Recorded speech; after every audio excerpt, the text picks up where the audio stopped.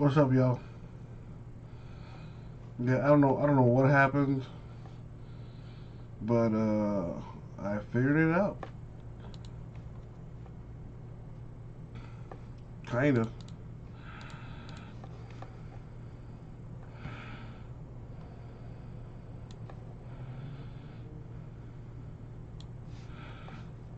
Alright, let's put this stuff back up on the screen.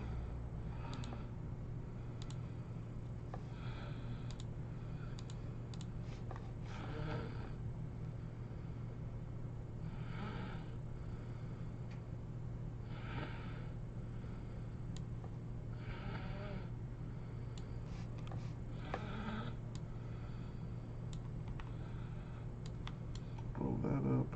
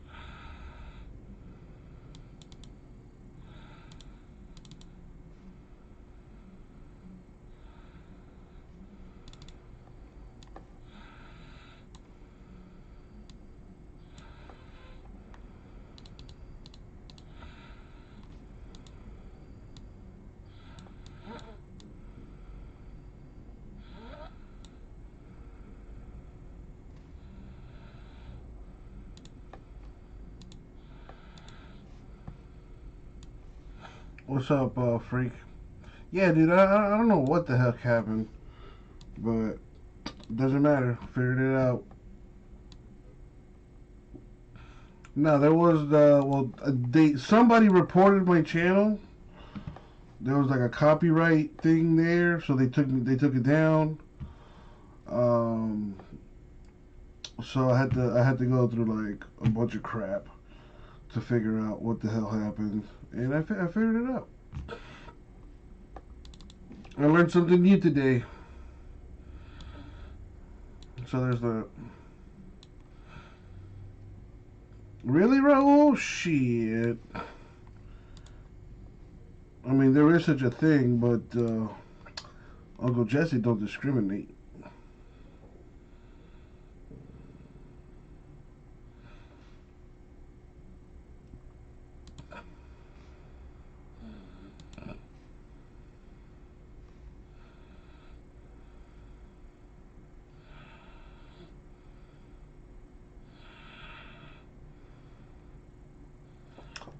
You're not lying, Raul. You're not lying. And some don't. I don't discriminate, baby.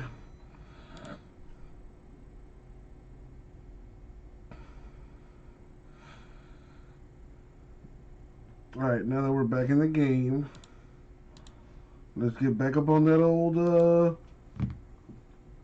proverbial horse or whatever, and let's get some stuff filled.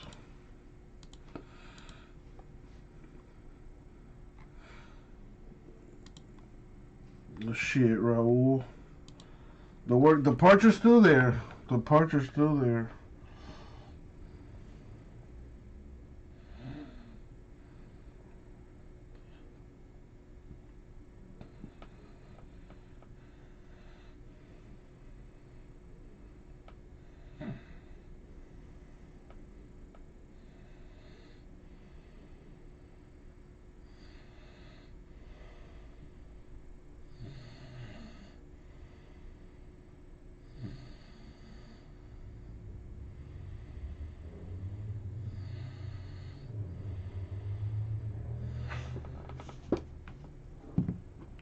A hole ain't just a hole. Shit, it be.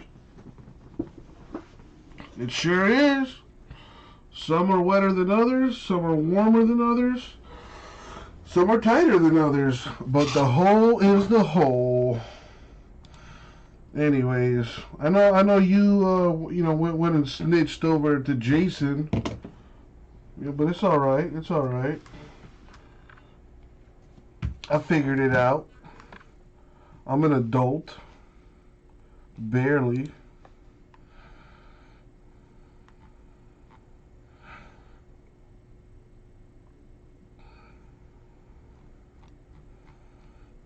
What the hell is Jason gonna do?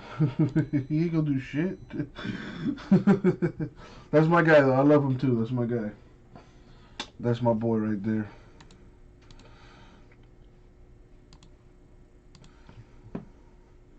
He did try to help you out though, so there's that.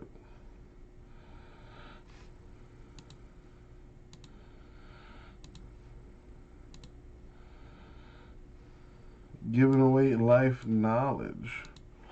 I mean, some people would pay for it. That's right, Grego. That's right. You let them know how we do in the streets.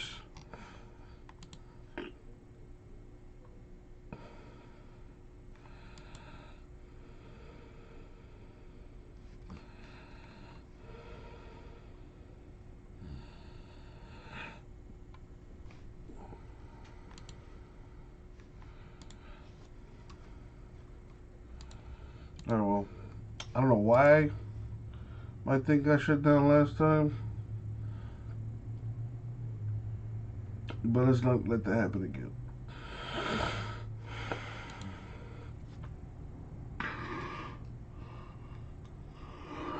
Man, kind of disappointing. No football on today. I really thought there was gonna be football on tonight.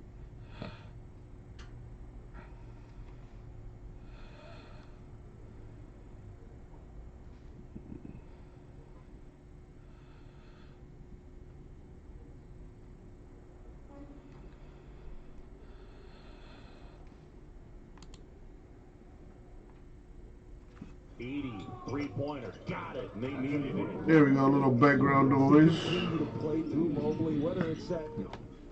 Alright, with that said, let's get something filled, people. I'm back.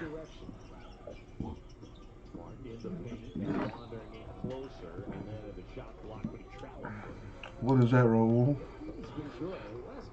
Shit. Yo, you ever actually see that show? It's a great show.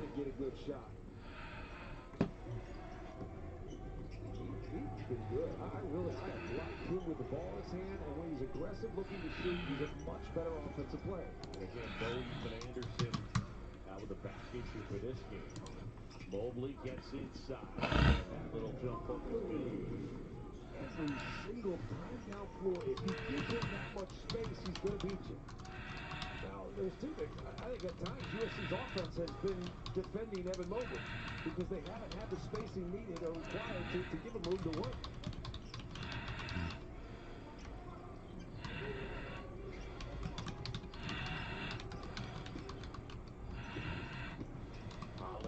Rejected by Evan Mobley.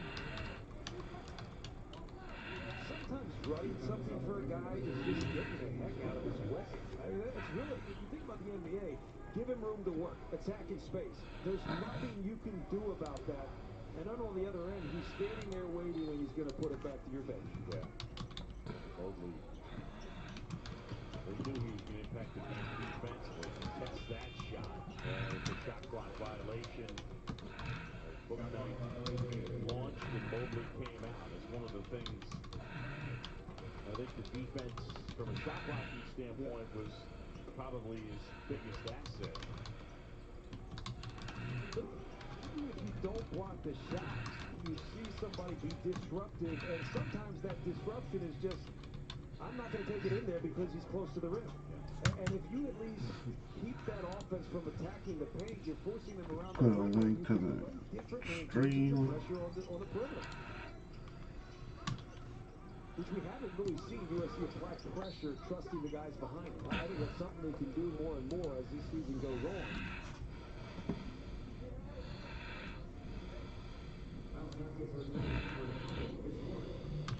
Tyler Polley picking up. All right, posted on Facebook. He'll grab a seat. Tyler, of course, is that. We'll put this on Twitter. won a national title. Played in the NFL for 6 seasons. Really good football player. Come on. Inside Mobley hangs, was contested that time by Whaley. Couldn't hit. And now it's book night.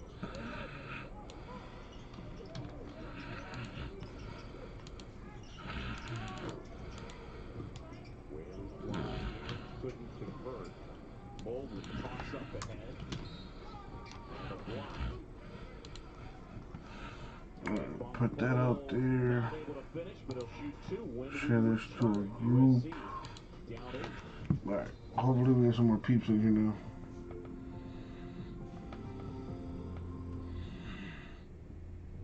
Journey happens here.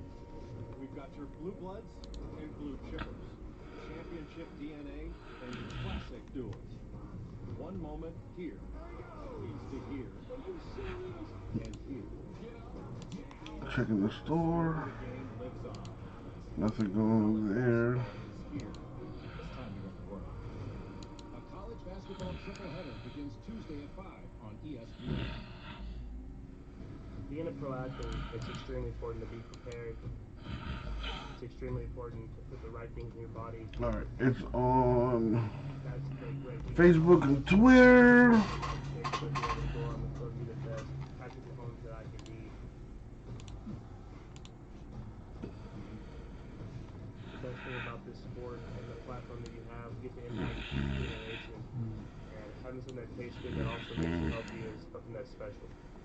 Hey guys, if you're experiencing erectile dysfunction, you can now get treated anywhere. Like here, even here. Okay, maybe not there. That's why we built Roman. So it's easy to get ED meds prescribed online, delivered to your door. Just visit GetRoman.com, chat with a U.S. licensed physician, and if treatment is right for you, you'll get genuine medication delivered with discreet packaging. Get started with your free online visit at GetRoman.com/TV. So yeah, peeps. I am back. Took me a while, but I'm back is what matters. But nothing closer to filling.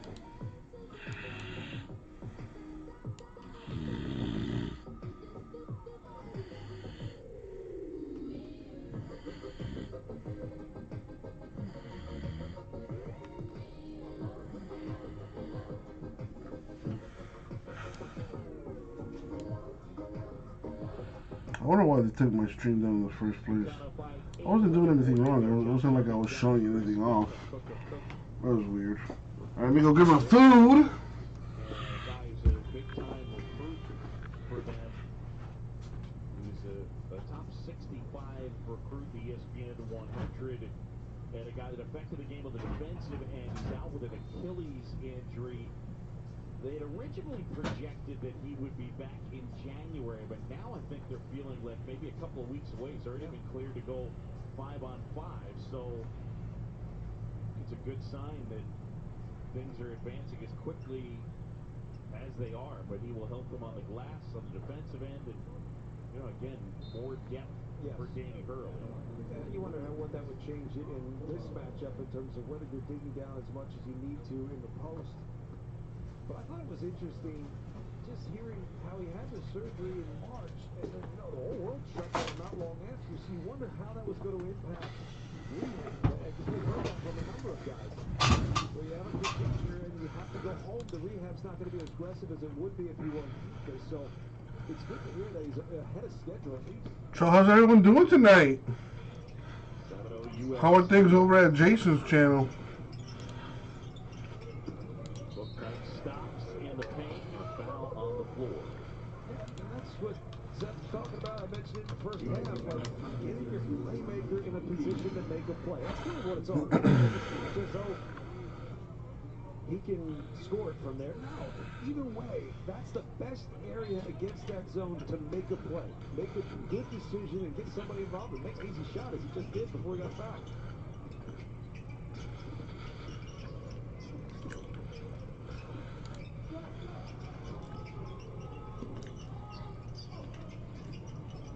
Trying to find Whaley, and instead, pass was deflected. Martin collides with Booknight, goes down hard, and it'll be USC basketball. I think they're both following Tyrese Martin Book Knight. Booknight came off of a ball screen there, and Evan Mobley was covering the screener. The amount of space he was able to basically apply, meaning just gap backwards, use his length just to deter the shot. That's actually one of those small things that goes unnoticed, but is actually really big. The fact that he's still back in the paint, but deterring the jump shot on what would be a pretty easy look for most people. Mobley gets inside and gets it to fall. Nice shot by Isaiah Mobley. He had 11 points and 11 rebounds in the win against BYU. Like a quiet 11. He just, more nuts and bolts.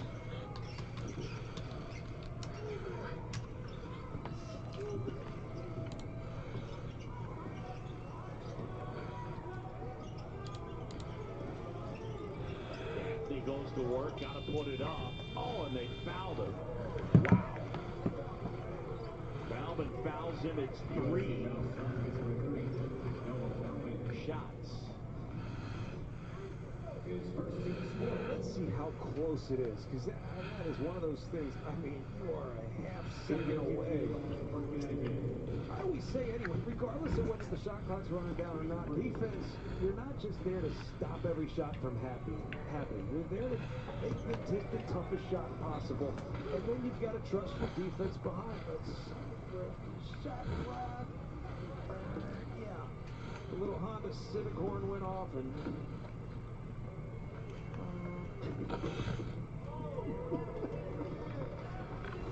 you play-by-play guys are really good at impersonating one another and car horns, apparently. Yes. Again. Gaffney. For now, Raul, for now. What's up, Vintage? See, Vintage is here. So 56-49. UConn with the lead. The Roman Legends Classic. Yeah, Vintage, the stream went down for a while. I had to figure out what the hell was going on. That's big time. So it took me some time to do that, but I figured it out. It's a 4-point game, and for the first time, I feel like there's some energy on the USC bench, and that's going to help this team.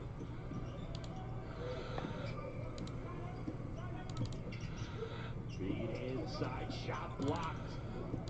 And Booknight goes down, grabbing his knee for a moment, and he's hobbling a little bit.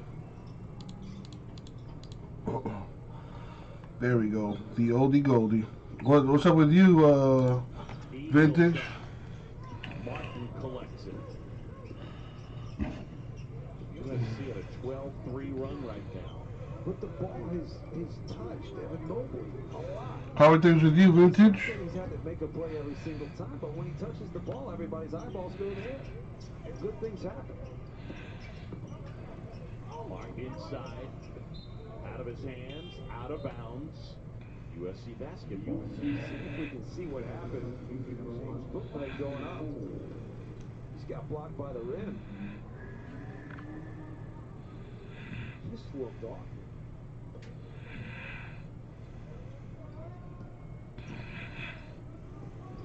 And then he gets tangled up with Bauman.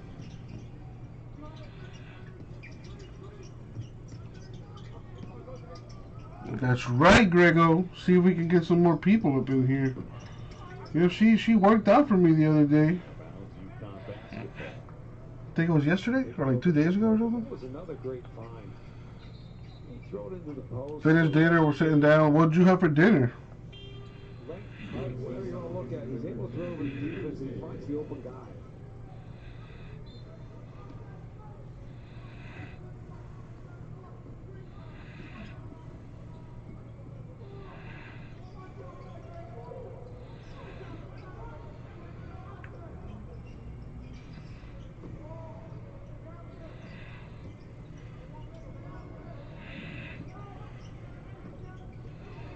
Good hands there. USC aggressive defensively. UConn gets it back. Shot clock winding down. This is Whaley spinning, throws it up and in. Isaiah Whaley with the deuce. That felt like a little bit of a prayer. Good footwork and all. You could tell he knew the shot blocker was there. He almost froze for a second, and that freeze gave him time to get it up.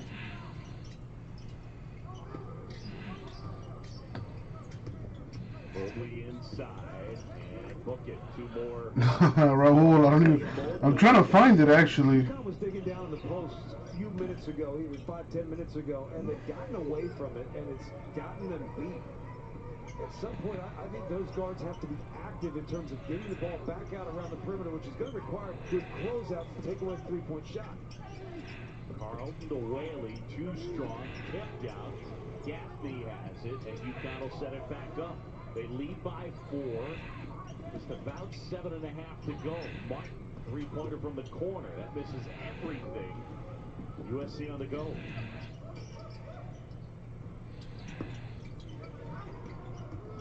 Here's Cole now. Polo wasn't able to hit.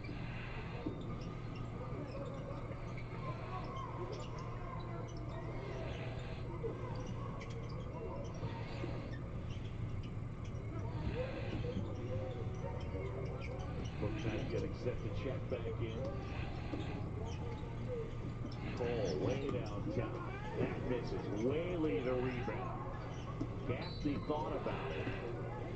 And a foul on Pearson. 4-point game, 6:53 to go. UConn with the lead. Schroeder, hopefully, man.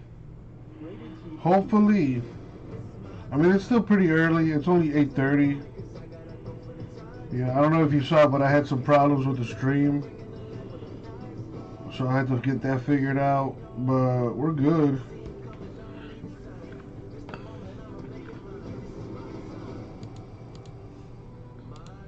I think we can definitely get it going. We just need more people to start buying teams. You gotta be patient in this game. Had fried pork belly, aka bacon, without the saltiness. Some yopsal. Grilled pork belly. When we started our business, we were paying like an arm, like the postage. I remember setting up ship station. Dude, Schroeder, that'd be crazy. I was printing out labels. Are you a Niner fan too? ShipStation saves us so much time. It makes it really easy and seamless. Pick an order. Prism Hobby comes out tomorrow, Schroeder. Box and it's ready to go. Their cost for And in the store, Prism Hobby number 1's at 6 left. Prism Hobby number 2's at 13 left. Prism Hobby number 3's at 10 left. What can you expect from ButcherBox?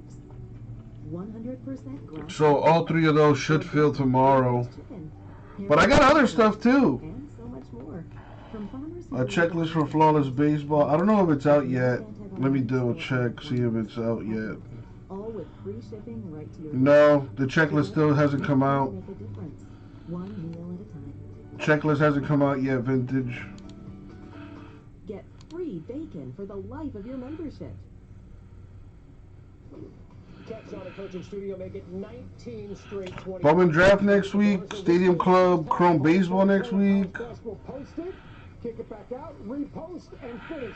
He only has 21. Good Lord. Meantime, women's hoops #1 at a timeline on ESPN2. South Carolina playing much better here in the fourth quarter, shooting 41% from the field. This is tight. 44-43 on ESPN.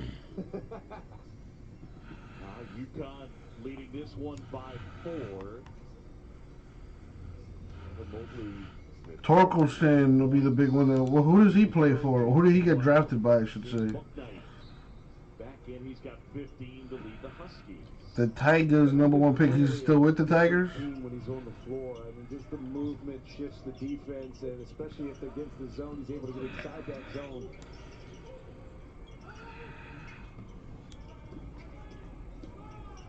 Cole into the paint, flips it up, little strong, tip. Loose ball. What was the draft? The 2020 MLB draft? The smallest guys in the court. And hooks that travel. White's had a good night. He really has. And hitting a couple shots early just changes the way you're defended. I thought the defense for USC Let's was see. soft early, but they allowed him to step into shots. But then when you run him off the three-point line, he can hit those runners. Yeah, funny. That's the link I just clicked on. I googled it, vintage. That's funny. Sporting News.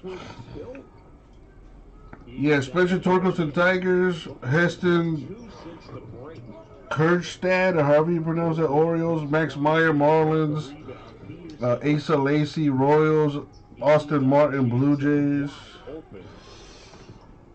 Mobley the board, flips it up, little short. Where have you seen pricing for it, Raul? So I can take it and make it mine and make it better. Isaiah Mobley with that foul. That's his fourth.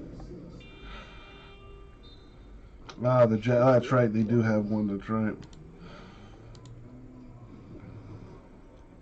Lately, they've been on the pricey side.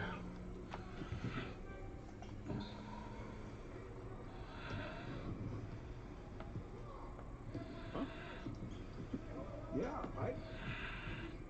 I have no. That's the second one today. I just have no idea. John Shelby, John Crispin from Bubbleville. Cole tosses out Gaffney. Peterson closes, now Booknight.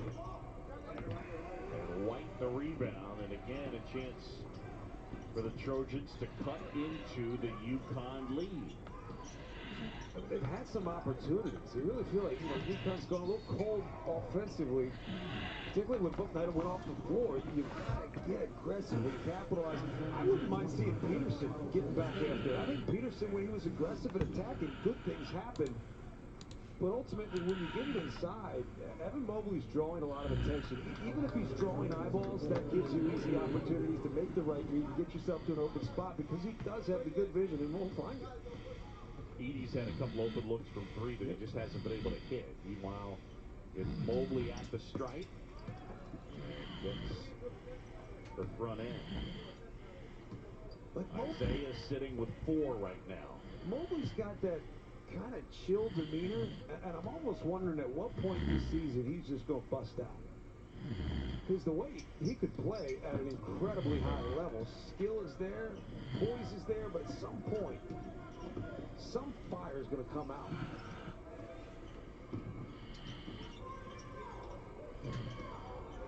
Adama Sanogo sends the screen.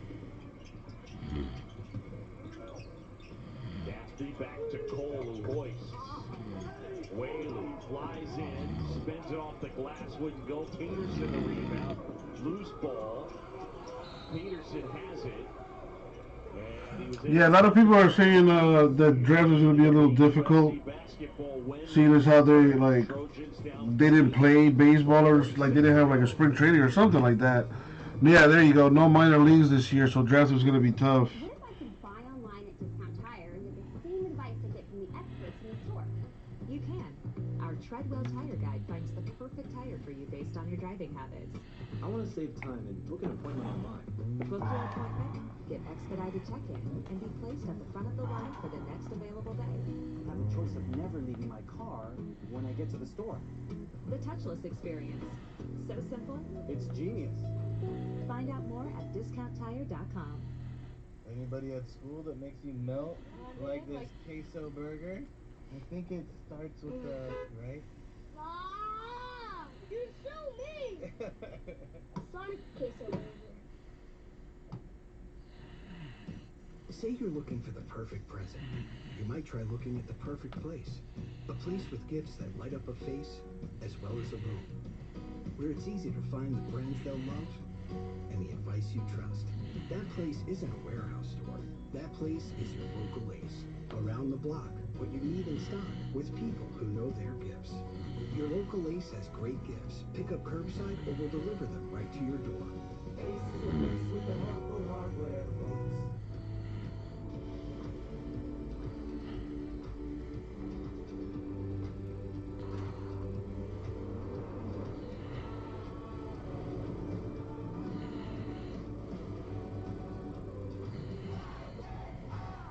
This season, let the ultimate driving machine light your way home. Exceptional offers won't last. The BMW Road Home Sales Event is going on now. Hurry in, receive a credit of up to $3,500 on select models through December 31st. Taco Bell's grilled cheese burrito is filled with nacho cheese sauce and a delicious 3-cheese blend. And even more melty cheese is grilled on top. Get your hands on a grilled cheese burrito. Only at Taco Bell. UConn leading by 3. Danny Hurley's team has gone cold. They missed 13 of their last 14 shots. And James Bouknight, going to need him to get things going. But even still, Coach Hurley and the Huskies up by 3. This would be a good win if they can pick it up. So I just think watching this, I struggle to see USC being able to win this game, continuing to sit in that zone past a certain point. And the point might be 3 minutes, because at some point you've got to get something going up and down the floor, pick the energy up. Your defense always affects your offense, and the energy offensively just hasn't been there, and a lot of that has to do with the fact that defensively they sat back in the zone. Oh, man. Sent a little message out there, see if I can get some more peeps. Not yet, Smokey. Can I interest anyone in any teams? Now is the time. Make me some offers and I just might say yes. Florida. It'll be the debut for James Carnick, a transfer from Lehigh. Scotty Lewis and the Gators going up against Boston College, only the 3rd time all-time schools have met. They eat back that foot injury that caused him to miss a single game. Bouknight in +1, he'll go to the line. I mean, he's done it from, again, you don't have to be... Warriors got some new uniforms. They look like they're old school Warrior jerseys that Baron Davis used to wear back in the day. They look nice. He does. He's just got a good feel for the game.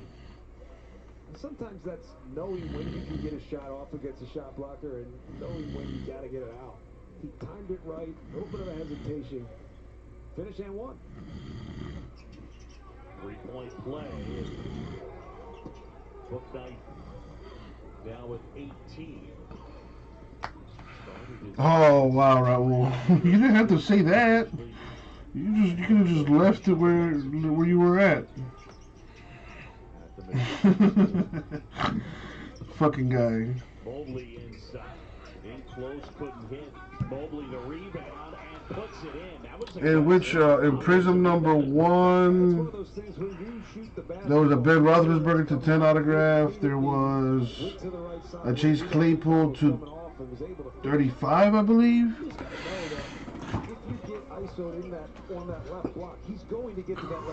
There was some nice stuff. There was a Tua RPA and Rookies and Stars. UConn by 4. Bouknight lost the handle and it ends up with Evan Mobley. Gives it off to Isaiah. And I like this. Mobley in a ball screen action. Get him involved. Give him space. Mobley against Whaley. Jumper, too long. Bouknight. Now they'll go a little slower. Under 3 to go in this one. Still to come, Boston College and Florida. And Connecticut will call timeout. Huskies up by 4. 2:48 to go. ESPN's exclusive presentation of But it's fun though, J-Bass. That's the whole thing.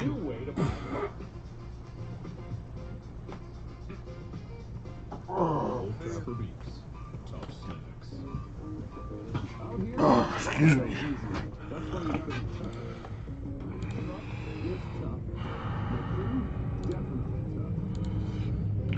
Raul giving J-Bass some advice. Grade base cards and make your money back.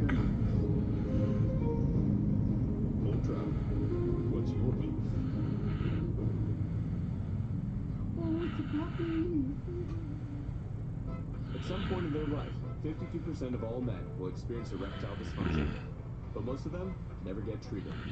Now there's Roman, a digital health clinic for men. With Roman, you can get genuine medication prescribed by a U.S. licensed physician, all from the comfort of your home.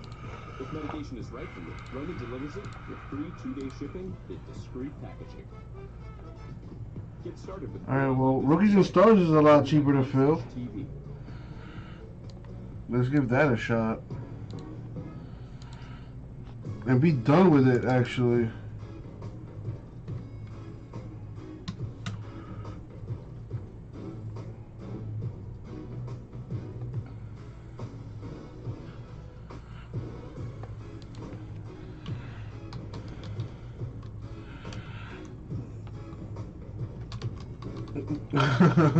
Smokey. Game started. UConn was able to knock down threes. That includes James Booknight, who was getting it going from deep. But now, second half turnaround, and they've become more of the aggressor. Getting to the basket. That zone softened up enough. It's got extended enough to get inside. And now I feel as if UConn has the opportunity, if you continue to be the aggressor and do not play not to lose. There's a whole lot of knots in there. Don't play not to lose. Continue to be the aggressor.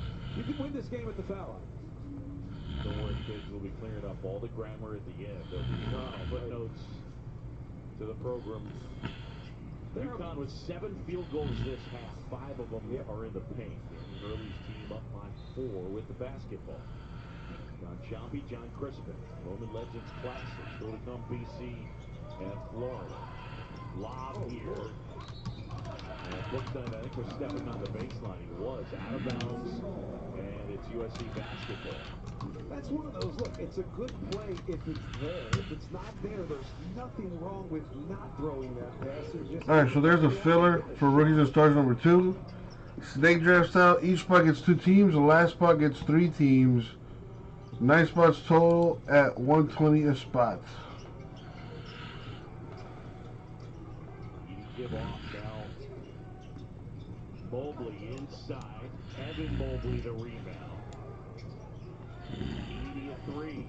Got to hit one of those. Martin grabs the rebound. And it's still Huskies 5-4. I mean, they had opportunities there. It's a little thing, though, with Peterson. Peterson almost faked the pass when it should have just swung quickly. Edie was ready in rhythm. When he lost the ball, fumbled it, and then threw it, you affected the rhythm of the shot. Let's get this Rookies and Stars going. Chargers still there. Dolphins still there. Cowboys, Bills, Washington football team, Ravens, Raiders.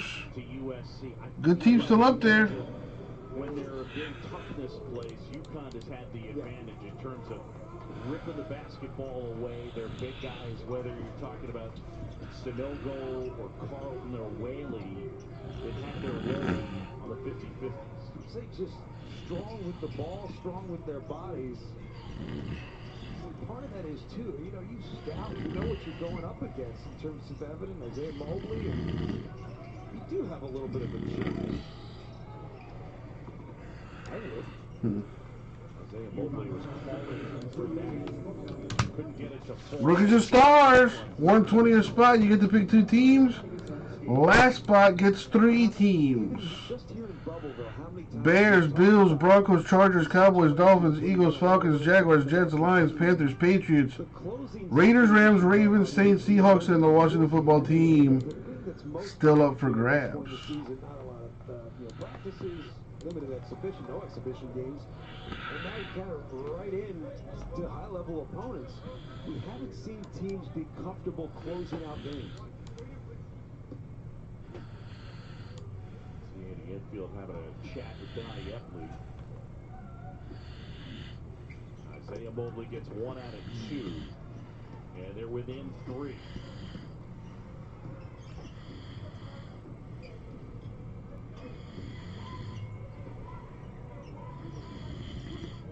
It's interesting to see how long SC stays with his zone if they're down.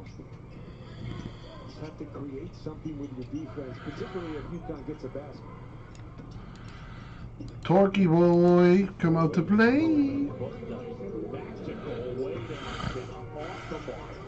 And Babe Ruth from Dynasty. Cut signature. Gotta think at this point, you pick up. You can't just run out. Only $11,000? I thought it would be more than that. Shot clock winding down. Cole inside had it blocked. It's a shot clock violation. Why does James Bouknight not have the ball? There's some things, we say at the end of the game, you got to know who your guy is. Well, I don't think there's any question who the guy is on UConn. There's no reason why he doesn't have the ball in his hands. But when a shot goes up, Ruth Autos averaging on 3 to 5K. What's special about that one? Maybe the back knob on there, maybe? They've won those 50-50 balls. They kind of won the tough. Maybe waiting until tomorrow, Smokey? I mean, I don't know.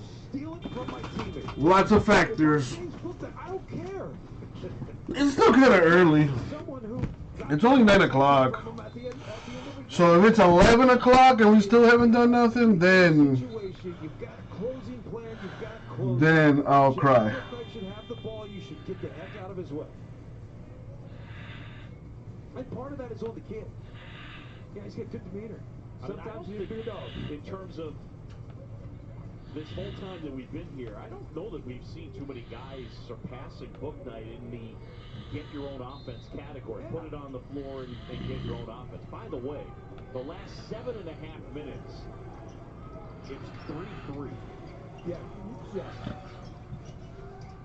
More good analysis coming your way. Yes. Nice, J-Mass. Well, didn't really need to know who pulled it, but nice to know, I guess. But yeah, I'm no longer allowing, talk of other people that aren't me, as far as breakers. So nothing personal if I take down your comment.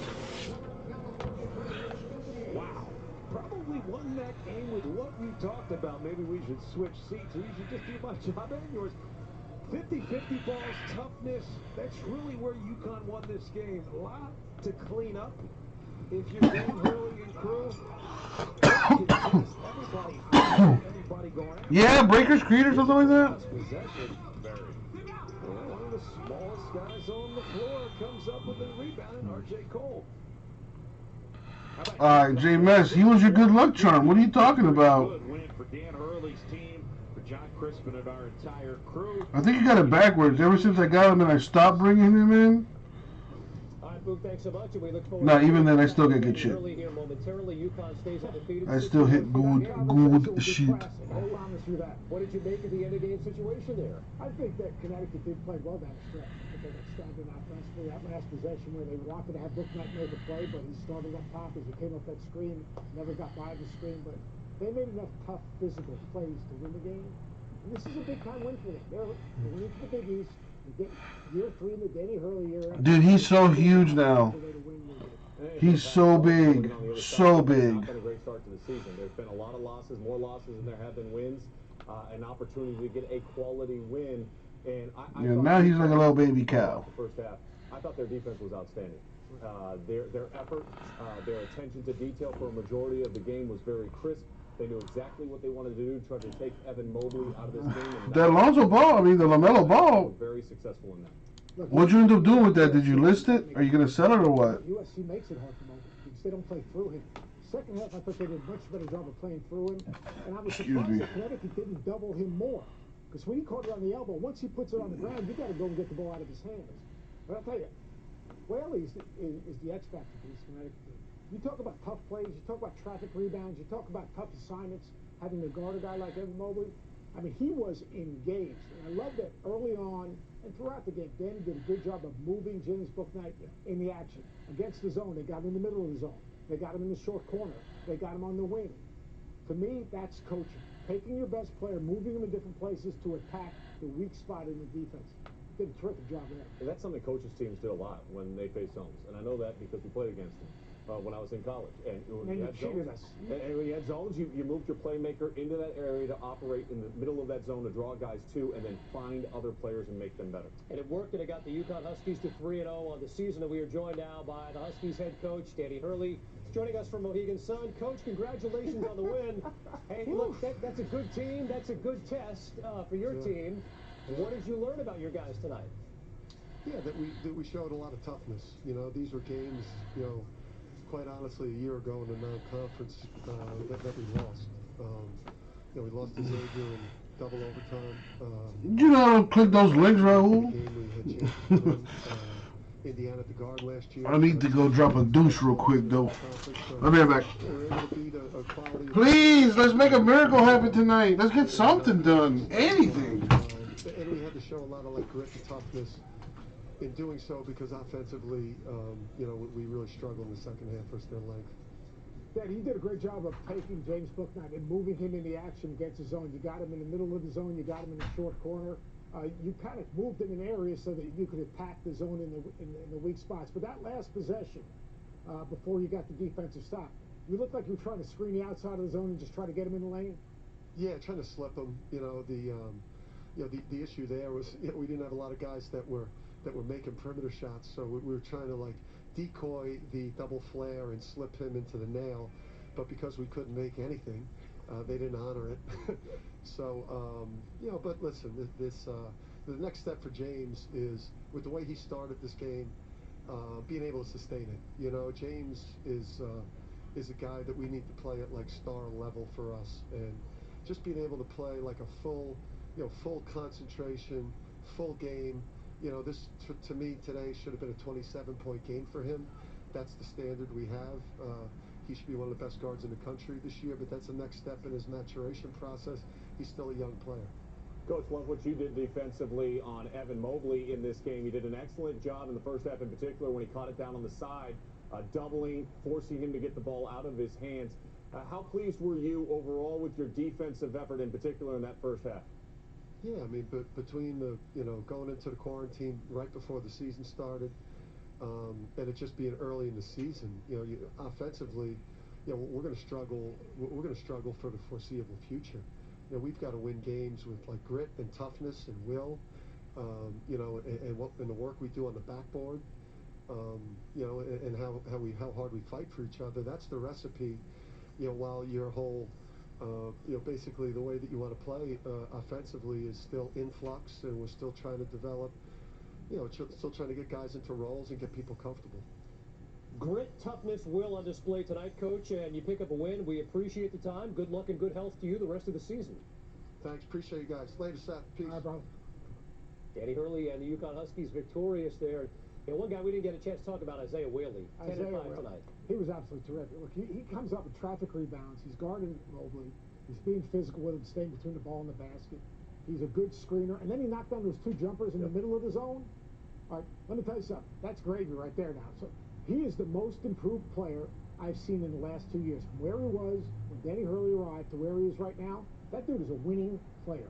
If you're talking about Bouknight being your star, needing to be your star, you need those complementary pieces around him if you're going to have success, especially when you start looking at the Big East and how strong it is with Nova and Creighton and Providence and everybody else that's in the Big East this year. You can't just have one guy. James Bouknight's really good, but guys like Isaiah Whaley has got to step up and be consistent. And R.J. Cole coming over that rebound, that's a Bobby Hurley rebound. Not a Danny Hurley rebound, but Big Bob, Senior Bobby. He played for Bob Hurley in high school. That was a traffic rebound from the smallest guy on the floor. To seal the deal, UConn a 61-58 win. Meantime, we're a week into the season here, and already number one has gone down. NC State, South Carolina went on over on ESPN2. Sean, we talked about a pregame. So many stars on display in this game. Yeah, you've got 3 Wooden Award candidates on the court tonight. The big difference maker was how it finished. South Carolina went 1 for its final 11 from the field. They opened up the door for North Carolina State to crawl back in. As you said, was last year's ACC champion. South Carolina lost 2 first-round picks in the WNBA. Just like men's basketball, you lose great players, it's hard to replace them. Kayla Jones, how about 16 and 12 against the nation's number 1, and what a win for the Wolfpack. The number 8 team in America, they win it by a final of 54-46. Meantime, Western Illinois with the task of going to Iowa City and taking on that dude who Seth brings it every time he steps on the floor. Dude never takes a flap. Watch that inside, kick it back out, repost, pump fake, finish. He plays every single possession like it's the last possession of the game. I don't know why you'd leave him, though. On the repost, don't you kind of got to know where 55 is, Coach? And there's no doubt about it. There's Joey Wieskamp, another player. Joey Wieskamp, a 6'6", 2-guard, terrific rebounder. This team is more than Luka Garza. He's putting on a show, but this is a complete basketball team. 48-26. It's 19 straight games now with 20 points for Luka Garza. Sean, he's a player of the year candidate. He's going to put up obscene numbers all year. We could talk about him all night. We likely will. Good chance. But how about his teammates and the nucleus that he has around him? They've got experience around him. When you think of both the McCaffreys, you think about Jordan Bohannon. You've got lots of guys that can pick up the pieces when they need to. The big key for me, Coach, is going to be at the defensive end of the floor. Yeah, they've got to defend. Right there, that's Joe Wieskamp. Right? He's averages 50 points a game, shoots 40% from the three. I mean, he is a terrific basketball player. They've got Jordan Bohannon back. I call him Big Shot Jordan Bohannon. Down the stretch, he makes big, tough plays. Connor McCaffrey doesn't turn the basketball over. 4 assists, 1 turnover, gets the ball where it needs to get to, when it needs to get to. And they got Patrick McCaffrey back now. Yep. A cancer survivor, back playing college basketball, obviously the son of Fran McCaffrey. Sorry, Coach. And then Jack Nungy comes back from an ACL. This team is complete. They're looking for their first Big Ten title since 1979.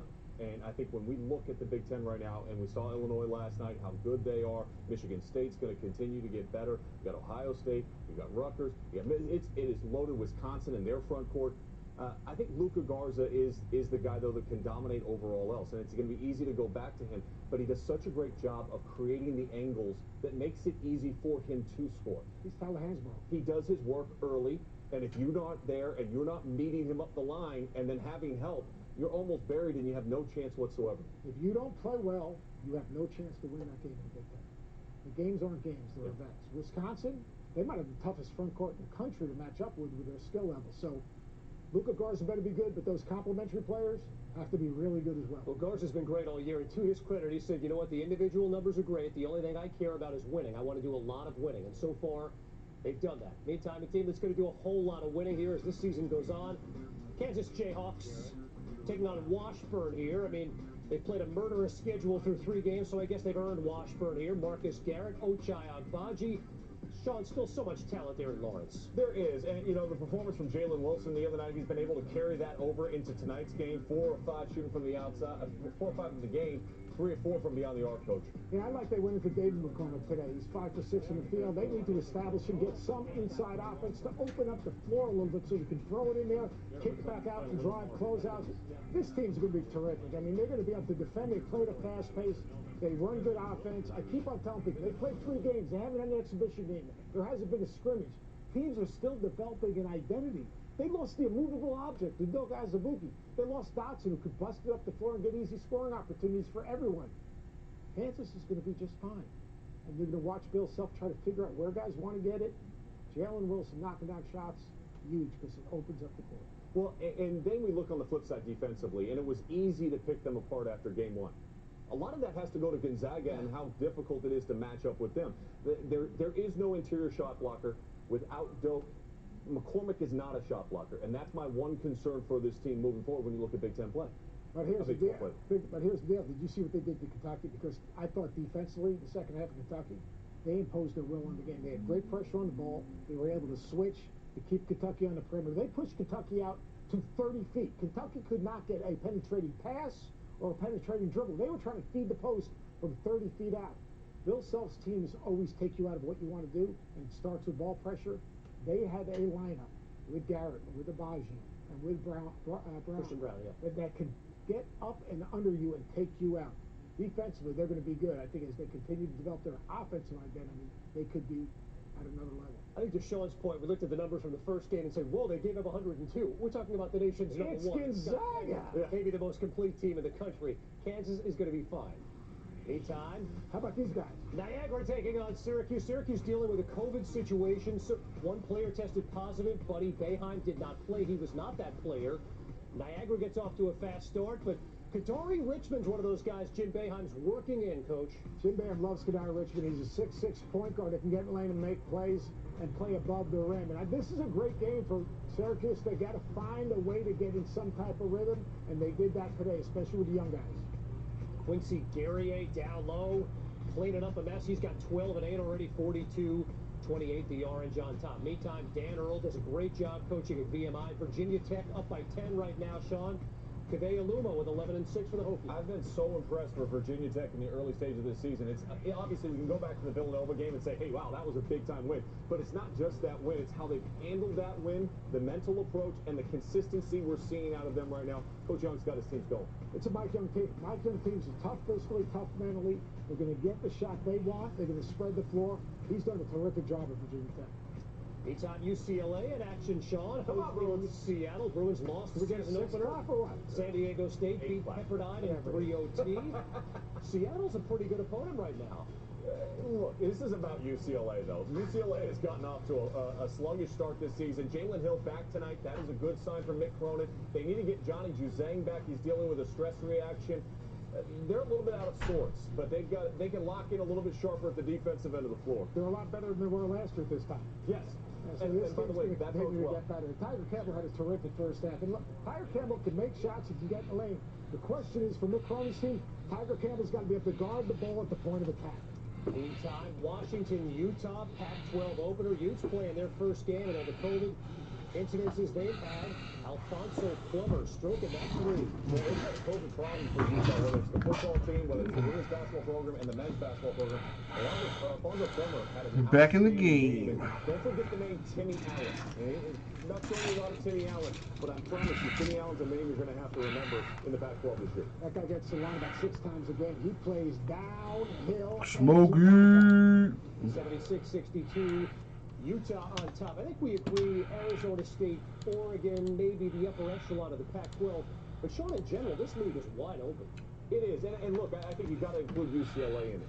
I think the LJ Figueroa, though, becoming eligible today, the transfer from St. John's for Dana Altman's team is a huge get. I know they took the loss to Missouri last night, but I do think the Bruins, by the end of the year, are going to be very much so in the thick of this thing when you look at Mick Cronin's track record. Yeah, I like UCLA. Oregon's going to get better also. They lose Peyton Pritchard. I mean, he was the heart and soul of that basketball team. I mean, the ball was in his hands to make plays for others, and he could really score. Will Richardson's been out.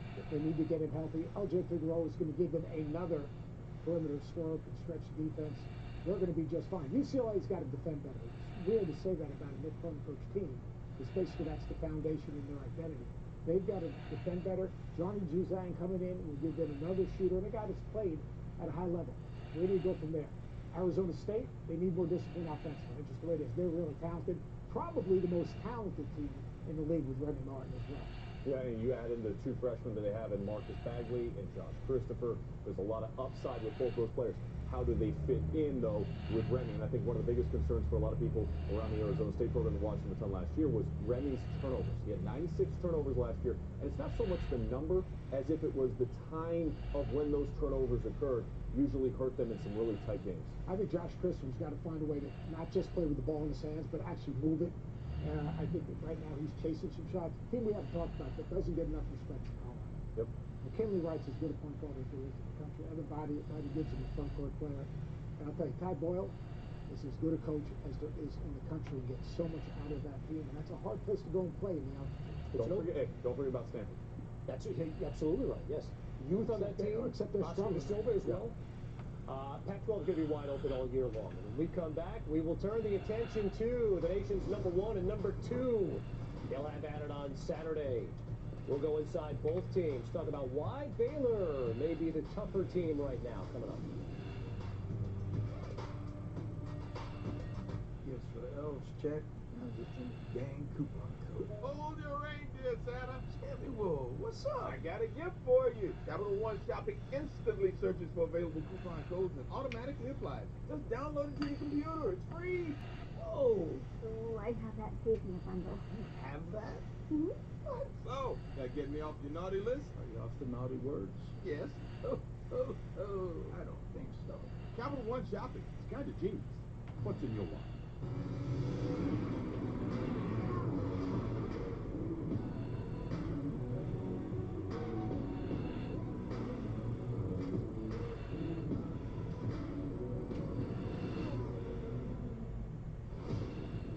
you ever done anything you had to do, even if it was the last thing you wanted to do? I need some more wood. I got you. My mother's lawyer's asking for mad cash. I'm taking Tariq down. You need to tell me what you've been up to. You know everything. This ain't no negotiation. You can't trust anybody.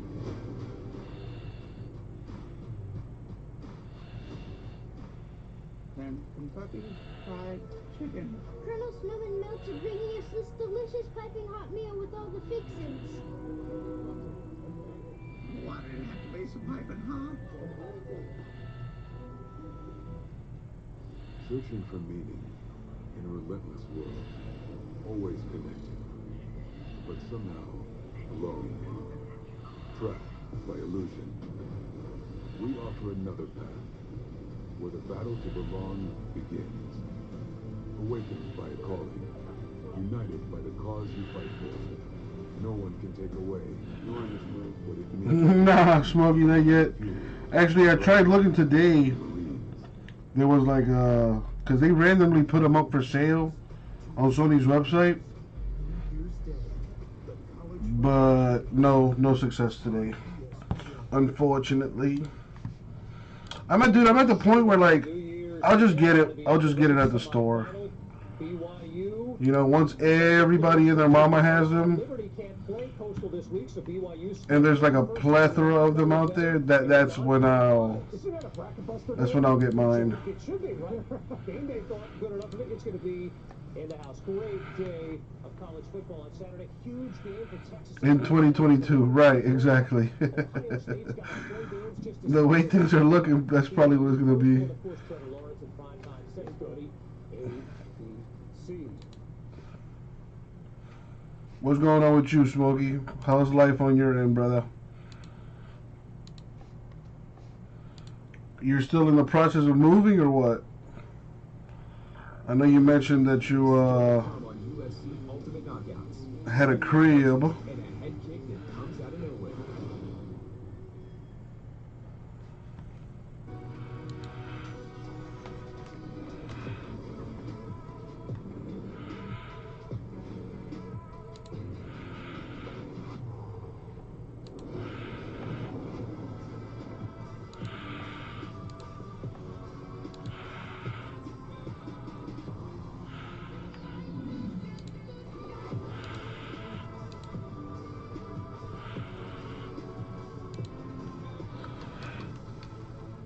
It's football season at Subway, and Megatron's got some new news. Contactless curbside pickup is here. Just tap for Tasty in the app, and pick up contactless. Because it's safety first, right, Tiny Car? You wearing your seatbelt, little man? Subway, eat fresh. At T-Mobile, we believe you should get more. That's why we merged with Sprint. Now, it's about to get even better. And as we work to integrate Sprint's network, our nationwide 5G keeps getting stronger, with the capacity and coverage to reach more people and places across the country. Who says you can't have it all? Now is the time for 5G. Now is the time to join T-Mobile. When it comes to health insurance, don't settle for less. With Ambetter, you get low-cost plans loaded with valuable benefits.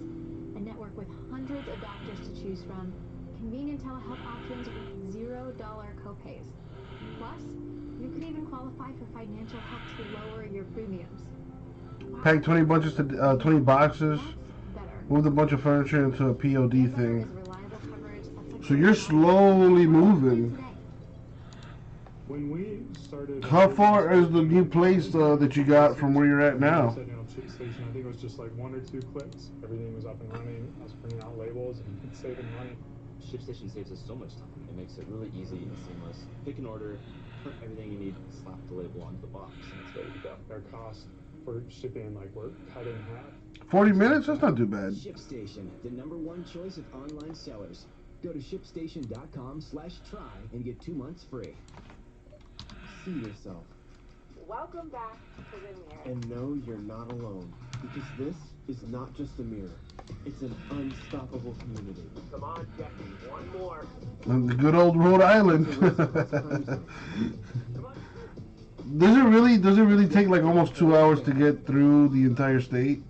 So join in now and see your best self. You know what? Let me humor myself with something here. With 3 losses in a row, John Moraga finally got back to his winning ways. Where are you? Where exactly in Rhode Island are you? Rise back to contention. Moraga was matched against the undefeated Magomed Bibulatov. John Moraga, the no-nonsense John Moraga, taking on the upstart Magomed Bibulatov. Moraga's in blue. Near Providence. Bibulatov is in gray. Oh, big right. Moraga cracked him. He's hurt. He's Down goes Bill. John Moraga. Huge. John Moraga with a career-defining win tonight as he stops the Magomed Bibulatov hype train in its tracks. Look at this big right hand, and he threw a right kick. Threw a right hand after the high kick with a big left hook that followed.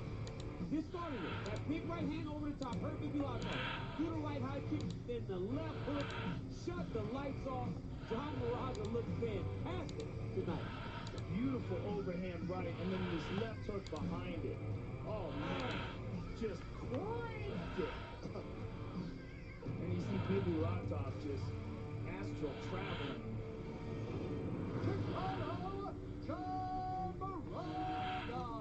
Man, I can get me a nice little crib out there. Freddie Serrano and Bentley Seiler made their octagon debuts in a bout that ended with one of the most devastating uppercuts to ever take place inside the octagon. MMA, constant balancing act. It's too cold out there, man. I don't know how you guys handle that cold.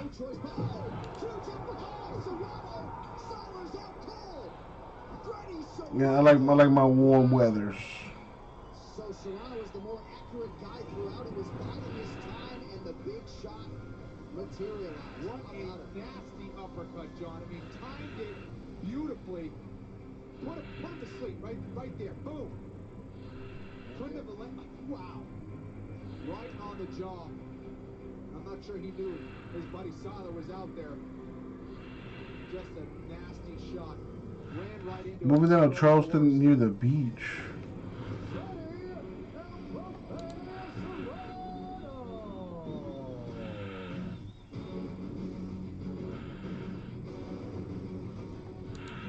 Fights and 2 wins in the UFC, Matthew Lopez was looking to What is that, like a workwear? Carhartt? UFC veteran Javier Sunsao. One of the top 5 bantamweights in the world. That's true. You can't make yourself warm. Can't make yourself cool. That is a fact. That is a fact. Jiu-jitsu skills. Here he is smashing the inside leg of a top prospect in Matthew Lopez. See, and now he can wait. Now he can do stuff like that. Oh, wow! Down and out is Lopez! Javier Sunsao! Wow, what a knockout! Every time, dude, I love Florida, bro. I really do. Like, I'm used to it, man. I'm used to it. He's out right there. The ref, Keith Peterson, does a great job. Flies in there like a savior. Like right now, we got what I consider perfect weather. We got perfect weather right now in South Florida. It's 69 degrees outside. It's 69 degrees, which is like perfect weather. Last couple days it got down into like the 50s, 52, 54, and man, I had to bust out the hoodie and the long johns, the sweatpants. Always put on impressive performances, so matching these two against each other guaranteed fireworks. Yair leaves openings when he scrambles because he's so wild. He's one of the best examples of a high-level Taekwondo guy with a lot of other mixed martial arts skills and how effective that could be. Oh, round kick, he got him. It's just like that. He is all over. Wow. Unbelievable. It's what we were talking about, the creativity, the dexterity, his ability to do things you just don't see coming like that. Jumping roundhouse kick to the face. Here it is, right here. Watch this. He lifts up the right leg, boom, and the left goes perfect, right to the jaw, chin to the chin. And just the way he does it, You don't know what's coming. You think it's a right kick. And in midair, he switches them. Wow, Mahomes has Chiefs autographs in first off the line, and they're still available.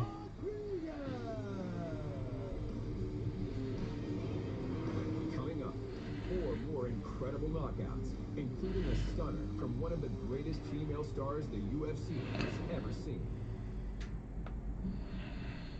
Kids, what do you want for lunch? Pizza!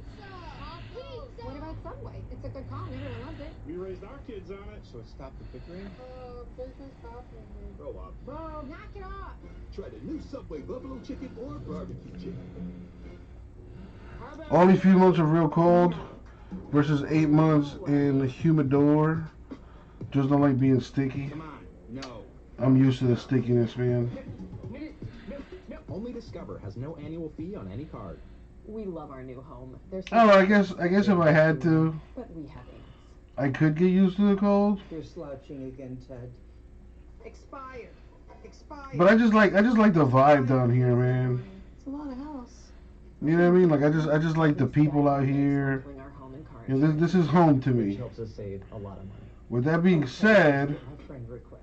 I'll have to check. it's fucking expensive to live down here. Easy. Go to geico.com. Rated RP2M. Exploration. It's in our DNA. We want to see what's never been So who knows? Might make a move. here, what's never been heard, You know, sooner rather than later. what's never been felt. We are all explorers. And there are new worlds to explore. Yeah, especially if you know, I'm dating someone right now. I got a sausage. Keep it new better, Steve. Get it freshly made footlong. So who knows? Maybe things with her end up working out. Might have to move somewhere. Move to Mississippi. Sanders? Well, not. I mean, Miami's not Miami's not that fast paced. Like New York is fast paced. It's pretty chill in Miami. It's just I'm just used to like the culture. You know what I mean? Like I'm used to people speaking Spanish and English, and you know everyone's an asshole down here. Everybody cuts each other off. You know, everyone's got something to do. Everyone's in a hurry. Yeah, I might do that. Yeah, I might have my cake and eat it too and go to like Fort Lauderdale. 14 seconds in, and Dustin Ortiz has his 8th knockout. No surprise, Spano comes out aggressive, and look at this, fighting backwards, steps back, bam! Nice overhand right on the temple, and a beautiful right hand there to follow it up and catch him. That's excellent power, but really good technique to be able to step back, fade away, land a punch like that, then see the opening, come back and be accurate again. Really nice work in using Sandoval's aggression against him. And Ortiz back on track. Dustin Ortiz with the most emphatic win of his career. Dustin Ortiz! Teruto Ishihara and Horacio Gutierrez were putting on a show for the fans, but a good shot ended the night early for one man and earned a bonus for the other. Can't get deported out in P-Town? Well, shit, I can't get deported now. I got my green card. Well, no, I don't have a green card because I was born here. Gutierrez goes down again. Teruto Ishihara with the biggest win of his career. Rhode Island is baby Miami. Providence, anyway. Sanctuary City. Mayor Elorza is Cuban, I think. Gets the power in that left hand. Knocks him down and then gets the finish.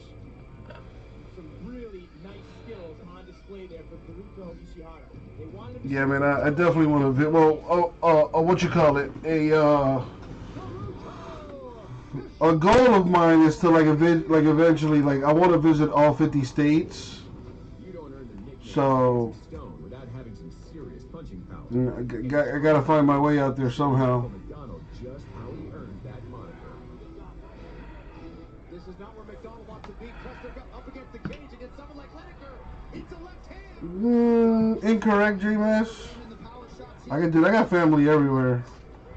I got cousins in Spain. I got cousins in New York. I got family in North Carolina. I got some family over in Georgia. Some of them live in Miami, but not all of them, or most of them for that matter. But I love Miami. I do. I love Miami. I do. Yeah, well, yeah, my cousins live here and stuff, so I go hang out with them and their kids and stuff, you know, when I can. But most of my family is obviously still in Colombia. You know, my family's poor, so there's that.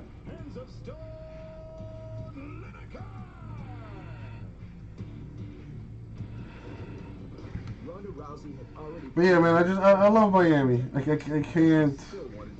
I got family in Australia. See, there you go. There you go. I like that. I think I could live in Australia. Man, J-Max, they wouldn't know what to do with that shit. They'd probably use it as toilet paper, to be honest with you.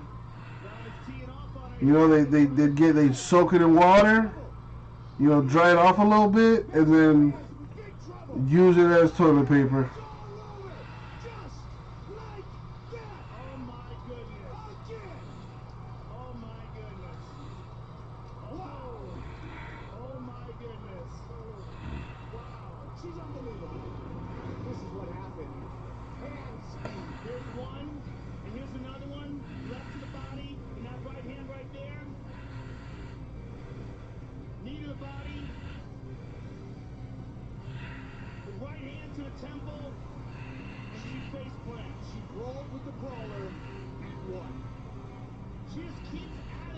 Can't stop looking at the Elmo's eyes. It'll hypnotize you. It'll hypnotize you.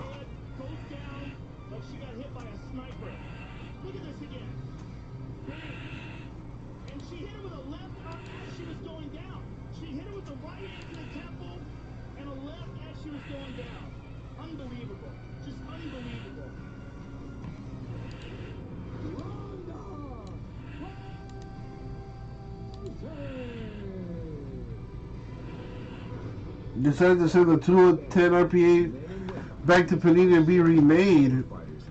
And what they tell you, like, do they give you like a turnaround time for that, or you just gotta sit there and wait?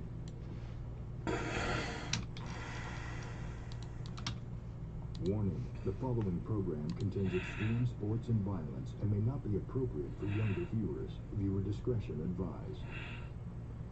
When mixed martial arts fans want to see powerhouse knockouts, they look at one division, the heavyweights. Big men pack big power, and when they collide inside the UFC octagon, anything can happen. On this episode of UFC Ultimate Knockouts, we'll see some of the heavyweights. Sheesh, 3 to 4 months to get the back. Oh, wow. Including performances from Mark Hunt.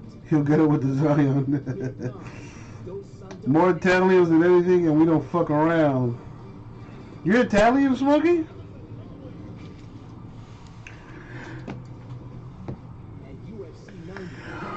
Excuse me.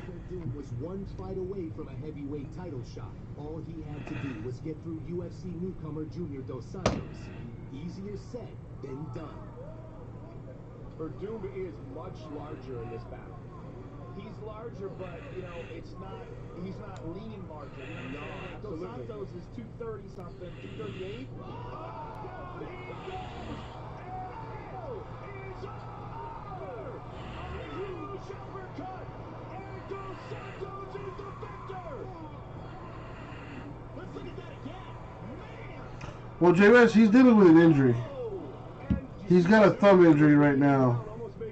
And if you think about it, we played the Jets last week. The week before that, we played the Broncos. And Tua played until the fourth quarter. He played a terrible, you know, the Broncos played a great game. He probably got hurt during that game. So there's that. So Tua will be just fine. Tua will be just fine. But is he better than Fitzpatrick? Oh, yeah. Already better than Fitzpatrick. And iron chin led him to victory on season 10 of the Fitzpatrick is not good, man. He's too he's too wild. He's too up and down. Still working the box in Nigeria is obviously. This could be it. This could be the end of the fight. Nigeria's all over the place. Nigeria's doing a dance as Nelson stalks him down. Troubling times. I think he'll be fine. I mean, we play the Bengals this Sunday. He's probably not gonna play because it's the fucking Bengals, so who cares? But he'll probably play after that. I mean, I think he should play this Sunday. You know, take advantage of that Bengals defense and try to get some of that EXP, some of that experience. Let's have a look at that unbelievable power that Roy Nelson's got in that right hand. Wow! He knows exactly when to throw it, exactly when to time it. That is legitimate power, ladies and gentlemen.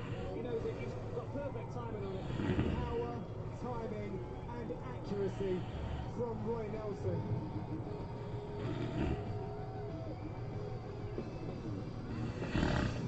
My boy 70-30 Italian-Irish. Grandma's name is Chipola. I hope I pronounced that right. Siciliano. Last name was actually a fake name. Say no more, dog. Say no more. Say no more. The feds was watching. He caught his attention late in the second, and now Silva's starting to tee. He rocked him. Big uppercut. Does he get up finish a fight? It is all over. Right foot finishes the reign. Unbelievable. What a huge knockout. And it's because Alistair didn't respect it. Stood right in front of him. Look at it. Bigfoot's teeing off. There's the head kick. Say no more.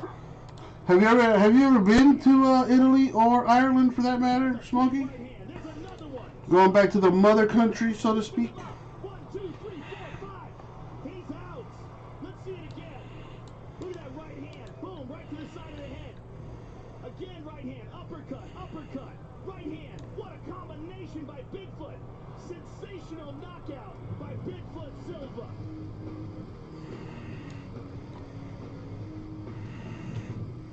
UFC 100 featured a historic title fight. You wish, dude, do it, man. Do it. World-class wrestler and heavyweight Like I love going back to Colombia to like visit family. Frank Mir. We have a jiu-jitsu specialist, Frank Mir, on his back, trying to protect himself. And Italy's probably gorgeous. Brock Lesnar. And what what's better than getting homemade pizza? The power shots of Brock Lesnar. He's got so much power in those fists, Mike. Up against the fence, big. Try to finish it. That's it. Poking it there, and it is all over. Brock Lesnar is the undisputed UFC heavyweight champion.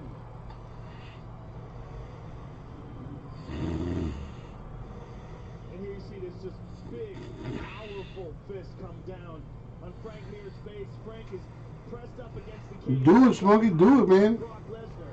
And he's I know right now it's probably like not a good time, up against the cage, unable but when things settle down and you're able to travel, man, dude, do it. Total domination. Do it. Lesnar. Referee Herb Dean gave him plenty of chances, but he realized that Frank wasn't getting up. Brock Lesnar used big man grounding pound to unify the UFC heavyweight title and avenge his previous loss to rival Yeah, Frank. traveling overseas is probably stupid money. Andre Arlovsky, And that plane ride is probably a good at least 8 to 10 hours. UFC Ultimate Knockouts. 10 years ago. But the good thing is, once you're in Europe, you can take a train anywhere. Their transit system is crazy over there. They're really big on public transportation. Providing jobs and investing in neighborhoods and communities nationwide. We know what it means to put down Oh man. At Loan Depot, we know. home means everything. I think I'm gonna save the rest of that Red Bull for like tomorrow or something.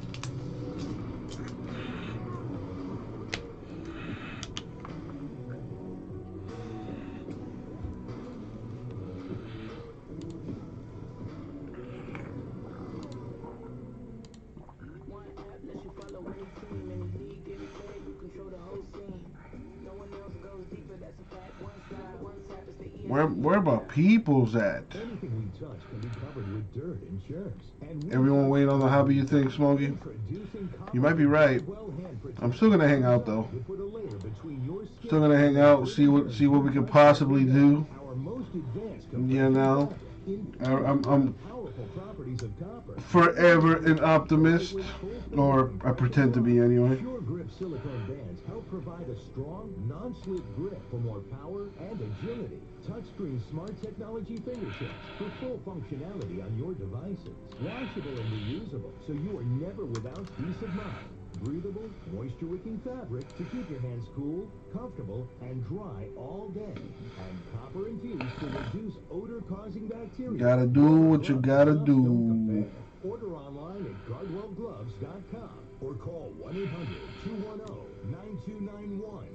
Ask for the original by name, Copperfit Guardwell Hand Protector.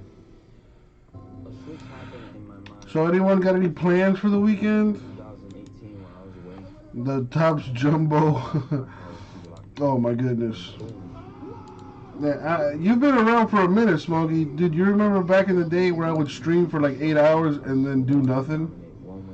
You know, if I opened the box, I was lucky. In this chapter in my life, I will be the most violent combat athlete that ever walked on this earth.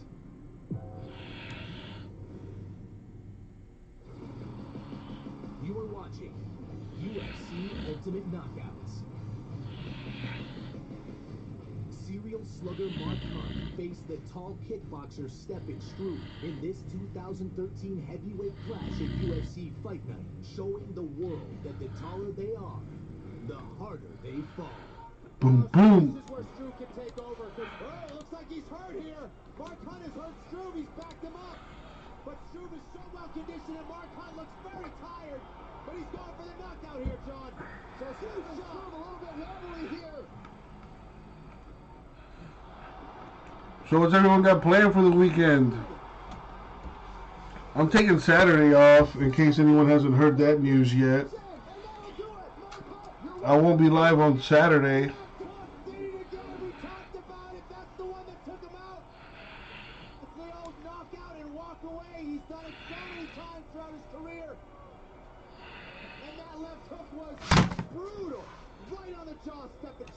Smoking it up, baby!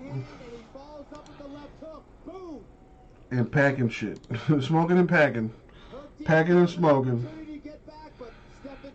So Smoking, let me ask you, do you, like, when you smoke, like, do you smoke, like, out in public? Like, do they tell you shit if you do that? Tough 10 standout Matt Mitrione and newcomer Sean Jordan both found success in college football. But when these giants finally met, it wasn't on the gridiron, but in the octagon. Mitrione doing a good job of using head control. Oh, and he's It's legal out there? Oh, so you could be, like, out and about? Clock working against Mitrione here, but he landed flush with the left hand. And now Mitrione finding his range. Knocked him out, peace out. Jordan's in trouble. Sean Jordan working for Sean. This one's over. No, Dan Magliana comes in before the Horde. Matt Mitrione is your winner. Well, here it is off the break. Just stunned him, and Mitrione knew he was hurt, stayed on him, stayed calm, and then another flurry. Didn't force the knockout. Now he's putting together the combinations. Got him out of there.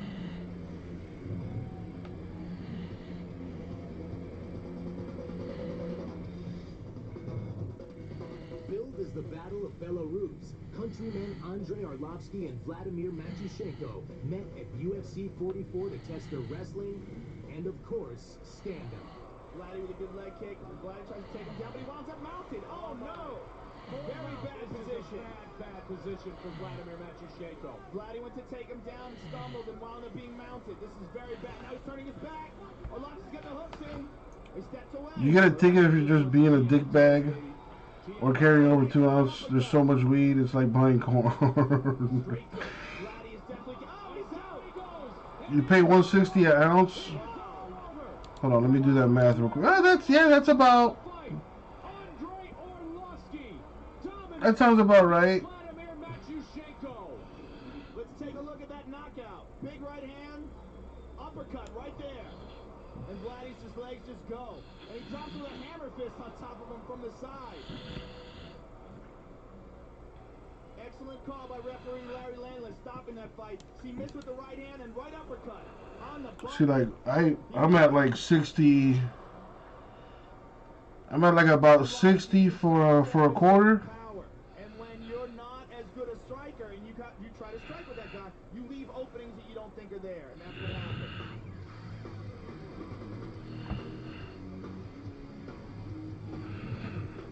I have never heard of either of those, but eventually I want to get to that point, because like I don't even know what I smoke nowadays. Like for the longest, like I'll just get some and like I'll just smoke it and like, oh, this is good shit, or like whatever, but I have no idea like what it's called or anything like that. I want to get to a point where like I can smell it or like look at it and be like, ah, that's that amnesia haze.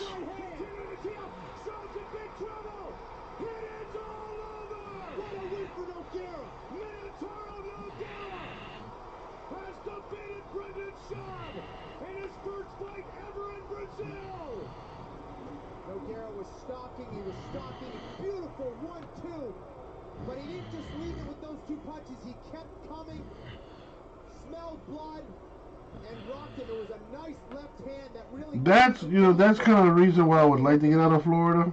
There it is. Is to do shit like that. Grow my own stuff. 3 miles from his home, 1 mile from his gym, Minotauro Nogueira, after an 18-month layoff, finishes the hybrid and wins again in the octagon. Big Nog's big hometown win was one of the most emotional in octagon memory. Up next, Gabriel Gonzaga and Stipe Miocic bring us a couple of the fastest finishes in heavyweight history. This is UFC Ultimate Knockouts. The first ingredient in this Cliff Bar is brown rice syrup, which is another name for sugar. In this kind bar, it's heart-healthy almonds with the taste of dark chocolate and 75% less sugar than the leading Cliff Bar. Be kind to yourself. I got a sausage. You can do anything. So when do you expect to be fully moved into your new place, Smokey? Did I just get picked off by Deion Sanders? You sure did. Now in the app, get a free footlong when you buy 2, because it's footlong season. Our new house is amazing. Great street, huge yard. There is a bit of an issue with our neighbor's fencing.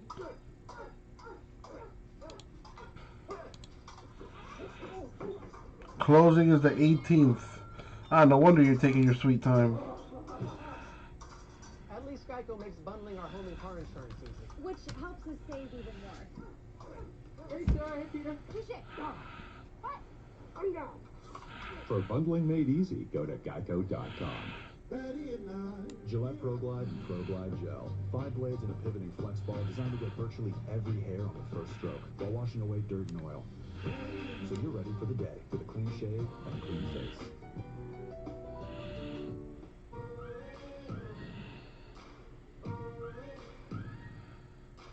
Big old sucker jerk. You move in, they move in.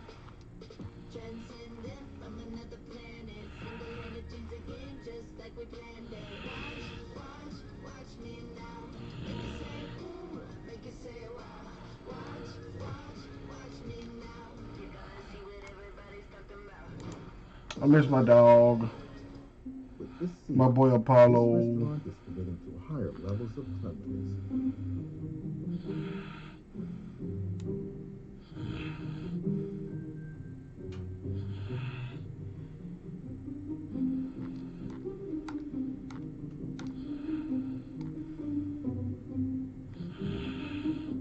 The expertise that helps keep hospitals clean is helping keep businesses clean too. Look for the Ecolab Science Certified seal. Whoa.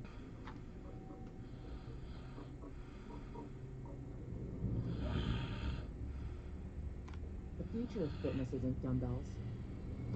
It's revolutionary digital weight that learns as you get Wow, what are the odds of that, Smokey?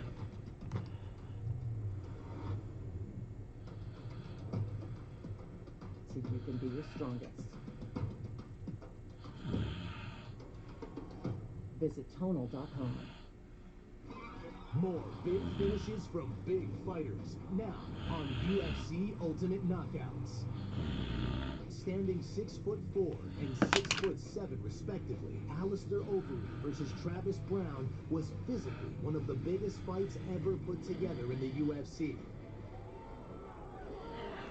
The sheer toughness. It wouldn't surprise me if that's how it worked. Just one big old coincidence. Your second house. So, would you say that you've like upgraded each time? Alistair shook him off. Good kick to the body there by Travis, going high. Alistair's plodding forward. Bought this bitch for 180K. The one you're in now. What about the one you're gonna move into? He has finished Alistair Overeem. Right when we were saying it, he can't just plod forward. 7 years ago, sold 320K. So you're out here flipping them, making monies. Do you fix the houses up too? Like, do you like change the kitchen, remodel the bathrooms and stuff, or like what's the deal?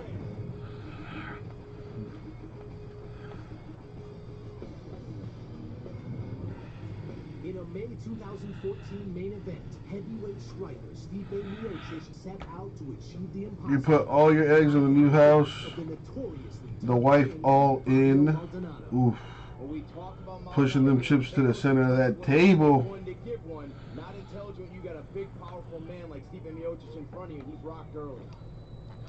Perhaps Maldonado. Oh, big right hand there. Stipe Miocic looking for the quick finish, and he's got it. Stipe Miocic. Just what the doctor ordered. He was hurt initially by a left hand, but that big right hand lands flush. More often than not, heavyweight power greater than light heavyweight power. And, you know, Miocic not necessarily forcing the issue. He had him stunned there early, stepped back a little bit, and the knockout materializes shortly thereafter. No, very relaxed, and most knockouts come when you're not trying. So Rhode Island is like the retirement spot for New Yorkers and Jersey folk. Right away backfires here, but this is exactly what Miocic needed to do. When you're in a situation, you've got to come up big.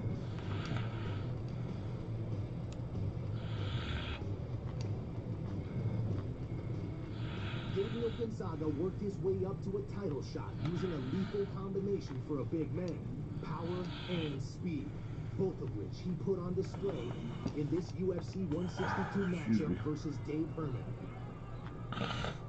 We saw Renzo Gracie in the corner of Gabriel Gonzaga, sort of reinforcing the idea that he's concentrating on his submissions. He lives in the Massachusetts area, so to get towards New York, there's a big right hand early on, and it is all over. I guess you don't need jiu-jitsu tonight, Big Gabriel. That was one of the fastest knockouts in the heavyweight division's history. Boom! Man, beautiful counter right hand. It's like Miami in the 1980s. Hopefully minus the whole cocaine business, you know? Minus the cocaine wars. It took Gabriel Gonzaga just 3 strikes and 16 seconds to end Dave Herman's night. When we return, Junior Dos Santos and Cain Velasquez showcase skills that made them champions. Stay tuned.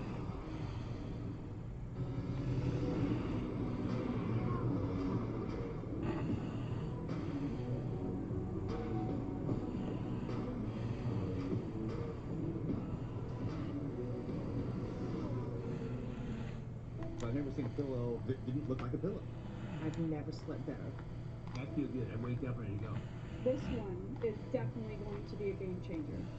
Introducing Angel Sleeper from Copperfit, a revolutionary new posture pillow designed to give back and side sleepers a better night's sleep for an energized day. This is the most unique and innovative pillow I've ever tried. It wakes you up revitalized. I just feel more alive. The Angel Sleeper is formed with special sleep posture. You think this is your last move? For proper spine and neck alignment. How big is the house you're going into? You probably told me already, but you know how it is. Play a spaghetti. So that you can have good night's rest all night long. For side sleepers, the cradle design supports you in the optimal side sleep posture, while the unique side cutout rests your arm in the perfect position to help reduce stress on your shoulders. The contour arm support is simply brilliant. If you are a side sleeper, you know that you sleep with your arms up. My neck and my spine felt like it's a perfect balance. I slept like a baby all night. For back sleepers, reverse the angel sleeper to the neck cradle for perfect sleep. 1,800 square feet, 1 acre in the back. So you're gonna be growing and stuff, huh? To create something that works for I would, dude. I would love to have like land too. Like if I get a place, or I should say, when I get my own place, I would love at least an acre. Third of your life laying your head on a pillow. So why would you not have the best pillow you can possibly get? Order your Angel Sleeper now at angelsleeper.com for only $39.99 or call 1-800-991-5053. Angel Sleeper is also available in king size. I love the king size. You just have more of a great pillow to go around. It's awesome. We guarantee you will sleep all night and feel more energized all day. You have to get an Angel Sleeper. House now is a 7,000 square foot lot. Damn! How many rooms you got in that bitch? Like 5? Safeguard hand soap with micellar deep cleansing washes away Florida style, baby. leaving hands hydrated and cleaner than ordinary soaps. Safeguard against germs. Welcome back to UFC Ultimate Knockouts. Two-time UFC heavyweight champion Frank Mir planned to use his jiu-jitsu to dominate legend Mirko Cro Cop at UFC 119. Things did not go according to plan. I mean, you gotta think Frank's winning this fight, right? Yep. And I know Cro Cop's scared of being put on his back here, but throw those kicks, man. That's how he puts his opponents on their back. Just one at a time with no follow-up, though. Like, you know, he's gotta open up. The respect factor becomes sometimes too much. Oh! As you said, somebody take a chance. It's Frank. I fear you might be right, Smokes. People waiting for the hobby tomorrow. But damn it, I'm gonna keep on streaming until Katy Perry stops jiggling. He lulled him to sleep. Boom with the knee. Blast him with a knee. Let's see it again. He pulled him right into it. Look at this. Bam. Wow. That's it. Let's see it again. He's still barely. House, land, 7,000 square feet. That's good, bro. So why'd you move in the first place? You got tired or what? The wife had enough. UFC 127 in Sydney marked the first time that UFC star Mark Hunt would have an MMA bout in his home country. Let's just say he made the most of his big opportunity. When Tuchler talked about his opponent, Mark Hunt, Joey said he's hard-headed and heavy-handed. I think that's a pretty apt description of Mark Hunt. Yeah, that's him in a nutshell. 3 MMA wins, 5 knockouts. We heard him there. He He's heard him. trying for another one, but he's grabbing onto the leg. Tuchler 7,000 square feet, tiny for the land. I don't know. That sounds like a lot to me. Boy, he knew when he landed that. He just walked away. And you can tell as he connects, he knew. Look at this, Mike. Connects, sees him fall, and goes, yep, that's it. Didn't even bother to jump on him. That's some confidence in his power right there. I mean, look at the jaw of Tuchler, spins around. He could tell he nailed him perfectly with that uppercut.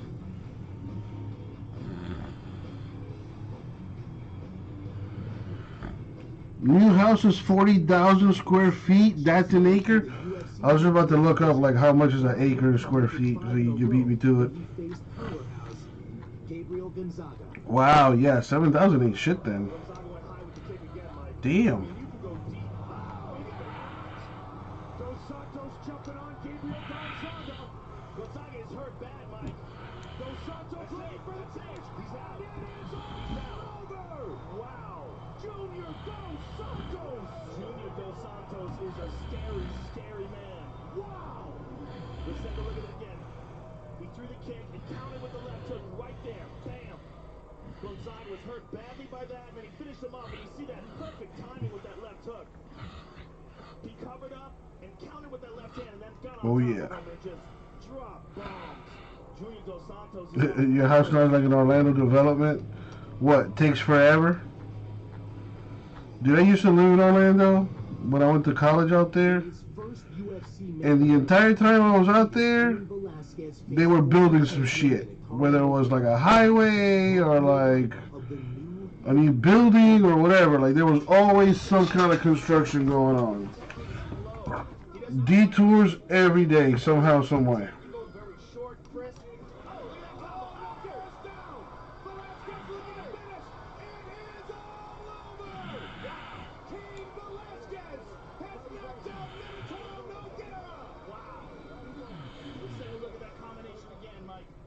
Look how technically perfect these punches are. Bing, bing. That one on the chin, the temple.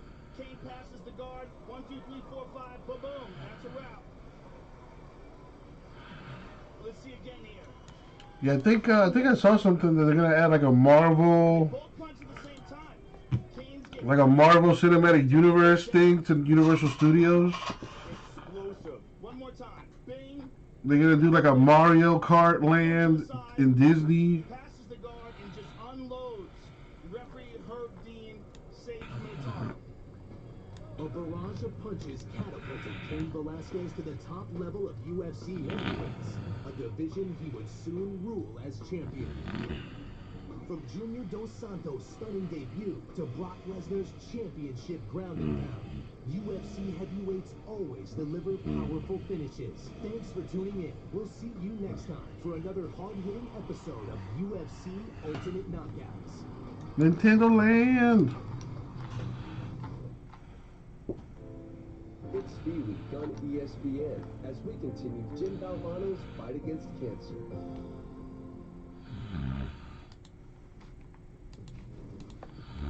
No, I don't want to hear that shit. NFL Live, presented by KFC. Minnesota United Football Club at Sporting Kansas. Yeah, it's a lot cheaper than Miami, I'll tell you that for sure. But it's all about location, man. Like, really, the only thing to do in Orlando is to go to the parks, the theme parks.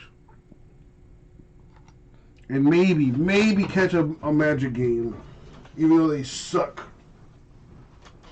But they were good, like, 10 years ago.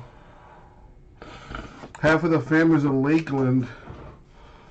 Well, shit, next time you go, man, holla at your boy. I'll meet you halfway.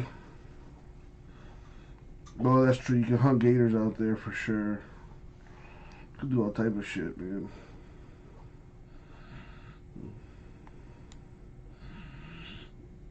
Bro. Hunting them gators. I couldn't. I could not. Like, what if you wake up and you have like a gator in front of you? I'm gonna move very quietly and then run the opposite direction.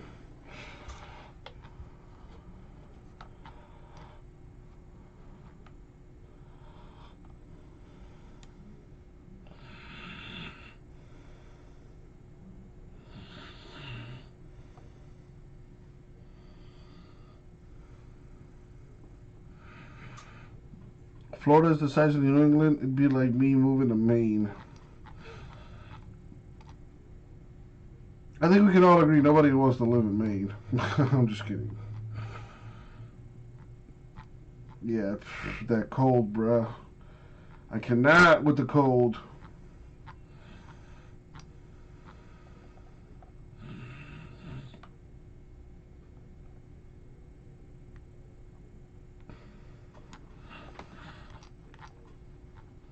Cold for me is like anything under 50 degrees. No, anything under 60 degrees is cold to me.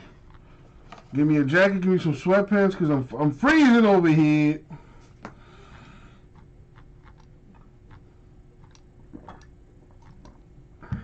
You know, sometimes I wish we went through like all 4 seasons here in Miami, but I genuinely like it.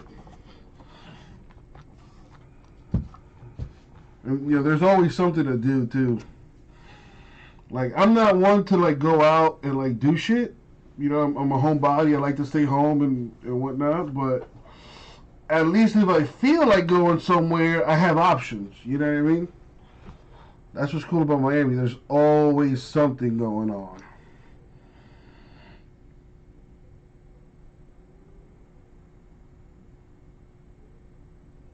But if I go to Lakeland, what the fuck am I gonna do out there? Shit, that's what. I've been up there to Lakeland, and it's a tad boring.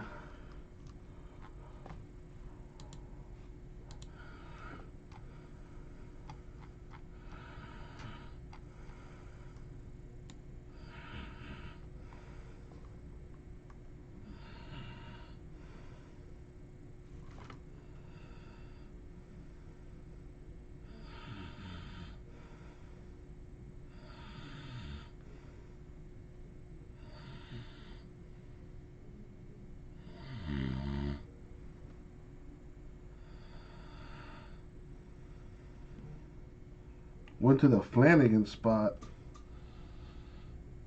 When you were down here or something? Over in Lakeland? I mean, Flanagan's is alright. You know, chicken wings, burgers, beers, like shit like that.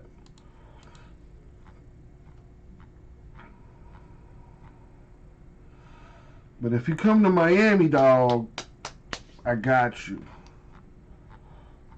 You gotta hit up those mom and pop shops where they serve the good shit.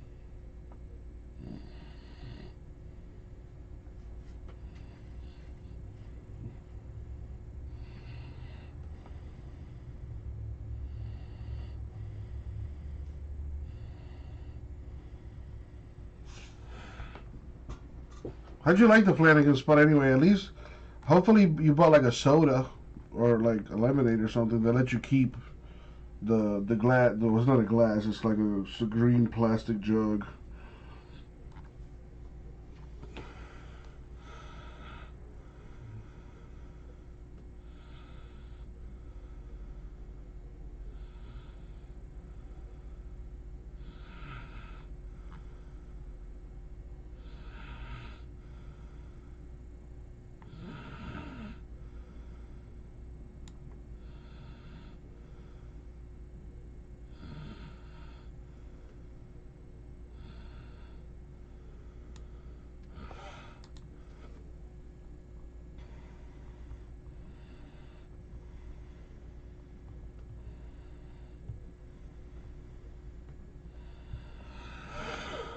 It was on the ocean.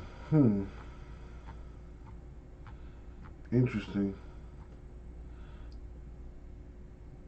A Flanagan's?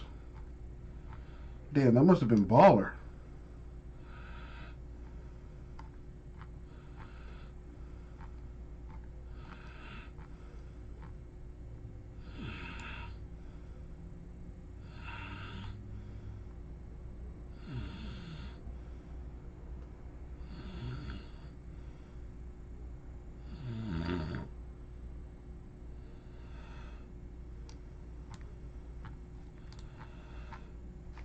Well, Smokey, I just want to say, I love you, man.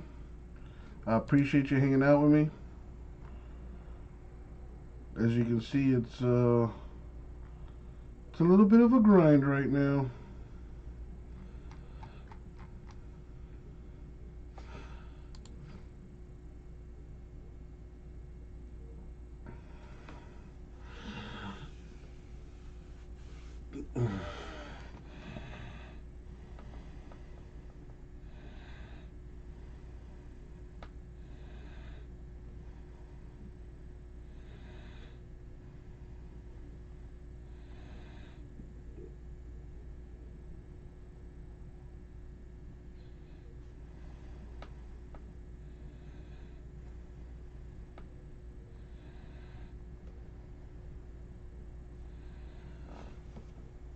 Where the people's at?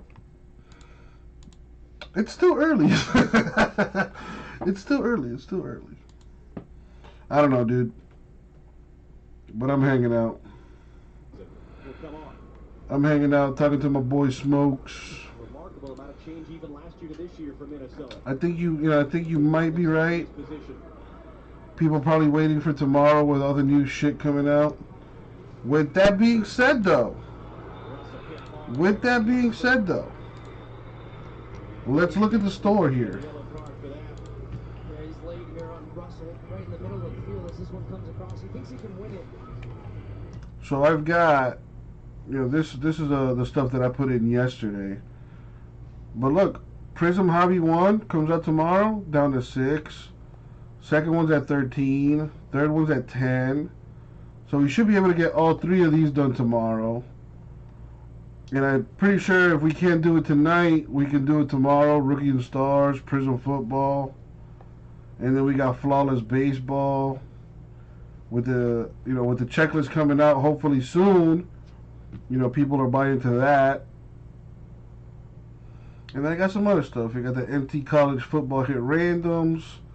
I still have to add Prism Draft Baseball and Allen and Ginter Baseball. I'm gonna do those as pack randoms, and I'll add that into the store later tonight.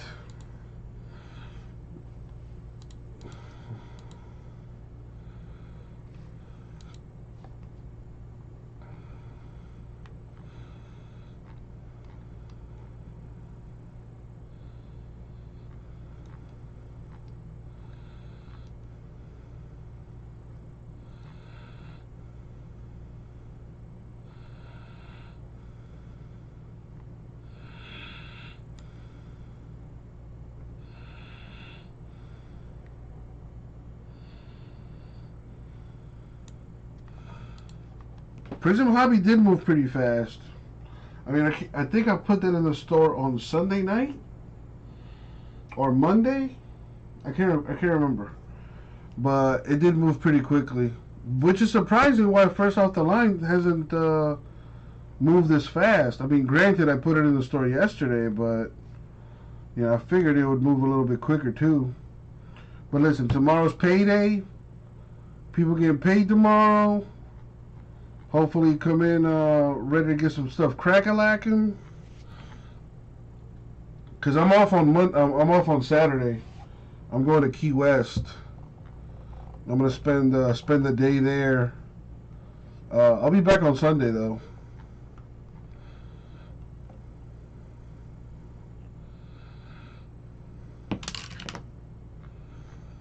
Yeah, gonna spend the day in Key West. Probably just walk around, maybe hit the beach for a while. I'll have some drinks. I'm gonna spend time with my lady friend. She's not much of a drinker, which is great because designated driver.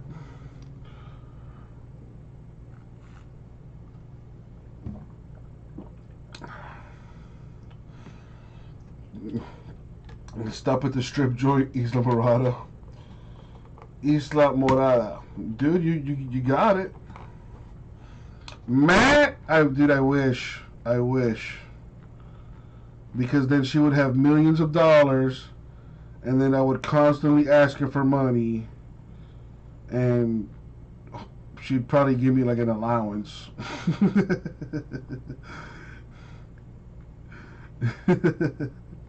I could use an allowance.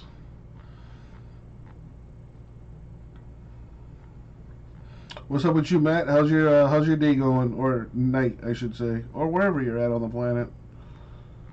Hope everything's going well.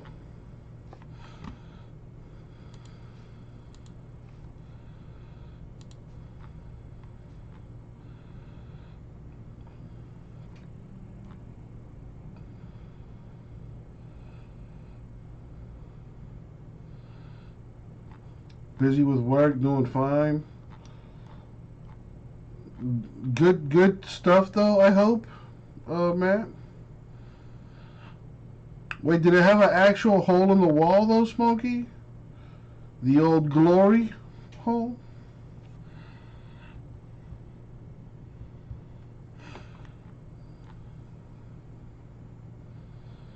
Got a new indoor bike trainer I've been riding on a lot. You mean like a stationary bike, Matt?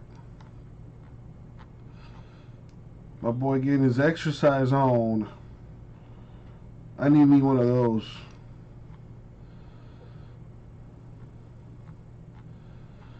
I've been thinking about getting a treadmill. My cousin mentioned giving me one. I just gotta go. I guess I gotta go pick it up. But he lives in fucking buttfuck Egypt. And how the fuck am I gonna fit a treadmill in my little ass Honda Civic?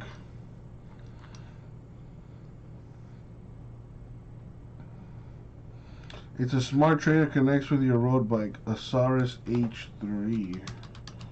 What is that?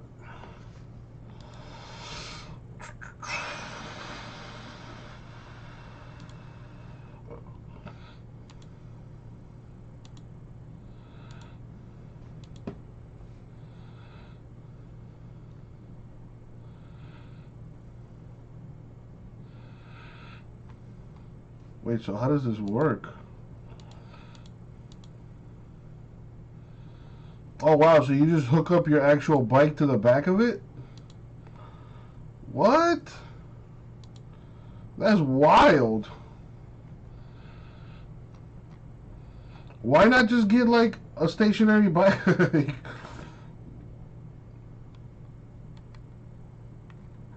Dude, I gotta get on the same tip, bro. Yo, I need to get my life together for reals. I was thinking about getting either a treadmill or a stationary bike.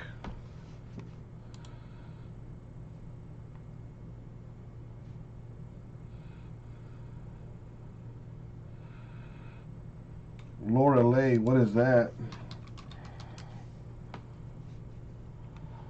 Oh, that's down in Key West, Isla Morada. That's right.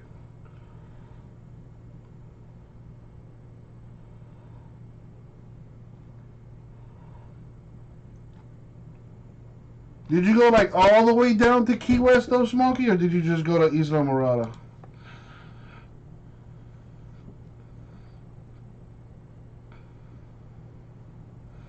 Oh, nice, Smokey. That's what's up. Damn, these treadmills are not cheap.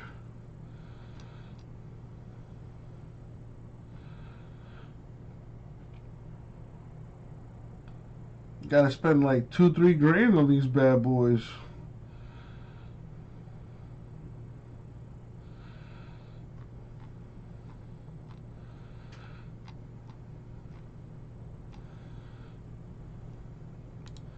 Shit, I might have to get me like an actual bike. But yeah, with this whole quarantine though, a stationary bike might be the move. 'Cause I don't have a bike right now. And my big ass, I can't just go to Walmart and just buy any old bike. I'll break that shit. I gotta get me something that that can support a big boy.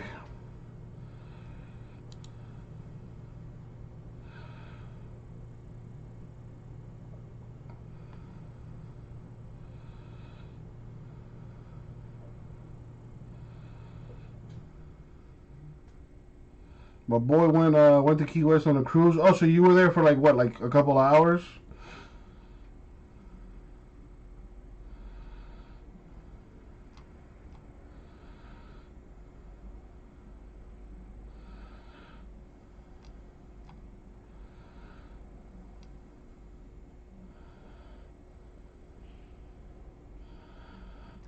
Oh, you were there for a whole day? Damn.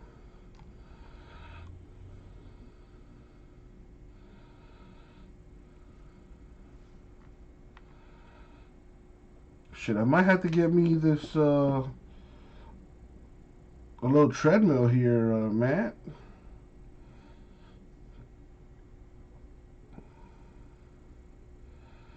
Well, Matt, if you want Vikings in both, let me see what I can do for you. I can do both for 190, Matt. Vikings in first off the line 2 and 3 for 190.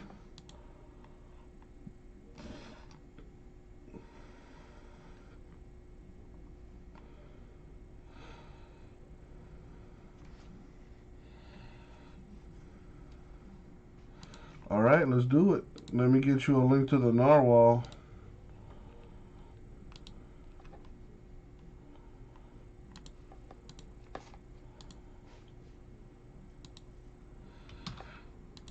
There's a link to the narwhal, Matt. And I'll take those teams out for you, man. Thank you. Trying to get the ball rolling here. Nah, man. Thank you. Thank you. Kansas City came into the night as the highest remaining seed and now slips to Columbus. So the Crew know if they win Sunday afternoon, they would host MLS Cup. Last time that was the case, Ethan Finley of Minnesota United was part of that team, as was Ty Kamara, who hasn't come off Minnesota's bench. The head coach was Greg Berhalter. If New England win the Eastern Conference Final Sunday afternoon and Bruce Arena brings the team back to MLS Cup, for them, it would be the winner of Seattle, Minnesota, who would host the championship game. So those are the different permutations for where MLS Cup will be a week from Saturday, live here on Fox.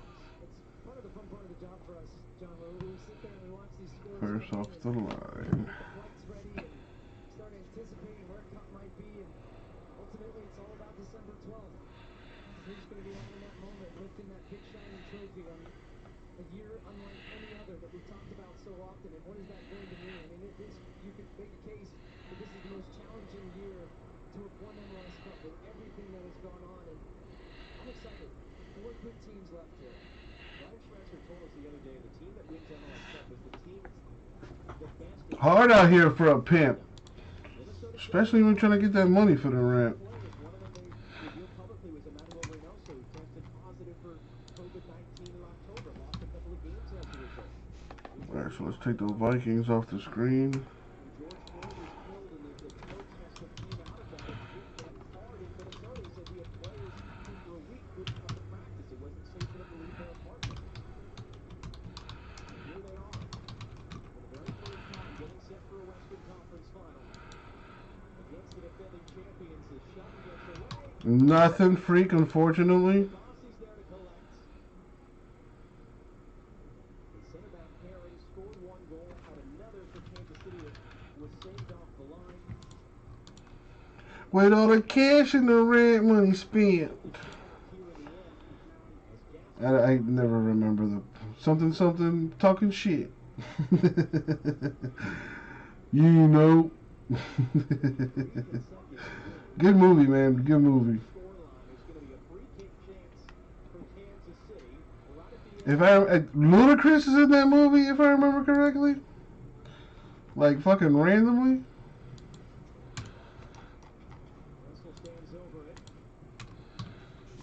All right, Matt. I took those teams out for you.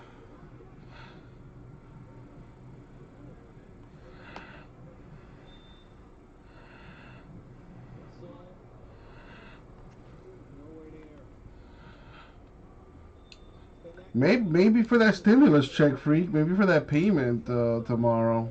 Adrian Heath has guided the Loons to the Western Conference Final for the first time in club history on an emphatic 3-0 win for Minnesota United over Sporting Kansas City. St. Clair with that remarkable 15th minute save. Jabassi with the killer third goal late in the first half. Reynoso with 3 assists. Our final 4 is set Sunday afternoon out east. New England goes to Columbus. We will be at Lumen Field in Seattle Monday night, I should say. 9:30 p.m. Eastern over on FS1. Minnesota United, Seattle Sounders for the Western Conference Final. More to come for us tonight as Robin, Alexi, and Stu What's up with you, freak? You feeling like getting into some of that prison first off the line? By the way, Matt, I got your purchase, man. Thank you. I just want to confirm that.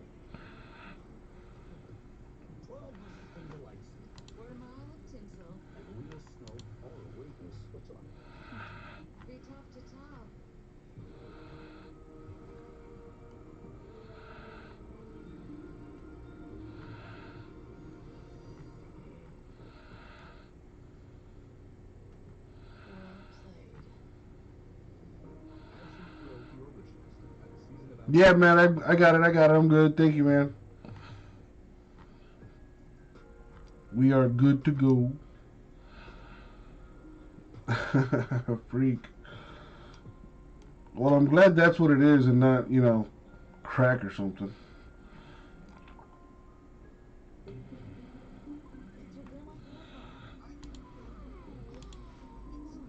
What's going on, Brian? So yeah, I mean it's been a while, but I've been known to get on the PlayStation. I'm a PlayStation guy, Ryan.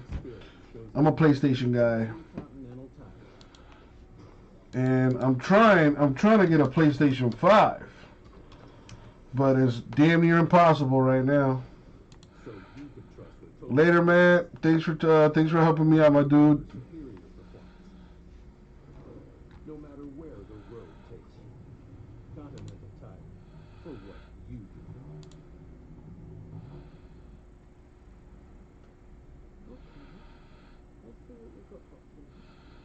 We can get high together, man.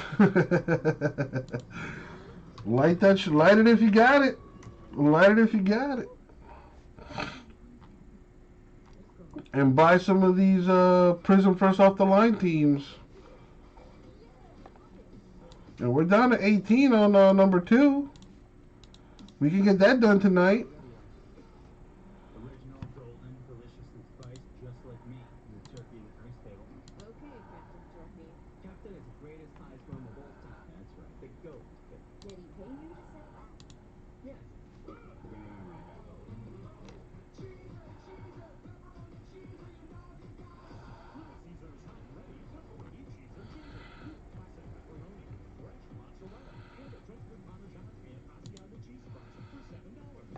full of memories.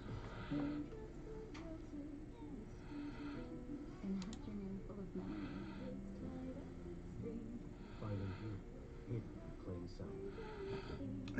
Hey, freak, what's your zip code? I want to see if I can buy a PlayStation 5 where you're at.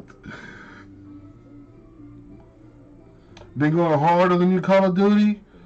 Dude, I was thinking about buying that new Call of Duty. 33138. Let me see if I can find this fucking PlayStation, dog.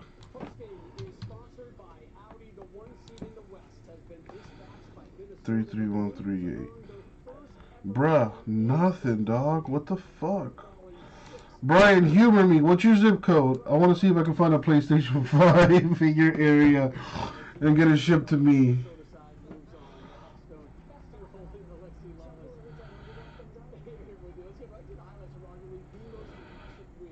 In Loon's history, but it was not an impressive start for Minnesota. 6 a.m. Target restock. That's what I'm saying, dog. 07044. How do you know they have a 6 a.m. restock? It was all KC within 15-20 minutes. Unlucky not to score the field off the line. What an incredible save. Really the turning point by St. Clair. Damn, out of stock.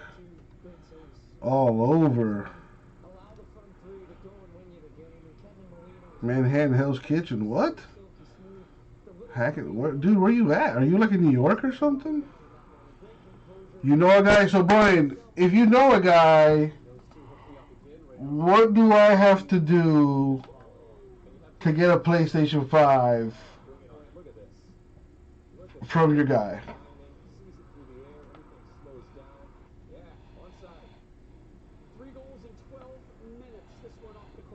Oh, my boy's out there in Jersey.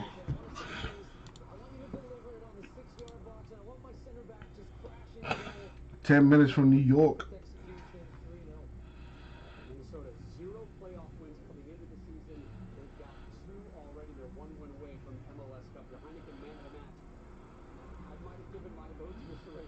his 3 assists.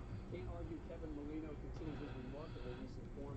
On target twice tonight. His 3rd straight multi-goal game dating back to decision day. Now has 5 multi-goal games this season to lead the league. You guys remember this movie? Maybe you're too young for this. Come on, you think I'm too young for Home Alone? I think you're too young for everything. Well done, Minnesota United. For Man of Match, you're going to pass that too.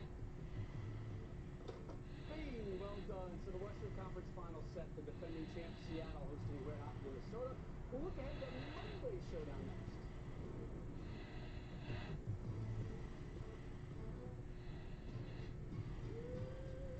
Ornaments create times at home. Gingerbread builds tradition. A string of lights sparks family ties. A last-minute gift makes a lasting impression. A straw with ancient heritage. And an ending makes a new beginning.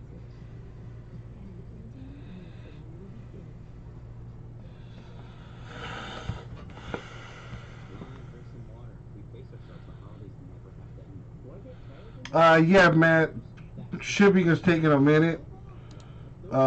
Because of the, the season, the holidays and stuff. Do you need tracking numbers or something like that?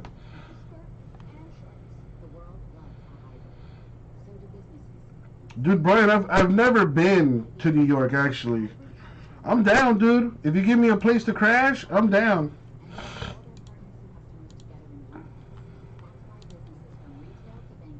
I just might drive my car out there.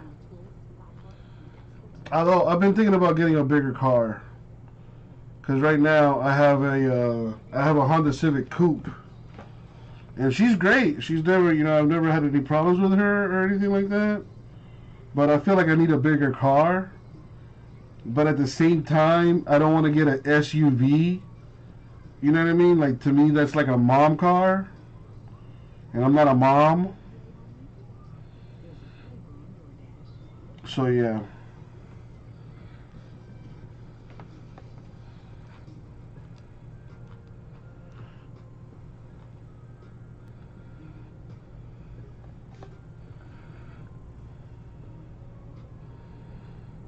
Oh damn, Matt. Yeah, it's probably due to the holidays.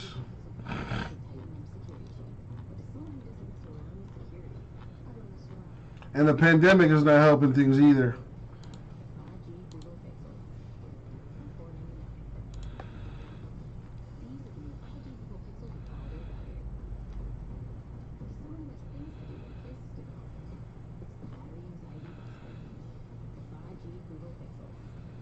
Mad UPS drivers have COVID? Probably. FedEx. Fucking Amazon. All them boys.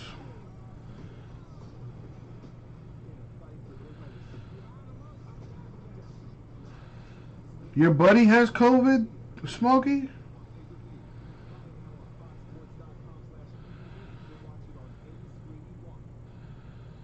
Coming up on Monday, we'll be in Seattle for the Western Conference Finals. 2 weeks, no work, UPS. Damn. That sucks. Bro, this COVID is really gonna change shit, like, all over the world.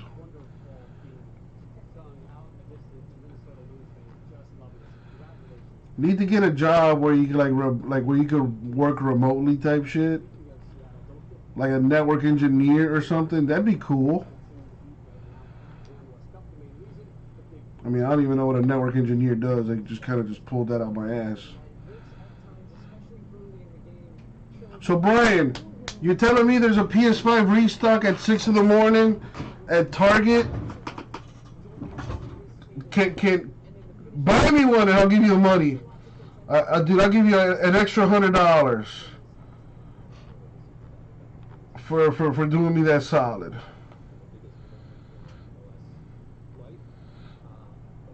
Brian, you're a teacher?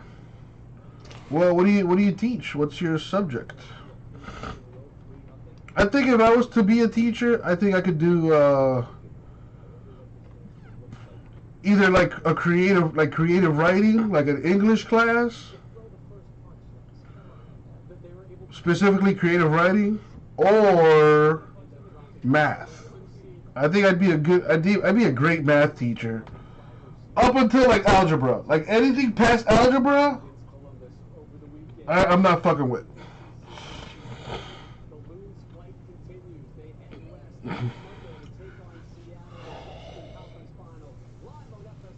Yo, Brian, bro, I'm so serious, dude. Hey, Vintage, I know you used to teach science. But yo, Brian, I'm dead ass serious, man. If you can get your boy to get you a PS5, like I'll obviously pay for the PS5, and I'll fucking give you an extra $100 for the trouble, and I'll pay for the shipping too.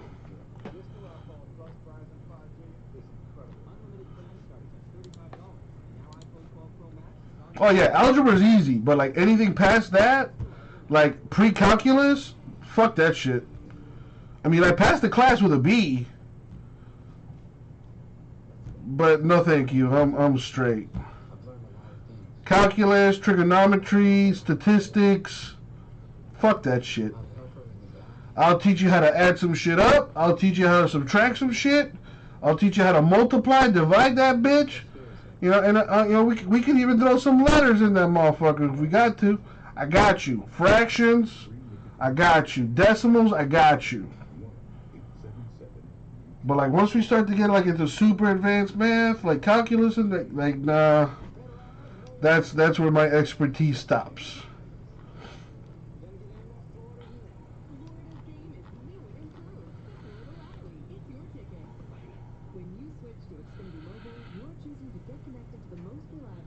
Dr. Jesse. Brian, dude, if you can make it happen, let me know. And dude, I'm dead ass serious, bro. I'm dead ass. Like I said, I'll pay for the machine. Obviously, I'll pay for I'll pay for shipping, and I'll slide you $100 for your troubles.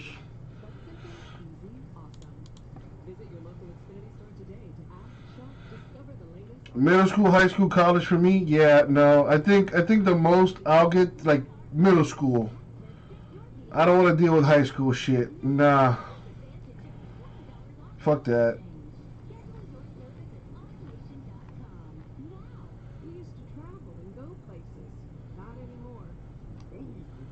Middle school, 8th grade. That is the furthest I'll go.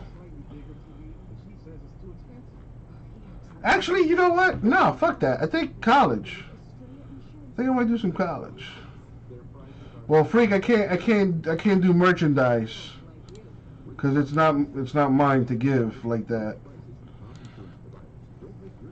But I do, you know, I got my PS5 fund.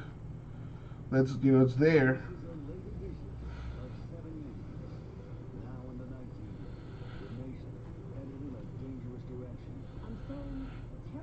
A box of first off the line. Dude, a box of first off the line cost like a couple of PS5s. With an extra controller, like 3 games, a wireless headset, and a year's worth of, you know, PlayStation Plus. And then maybe it's like close to one box of that shit. Dude, a first off the line box is like $1,600, man. That shit is up there.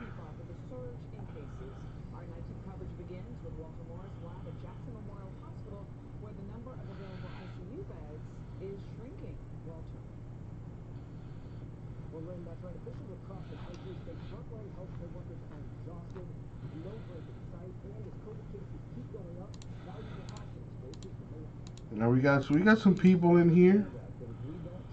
We got some about 9 folks. A PS5 is $1,600 on eBay. Yeah, but dude, there's a reason why they're not selling them.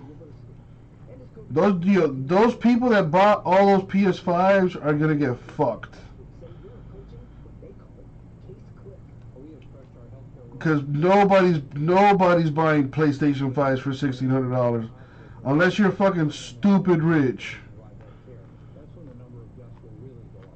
I know I'm not gonna pay $1,600 for a PlayStation 5. Are you, freak?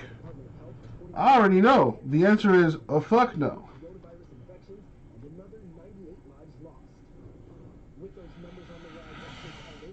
Yeah, vintage. I've been looking. I looked earlier today, and it still hasn't come out. The checklist for flawless.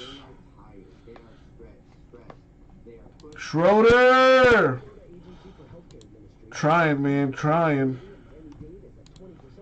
It's a little rough, as you can see, though. Just wait till Christmas for the PS5. Yeah, probably. I mean, to be completely honest, I'm probably not gonna get it until after Christmas.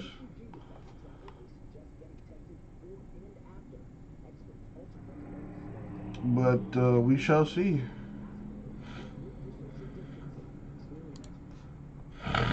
Waiting for Biden to send each household a PS5 as our stimulus package.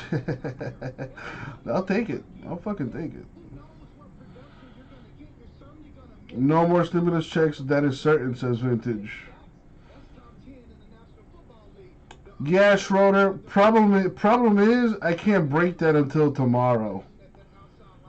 No, I don't have that product in hand. Prism Hobby comes out tomorrow. Right, exactly. So I'm just, trying to focus on what I can actually break tonight. Now, anyone interested in some first off the line teams, let me know. Let me know. I might just cut you a little deal. I looked out for Matt. Matt took the Vikings in first off the line 2 and 3, and I cut him a little deal. Talk to me, people. What's the difference between hobby and first off the line? First off the line has exclusive parallels. Like, for example, it has 2 shimmer prisms, and it guarantees you a shimmer prism autograph to 35 or less. Hobby doesn't do that. They have the exclusive parallels that are numbered to 35, to 25, and to 5.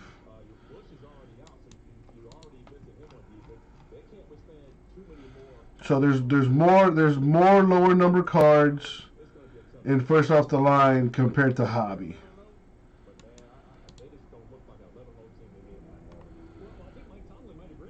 You get a guaranteed autograph numbered to 35 or less, and an additional autograph on top of that too. Whereas hobby, you get 2 autographs, but there's no guarantee that one of them is numbered to 35 or less. So first off the line is slightly better than the hobby, but it is more expensive.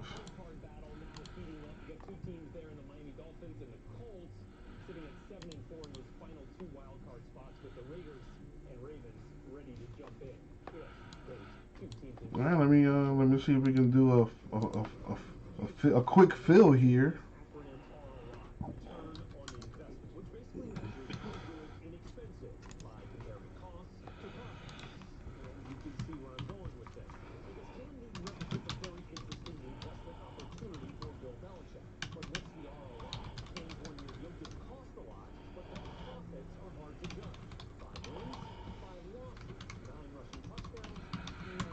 Alright, so a snake draft, 9 spots total at 160 a spot. So you get 2 teams for $160. Bills still up there, Broncos still up there, the Chiefs, Colts, Cowboys, Packers, Raiders, Ravens, Steelers, Washington football team. Lots of big teams still up there. You're going to get your money's worth in this filler. Here, look, if you don't believe me, seeing is believing. So let me put it together. With your first pick, you're going to get a good team. You're at the very least going to get a $100 team. If you so choose, to pick one of those teams.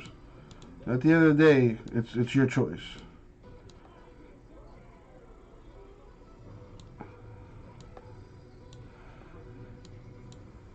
So here, let me show you the numbers.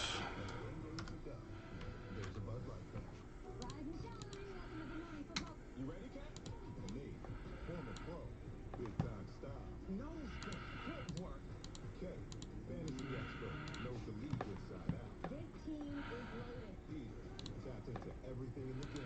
Spoiler alert, you can line up for the league. And Kai, NFL Wiz, So check it out. Look, the numbers don't lie. If we were to do a snake draft, if just going off the dollars, this is probably what it'll look like. Mind you, that didn't even add right there.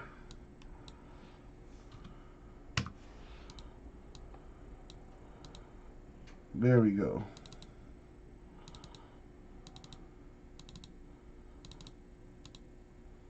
So check that out. The first two are already above the filler price, Chiefs and Packers. Then we got Cowboys, Giants probably, Steelers, Saints. So of all these combos, only 2 spots are below the filler price, and it's not by much. $12 difference here, $2 difference there. And everyone else saved a bunch of money. So at the very least, with your first team pick, you're going to get a good team. Chiefs, Packers, Cowboys, Steelers, Bills, Colts, Raiders, Ravens, Washington, Broncos, Rams, Lions, Cardinals, Jets, then Saints, Giants, Falcons, Browns. So real good value here in this filler. And spoiler alert, I put a discount to put it at 160. It should actually be, it should be 180 a spot, and I'm doing it at 160. We're back here with you on NFL Total Access, where Cam Newton led the Patriots to a win last week against the Cardinals, but was it all too Adriano picks up a Contenders Draft Picks basketball spot. along with 2 interceptions. Cam, though, Pack random number 1, so that's down to 5. Thank you, Adriano. If you're watching, thank you. I've yet to play my best football, you know, and do I know certain things? Yes. Do you know how people are going to play you? No. In this game, I've always said it comes down to reacting.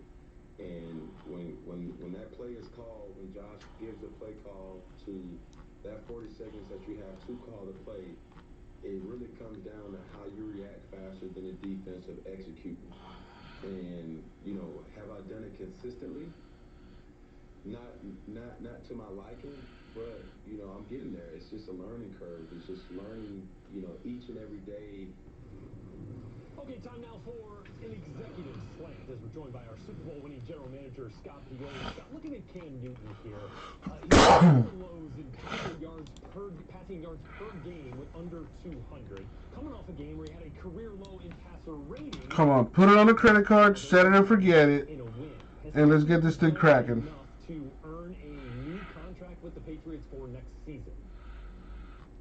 You know, Reds, I would say let's start here. He hasn't done enough bad things for them not to consider. And I think that's where you have to start. You know, they still have 5 games left this season. In addition to that, hopefully the playoffs. And one thing I know about this program, there's constant evaluation. Brian for one to get it started. We just need 8 more brave individuals to get this thing rolling. Because that is an enormous part of the evaluation of any quarterback. So I think that Thank you, Brian. leaning one way or another, and the good news for Cam and the good news for the Patriots is that he hasn't done anything poorly or that badly to write him off. Again, Cam was trending in a very good direction before he came down with COVID. So I would say that things are probably, you know, trending in a favorable direction for him.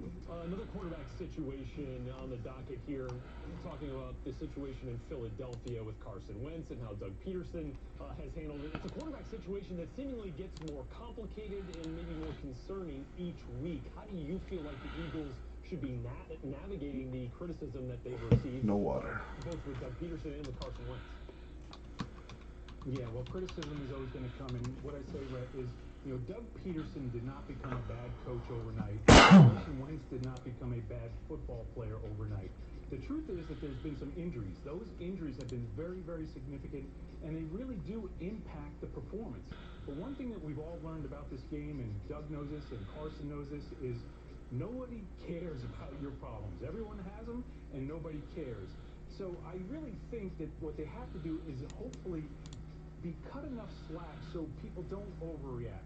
The other thing you have to remember with Carson is he signed this record contract a couple of years ago, and I think that Carson understands this, that with, to whom much is given, much more will be required. When he signed that contract and he demanded that contract, the expectations skyrocketed for Carson Wentz. Let's move on to Chicago here, where they've switched quarterbacks a number of times now. They've switched. Well, I don't even have it. Here's the problem, Smokey. I don't even have it. How do they fix it, Scott?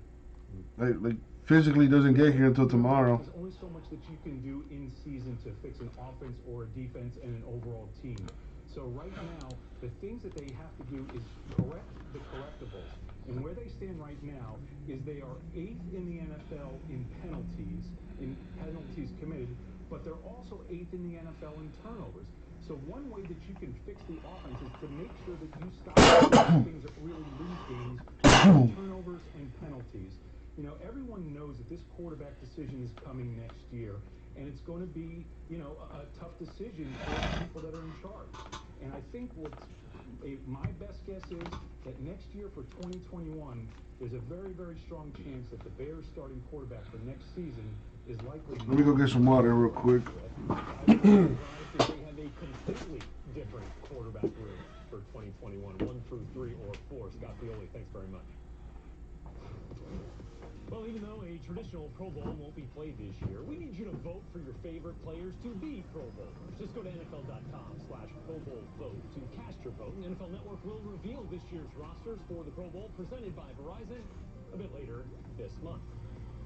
And Derrick Henry, one of the leading vote getters so far. Good reason why Nick Chubb probably in that conversation as well, if not for the injury. But check out these guys and their status as closers. Highest rushing yards per game since 1991 in second half of games, just ahead of a couple of Hall of Famers you might recognize there. These two guys and these teams know how to close out games in 4-minute offense. Back here with LT. Pretty good effort by you as well there to get on that list. Well, maybe not today, Adriano, but I got to be honest with you, man. Yeah, this stuff, you got to be patient with this stuff. I'm not a big breaker in the sense that, as you can see, I don't have that many people watching. But eventually, all of my stuff breaks. Like, eventually, I open all of it. Just gotta be patient. It might not happen tonight. It might happen tomorrow. It might not happen till Sunday. So, that's something you gotta keep in mind whenever you do this kind of stuff. Thank you, Adriana. I appreciate that, man. Thank you. Yeah, dude, listen, shit like this happens, from time to time, unfortunately. Where things are a little slow. But, dude, tomorrow's a big release day. There's going to be a lot of people in the room watching tomorrow. Especially if I hit big cards. I'm pretty sure I'm going to fill all of my Prism hobby tomorrow. I definitely think we're going to get some Prism first off the line done tomorrow, too. Probably kill off my Rookies and Stars football. Flawless Baseball comes out tomorrow too. Prism Draft Baseball, Allen Ginter Baseball, which I have to add to the store. But yeah, dude, it's a waiting game sometimes. But we will get it done. We will get it done. I promise you. Joe Burrow underwent surgery Wednesday and is expected to make a complete recovery.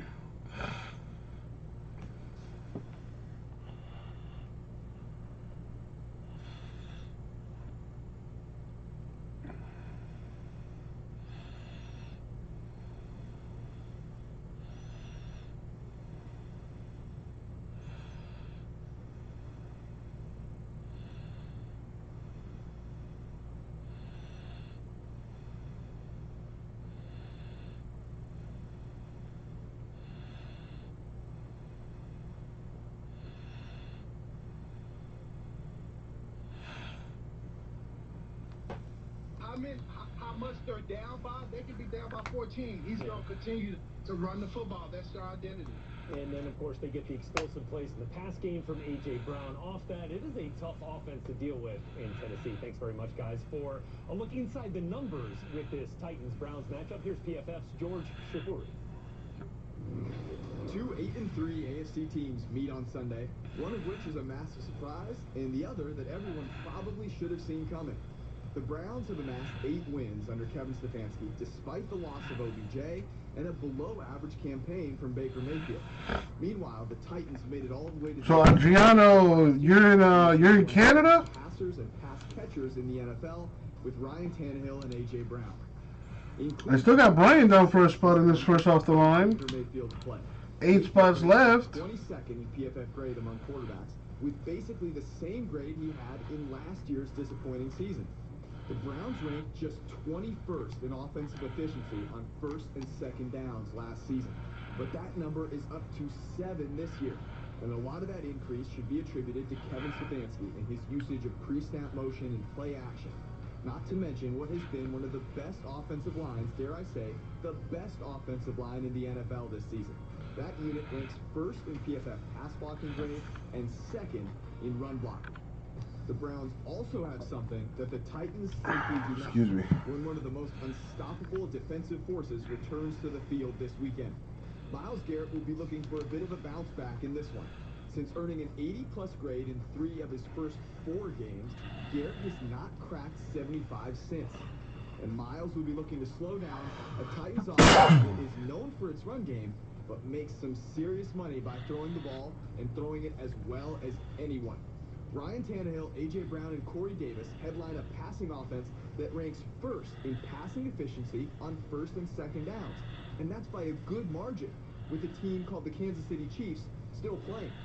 Davis and Brown rank 6th and 11th, respectively, among all wide receivers in PFF grade this season, with Brown again showcasing his elite skills after the catch, leading all wide receivers to at least 30 receptions and yards after the catch per reception. The Titans have the talent on offense to get themselves back to the AFC Championship. But the Browns and their elite offensive scheme will look to pull off an upset and continue a season that no one believed would actually happen.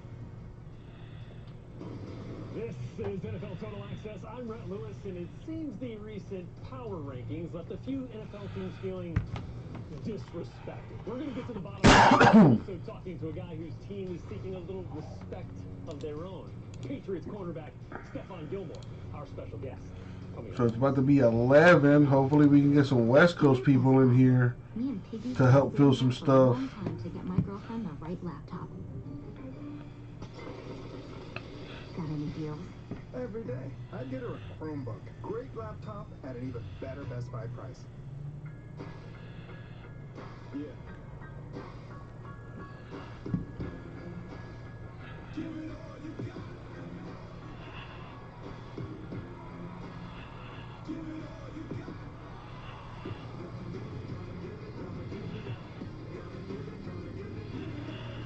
We've been training for the Shipathon because the obstacles are bigger than ever this holiday. Shop and ship. The best way to get your large 3-topping $10 tastemaker is also the easiest. With contactless curbside pickup, let us know when you're here, without ever leaving the safety of your car. No one outpizzas the Hut. Cyber Week starts at Dick's Sporting Goods. Take 25% off select styles from Nike, Under Armour, and Adidas, and 25% off all Hydro Flask. Hello out there. Shop in store or online and pick up curbside or ship to your home. Every holiday starts at Dick's. This holiday, get the 5G America's been waiting for. Verizon 5G is next level. Unlimited plans fit everyone in your family starting at just $35. With 5G included at no extra cost. Plus, you'll get the entertainment and gaming the whole family will love. 100% obsessed with The Mandalorian. I watch a lot of sports. It has all my favorite shows. Switch now and save $700 on Galaxy S20 Plus. It's like a gift on top of another gift. Gifts keep coming at me everywhere. This is 5G from America's most reliable network. Our new house is amazing. Great street, huge yard. There is a bit of an issue with our neighbor's fencing.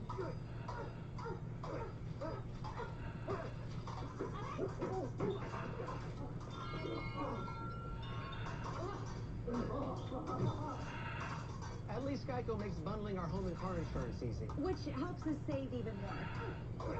Hey, Sarah. Hey, Peter. Push it. What? I'm down. For bundling made easy, go to geico.com. Why choose Invisalign over other aligners? Only Invisalign treatment uses Smart Track technology. It moves teeth more comfortably and predictably than ordinary aligners, so I could create custom treatment plans for every smile.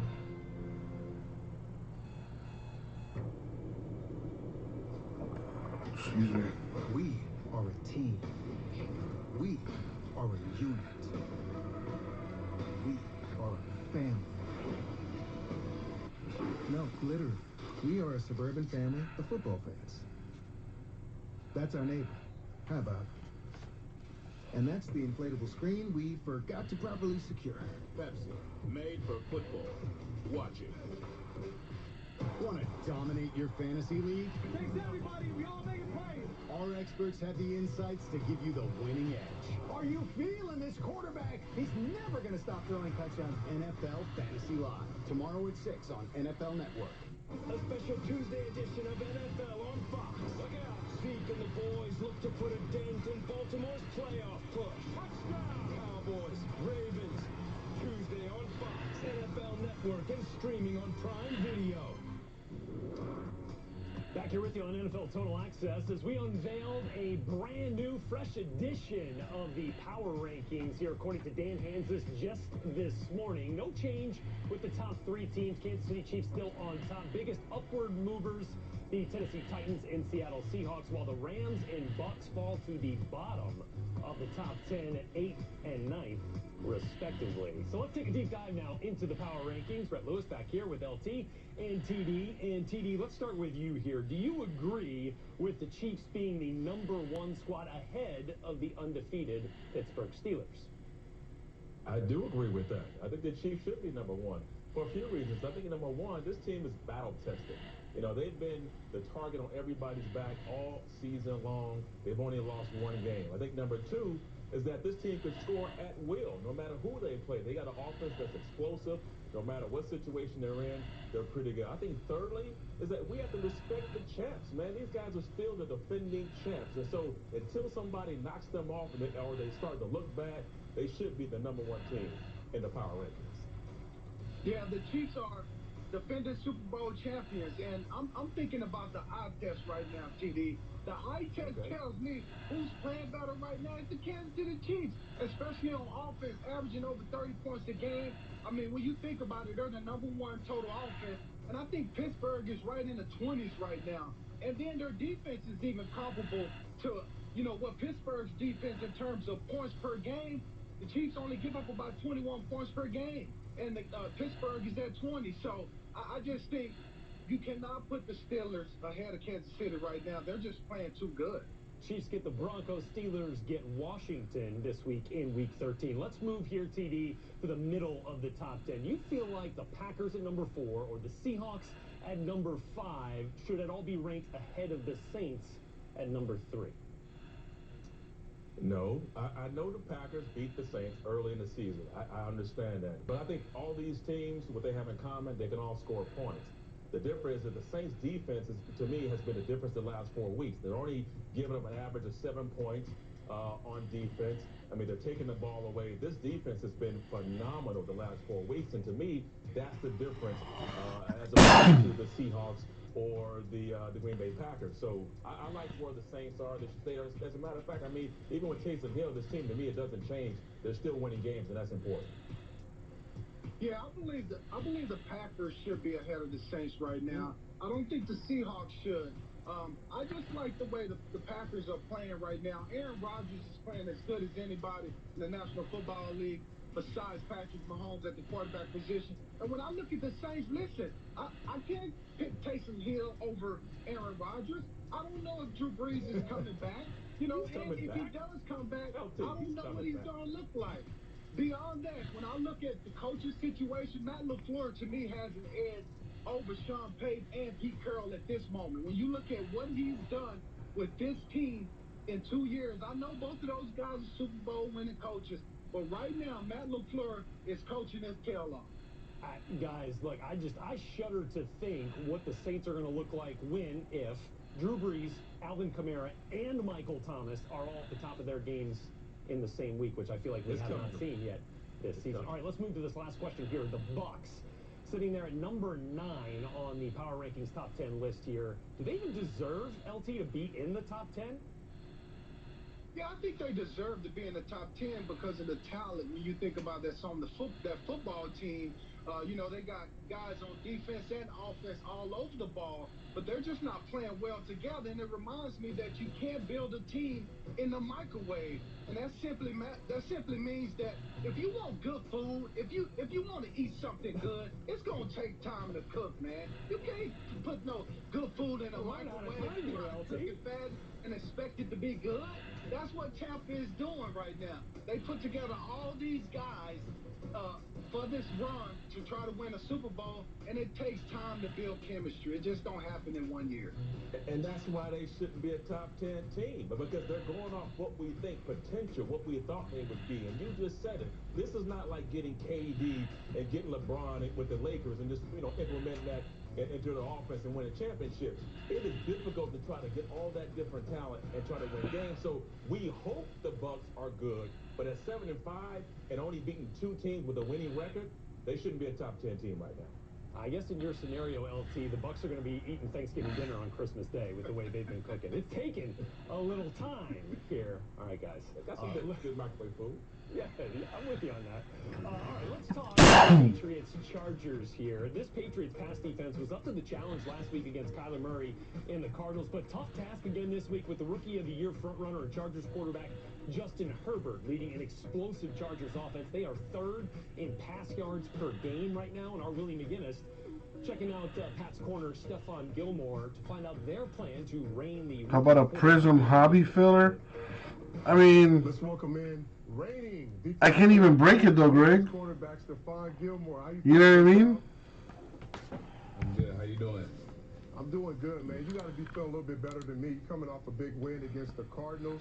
You guys were able to... My man Brad taking the Browns. Just haven't been able to do against Kyler Murray. What were some of the biggest keys in stopping that offense and playing at a high level? I think it started with stopping the run. Yeah, Prism hobby doesn't come until tomorrow. Otherwise, dude, I would have been put a filler together for that. Those are like in the single digits. A complete game as a whole, contained Kyler Murray, and that's how he was able to come out with a win. How's this team different, especially offensively? You played 3 years with Brady. Now you got Cam Newton. The personality is different. You got a mobile quarterback that's a dual threat. How is that offense different now than it was before, facing him from a defensive perspective? I think it's very different, like you said, played with Tom, he's a different style quarterback. Cam is he can throw it, he can run it, he's very physical. So it's a different style, it's more physical. So it's fun watching, the personality of Cam and, seeing the offense come together. So I'm just looking forward to him getting better and better each and every week.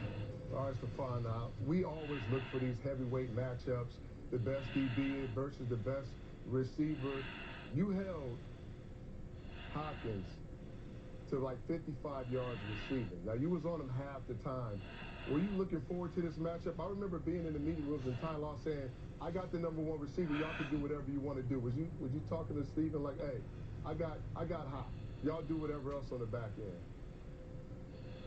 Oh, yeah, for sure. Each and every week, we go in with a game plan, and I'm usually on the #1 guy. So I look forward to going against that matchup each and every week, no matter where he goes. And, when you do that, the ball have to come to you. So I thrive on the moments, and I look forward to it every week. Now, this week presents a different challenge. You got Keenan Allen with the Chargers. How are you going to take him? Is it the same with Hopkins, or now you got to prepare a little bit different because he's a different animal? Yeah, he's a different receiver. He line up in the slot a little more. He's more quick twitch. He run a lot of great routes, and that quarterback over there, he's playing great also. So they're different receivers, but we got a good game plan, and I'm looking forward to that matchup also. Let's focus on something that's near and dear to my heart and yours. You participated in the NFL's league initiative, My Cause, My Cleat. Your son, Sebastian, who is 5 years old, designed the artwork for your cleat. How was it watching and looking at your son's work on the cleats? It was a big honor, seeing this artwork on my cleats. It made my day. I'm gonna carry those cleats for a long time, so it's for a great cause, and it's an honor to wear this artwork on my cleats. Now, I did a little snooping and I found out that you wrote an open letter to Sebastian, and it was pertaining to the George Floyd killing by the Minnesota police. And you wanted to have these open conversations with the younger generation so they can understand the voice that they have in creating change in the future. How special was that to you and your son sharing that? It's very special, because my son is 5 years old. He sees everything, he notices everything. So I think we have to have those conversations with our kids, because they're the next generation. They're setting it up for our kids' kids. So I think us having those tough conversations and, actually being genuine to our kids and other people doing the same thing, I think it'll help this world out tremendously. Well, you've been a great ambassador for the game. Appreciate you participating in My Cause, My Cleat. It's a great cause. And good luck. Stay healthy. And I want to see you guys make that run, man. We got to get in the playoffs somehow. We got to figure it out, but I know it starts with the Chargers. Appreciate you, Stephon. Appreciate it, man. Thank you for having me. Fun conversation there. Hey, if you're a fan of running backs, you joined us on the perfect day, because LT and TD, Hall of Famers, mind you, have studied the schedule, and they've each picked 3 backs destined to dominate this week. It's not technically a fantasy segment, but if that's your thing, this is definitely for you, too. And it's next on NFL Total Access. Step your game up with NFL Red Zone and NFL Network. Catch every touchdown from every game Sunday afternoons with NFL Red Zone. Join host Scott Hansen as he brings you every can't-miss moment as it happens. We go to the Octo Box. And get NFL Network for exclusive live games, original series, breaking news, fantasy insights, and much more. You guys, that's what I'm talking about. Go to GetNFLNetwork.com to get it all. Real Home Realizations by Realtor.com. I just noticed something. The more air horns a song has, the louder my neighbor plays it. Now that you've spent so much time at home, maybe it's time to find a new one. Realtor.com. Come here, man. Want to open your present from Grandma? Speaking of, the box says that you finished. Hey, Mom.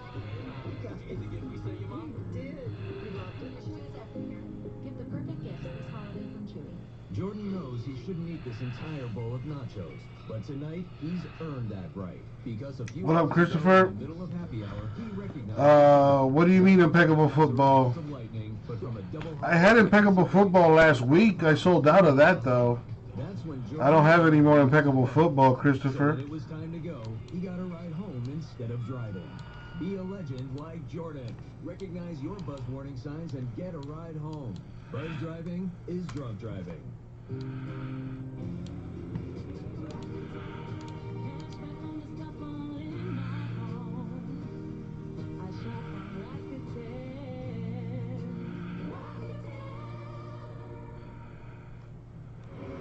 Everywhere I look, I see light and shape. And some shapes are just more beautiful than others. I think about lots of things when I drive. The cost of scheduled maintenance certainly isn't one of them. The F-Pace. How Jaguar makes an SUV. For special offers, check out the Unwrap a Jaguar sales. Going on now at your Jaguar retail.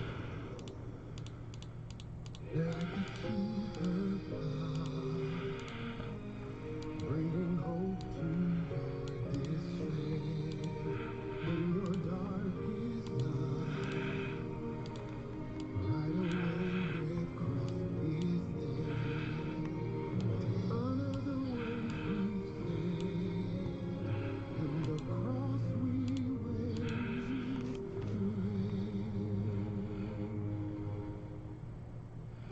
The best way to get your large 3-topping $10 tastemaker is also the easiest.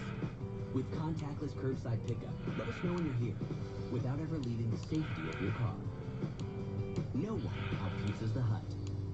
Rise and shine. Welcome to Good Morning Football. You ready, Kay?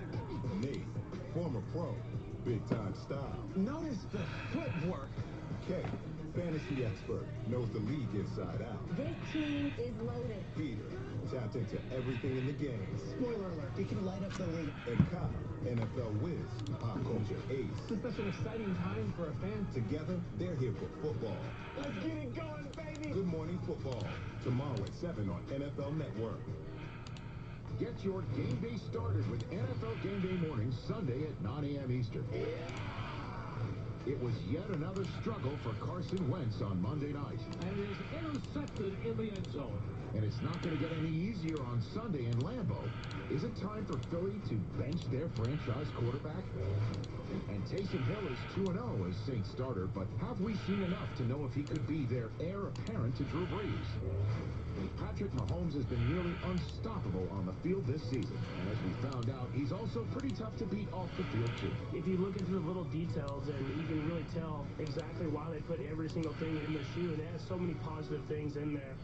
All that and more on NFL Game Day mornings, Sunday at 9 a.m.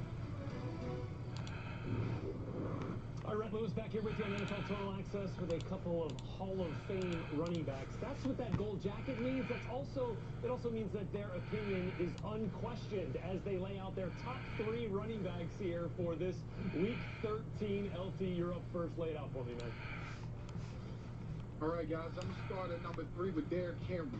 He has a tough matchup now against the Cleveland Browns, but I think this game is going to be more like the Baltimore Ravens game, where it's not going to be pretty in the beginning. It's going to be a lot of 2-yard runs, a lot of 3-yard runs, but just keep at it if you're Derrick Henry. Eventually, you will break them, as James Robinson from Jacksonville did last week. And then at number 2, I'm going with Raheem Mostert. Raheem has a great matchup this week against the Buffalo Bills. They're allowing 130 yards per game. A lot of different running backs have really had try a different filler. I'm looking at Raheem Mostert to get on the outside on the perimeter and use that speed. He will be dangerous in that game. Expect a big game from Raheem Mostert. And then at number 1, it should be any surprise, Dalvin Cook playing the Jacksonville Jaguars. And we know what Dalvin Cook has done already this year, but the Jacksonville Jaguars are one of the worst rushing defenses in the National Football League. Just think about last week against Nick Chubb, they gave up 7 yards a carry against Nick Chubb. 7 yards a carry? What you think Dalvin Cook finna do to them? Yeah, I get where you're going. All right, so there's a filler for Prism. First off the line, number 2, snake draft style. Each spot gets 2 teams. Last spot gets 3 teams. 8 spots total at $160 a spot. We got Bills, Broncos, Cardinals, Chiefs, the Colts, Cowboys, Falcons, Giants, Jets, Lions, Packers, Raiders, Rams, Saints, Steelers, and the Washington football team still up for grabs. Cowboys and at home against the Cowboys and beat up on the Cowboys. So that's my number 1, the entire backfield of the Ravens. Number 2, I'm going with King Henry. And LT talked about it. The Browns defense, they're pretty good. They're ranked 9th against the rush. They're going to make it tough on Henry. Last year, they held Henry to 84 rush yards. But this is King Henry we're talking about. He is getting stronger. His yards per game is going up by the season. So this is where he gets strong. He's going to bounce back. He's going to have a big game against the Cleveland Browns. At number 1, I think LT nailed it. We're going with Dalvin Cook against the Jacksonville Jaguars. Dalvin Cook he's a man possessed. He's having an outstanding season. And a game like this is about matchups. And so you're playing against the Jaguars defense. He's going to have a huge day. Those are my top 3 running backs. Yeah, the picture becoming pretty clear at the top of both of your lists. Quick recap here. Seems that LT not quite as excited about Derrick Henry this week as Terrell Davis is. TD clearly cheating and going with the entire Ravens backfield at number 3. But I get what you're doing there at number 1. Everybody agreeing and letting Cook against the Jaguars 2019. Well, rookies and stars not getting any love right now. At least the first off the line, number 2, is moving. I'll tell you what, though, Grego, is there a team or teams you're interested in rookies and stars number 2? If so, let me know, and I'll cut you a deal. Better off losing, truth or trash? That is the question next on NFL Total Access.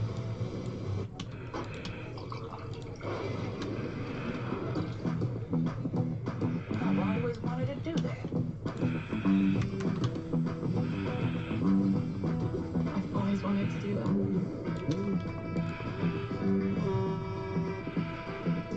I've wanted everything. I always wanted to do this. I always wanted to do that. Next round on me. Wendy's Baconator is the ultimate bacon cheeseburger that's got all other cheeseburgers feeling like... And now with a breakfast Baconator, we're shaking and waking up your breakfast, bringing that big bacon energy all day long. So get to Wendy's and always be baconating. At Fisher Investments, we do things differently, and other money managers don't understand why. Because our way works great for us. But not for your clients. That's why we're a fiduciary, obligated to put clients first. So what do you provide? Cookie-cutter portfolios? Nope. We tailor portfolios to our clients' needs. But you do sell investments that earn you high commissions. Come on, folks. Right? We don't have those. 160 a spot, you get to Our pick fees two are structured teams. So we do better when you do Maybe better. get three if you get the last spot in the random, in the snake draft. We have Dak Prescott joining us. 2 bucks break of Prism first off the line football.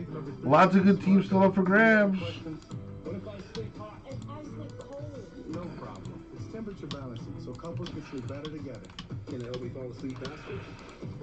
Yeah, by gently warming your feet. But can it help keep me asleep? It sure can, by sensing and automatically adjusting to keep you comfortable and help you recover. Can it really promise better sleep? Not promise, prove. Sleep Number, proven quality sleep from $9.99. Why choose Invisalign over other aligners? Only Invisalign treatment uses smart track technology. It moves teeth more comfortably and predictably than ordinary aligners. So I could create custom treatment plans for every smile.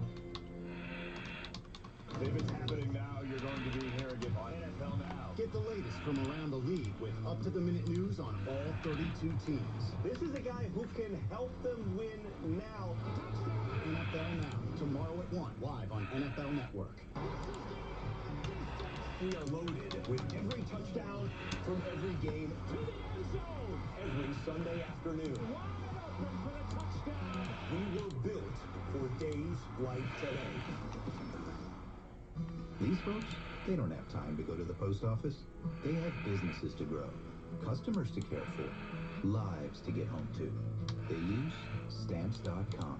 Print discounted postage for any letter, any package, anytime, right from your computer.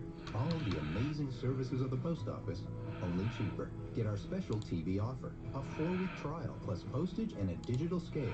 Go to Stamps.com/try and never go to the post office again. Jack Links presents Messin' with Sasquatch.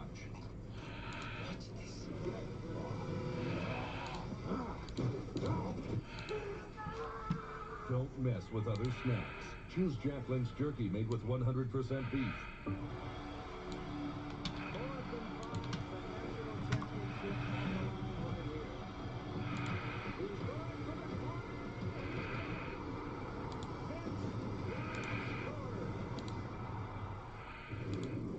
All right, time now for another executive slant as we welcome back our Super Bowl winning GM Scott Pioli. Scott, let's talk Jets here. Sitting at 0-11 heading into Week 13, and certainly a lot of talk in the sports world about this theme of tanking, right? That you continue to lose, get yourself better draft position, and there's certainly been talk of it with the Jets, thinking that the elite quarterback prospect, maybe number one in the draft, might really help their franchise turn things around. Coming from the front office experience that you have, how do you assess that thought process? Well, honestly, Ray, I think the whole concept is completely absurd. It's really not a thing in the National Football League, right? People aren't going to tank.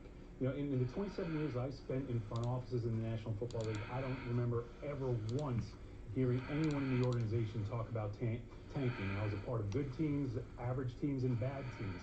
Because if you think about this clearly, players have a window in a career that is a short time. There's no reason that they would ever tank and lose a game. Coaches' careers are short, and if coaches lose games and tank, unquote, quote unquote, and tank, they will have big problems with their career and with their job security. And now in the NFL, GMs have a new level of accountability. We're seeing more and more general managers get fired and have a shorter shelf life. So to me, there's a lot that it just makes no sense whatsoever. No one in this game can afford or justify losing or losing intentionally for a pick that they may or may not get right. And truthfully, the only people I've ever think that would ever consider tanking or talk about tanking are people that have no accountability or are untouchable within an organization. Yeah, and I think one of those last points you just made, no draft pick is a sure thing. So, tanking for something that you might think might happen, maybe not necessarily the best strategy here. Okay, this week, players and coaches are wearing special cleats in honor of My Cause, My Cleats. And Washington coach Jennifer King is tweeting out this picture of her shoes that she's going to be wearing here on the Monday night game against Pittsburgh. She's going to be honoring the Women's Sports Foundation and the Scott Pioli Family Fund. How cool is that, Scott? It's really cool. What Jennifer's doing for the Women's Sports Foundation is really amazing. It's her giving back. Jennifer was coaching for a number of years. She's a former player, and her path has been really unique. And she had gone with the XFL, lost her job, was looking for a job, and was offered a job with the Dartmouth football team and Buddy Tevens. She took the job but didn't have the money. So she was able to be one of our first recipients of this fund for coaches and for scouts through the Women's Sports Foundation. She knows how important it is, and now this is Jennifer giving back, and so many thanks to Jennifer. She's absolutely amazing. Yeah, I appreciate all you do with the Family Fund as well. Thanks very much, Scott. Man. In his 11-year Hall of Fame, One of them days, boy. no fewer than 14 Who's still out there? yards or more. So how is it possible that his most memorable run went for a grand total of 8? The answer, that'll be a good one, is next. What's going on with you, Brian? How's your day, man?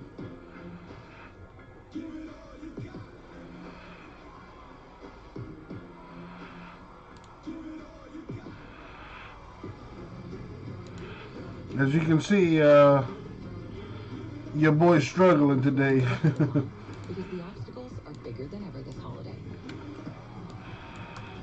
Shop and ship early. He's got the ball, looking downfield.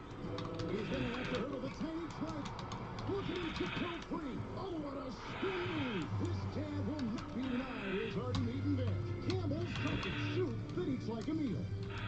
Domino's knows a thing or two about delivery. I don't know, Freak. That's a good question, man. I wish I knew. Introducing our new chicken taco and cheeseburger pizzas. Oh my. Now the best way to get a taco or Gavin having a beer, playing that Call of Duty. Mine. It's just that it's Lavender? Yes, it is. Old Spice. It's for me. But I like the smell of it. Grego in the house. DiGiorno has 7 delicious crusts, and your family food critics will rave. Croissant crust is flaky layers of... Well, I appreciate y'all hanging out with me. Rising crust is fresh baked deliciousness. There's a 5-star pizza... It's a party up here. Yes, it is. I'm having a hard time keeping up with with all the craziness.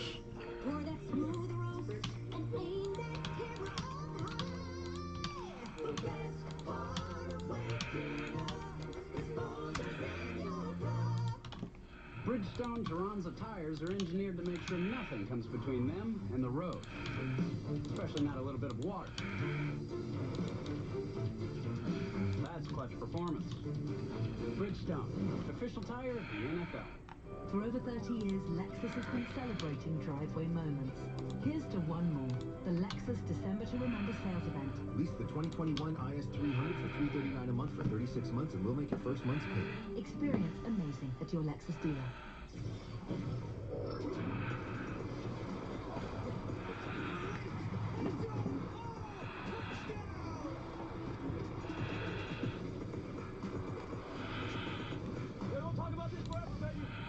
This season, watch football when you want with NFL Game Pass. Every snap from every game now at a lower price.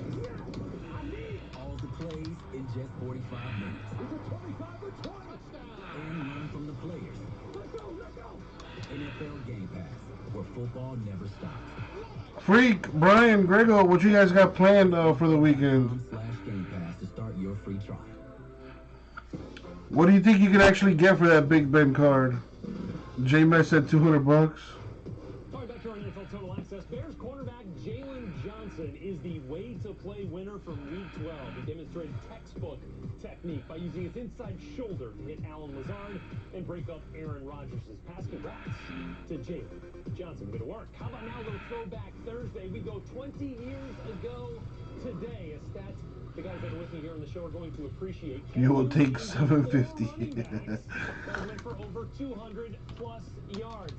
Well, we answered it for you right there on the screen. Mike Anderson with the Broncos, Corey Dillon with the Bengals, Warwick Dunn, and of course Curtis Martin as well, all in wins for their team that year. All right, these guys have the gold jackets. By the way, 4 200-yard games, 3 200-yard games for Terrell Davis. But plenty of highlights that is in true. Their careers. LT, give me your favorite run of your career. My favorite run is only an 8-yard run, and it happened in 2005 at New England. And the reason why it's my favorite run, because to me it displayed everything that a running back needs: the vision, the quickness, and then look at the power and determination right there at the end. Watch how low. I mean, this was just power driving in the end zone, determination. Certainly, I think just because of all the things, it was my best run. And you gave the team a lead right there. A lead you would not relinquish. 41-17 win over the Patriots. TD, your favorite run? All right, I'm not going with an 8-yard run today. Not today. I'm going with 2 runs today. I'm going with a 63-yard run and a 59-yard run on back-to-back plays. This is against the Dallas Cowboys in 1998, and right there you don't see it, but you see the separation right there. Oh, they said I wasn't fast, LT. And then the next run, watch this. Hey, 2 runs back-to-back. And watch this. You'll see at the bottom of your screen, you see number 21 come up. Number 21, that's prime. That's prime. 23 carries, 191 yards, and 3 touchdowns for TD in that Broncos win over the Cowboys. That's it for us today. We're back here on Total Access with you. My boy out here getting major dingers, freak.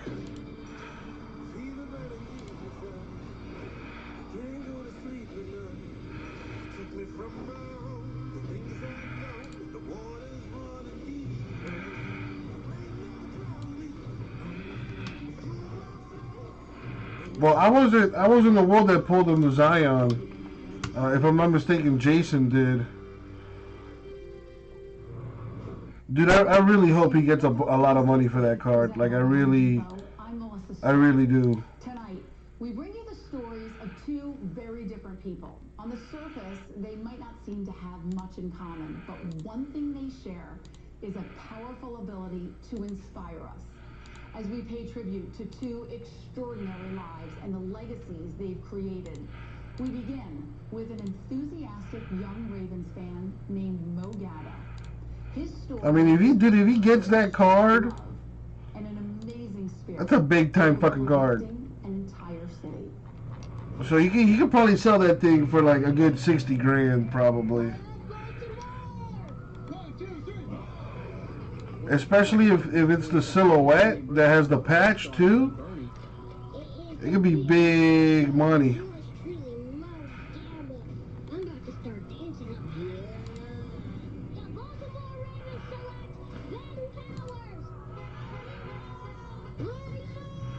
Mo truly united the city of Baltimore. He was in love with the moment, and he made you in love with the moment. Stay listening. We'll be right back.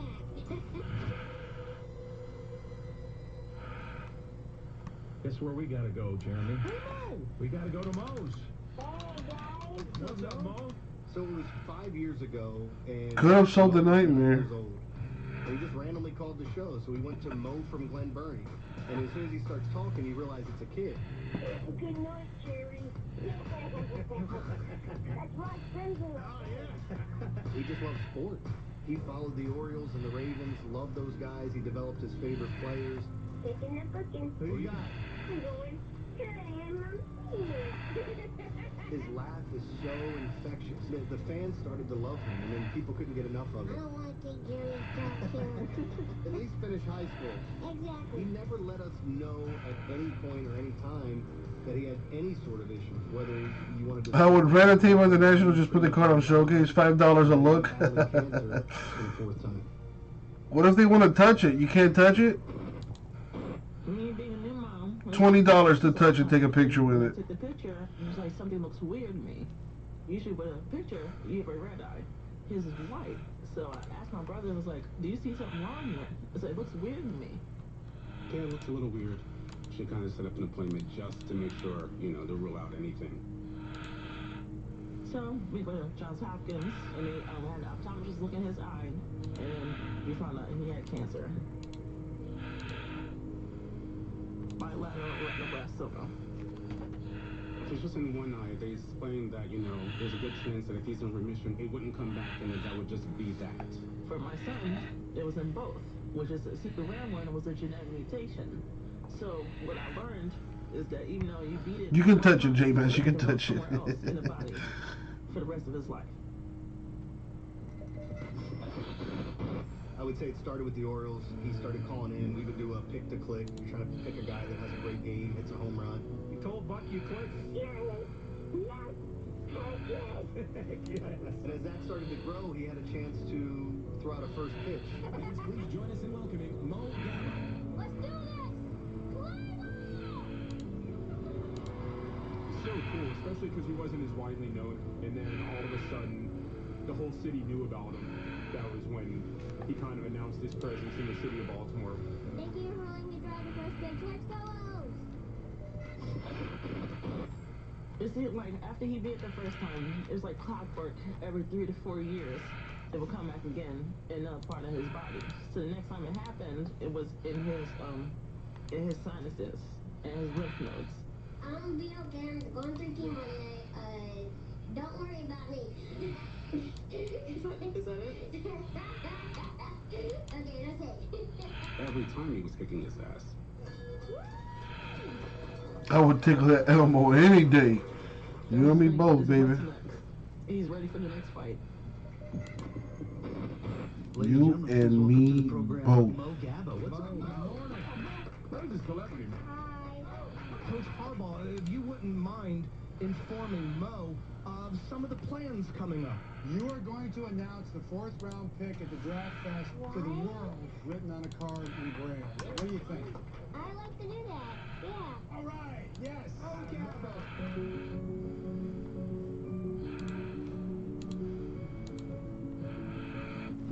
I'd go to that Elmo show.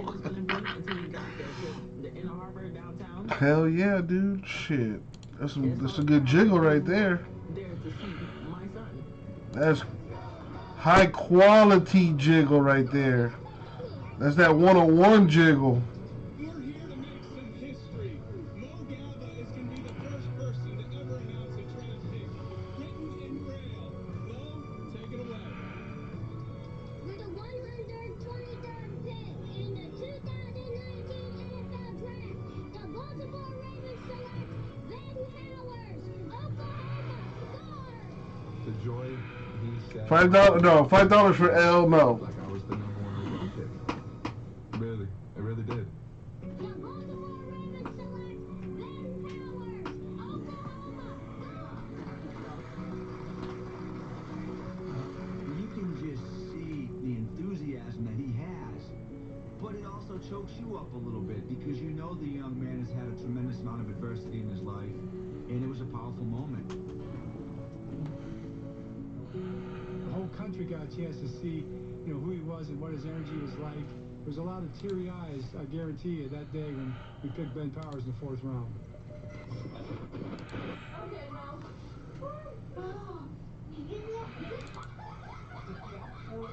Yeah, Mo would just goofy like that. He'd just randomly just start giggling.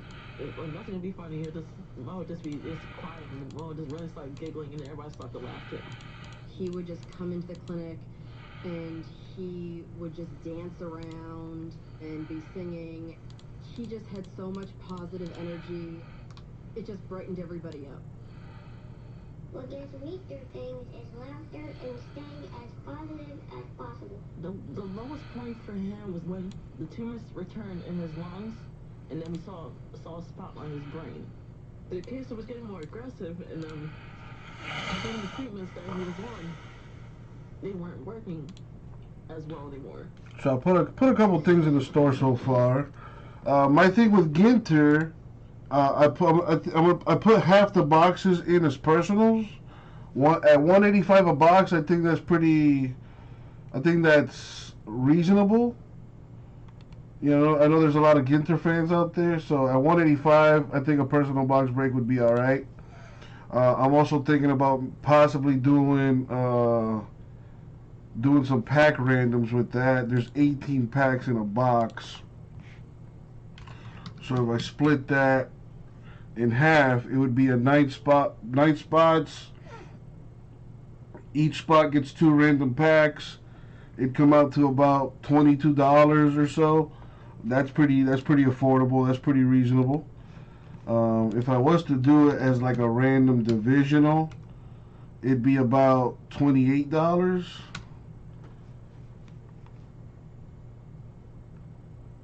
What do y'all think about that? Should I go pack randoms, or should I do some divisionals? And Prism College Graphics Baseball, same thing. I put a half case up as personals. It's $155 a box for that. There's 5 packs a box, so I could do pack randoms too. That would come out to about $32.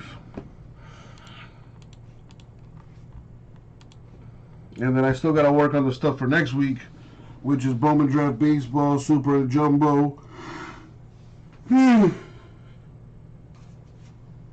Stadium Club, Chrome Baseball, and the WWE Finest. And hopefully we got some WWE fans out there. You like the Ginter 2-pack randoms, Brian? I mean, everyone keeps 2 random packs. It'd be well, it's a 1 box. It'd be a 1 box break. It'd be 1 box of Ginter Chrome Baseball. Everyone gets 2 packs for about $22.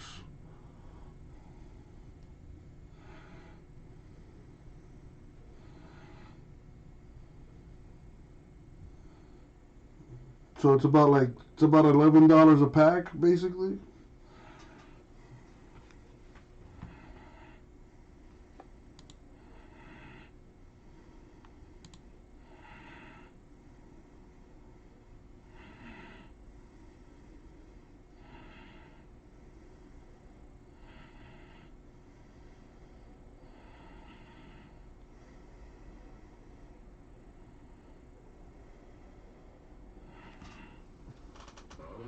But I dig it. Oh yeah, they also come in honey roasted. Plant protein from wonderful pistachios. Top down the city, riding with me. Been through the storm and the gritty. Do it for the mom and pop on every block. New day. Yeah, shout outs to everybody that's still watching. It's been one of them days, y'all. It's been one of them days.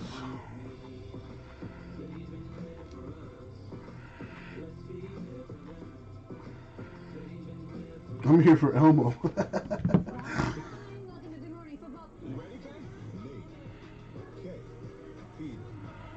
Kyle. Together, they're here for football. Let's get it going, baby. Good Morning Football. Tomorrow at 7 on NFL Network. Want to dominate your fantasy league? Takes everybody beyond they play. Our experts have the insights to give you the winning edge. Are you feeling this quarterback? We broke no huddle, I could tell you. Fantasy Live. Tomorrow at 6 on NFL Network.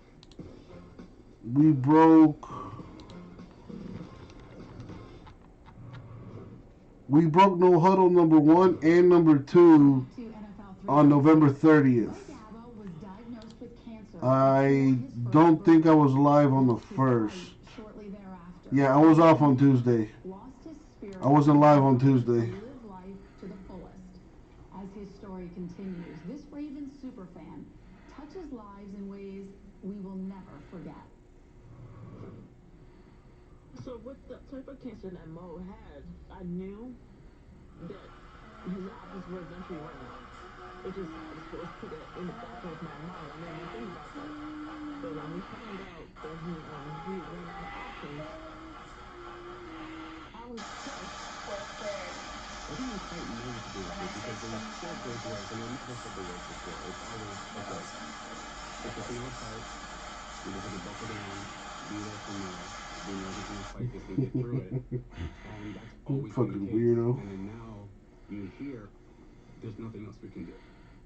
As we got a sense that this thing was probably not going to end the way that we wanted it to end, we were trying to show Mo how special he really was to all of us.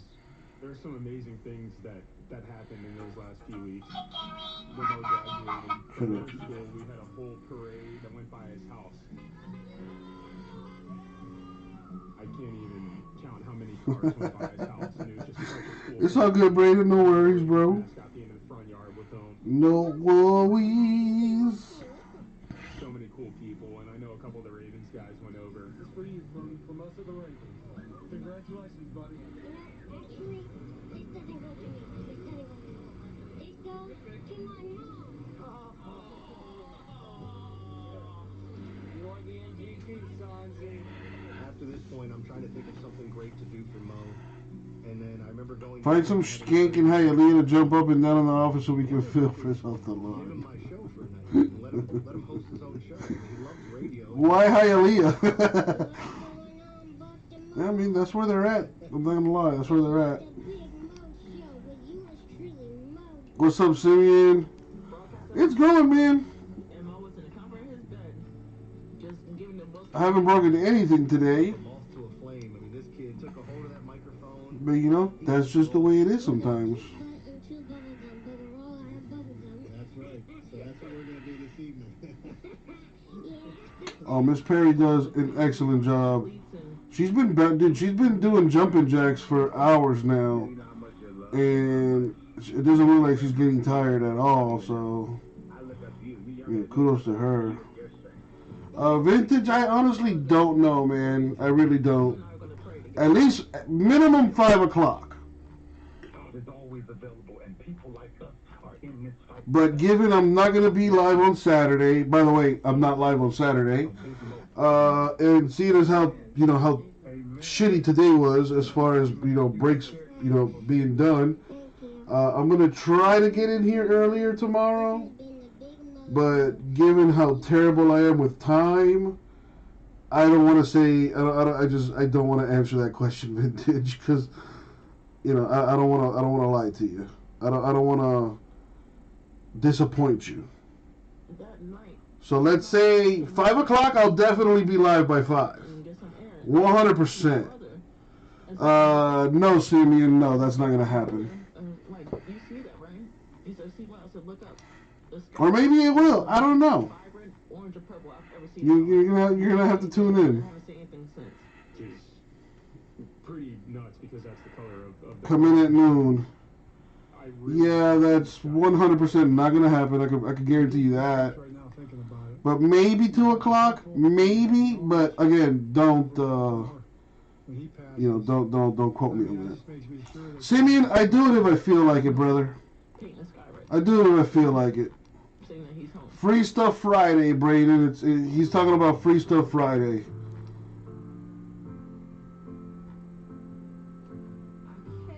But given how the last month went and how this month is going so far, I can't afford to give away free shit.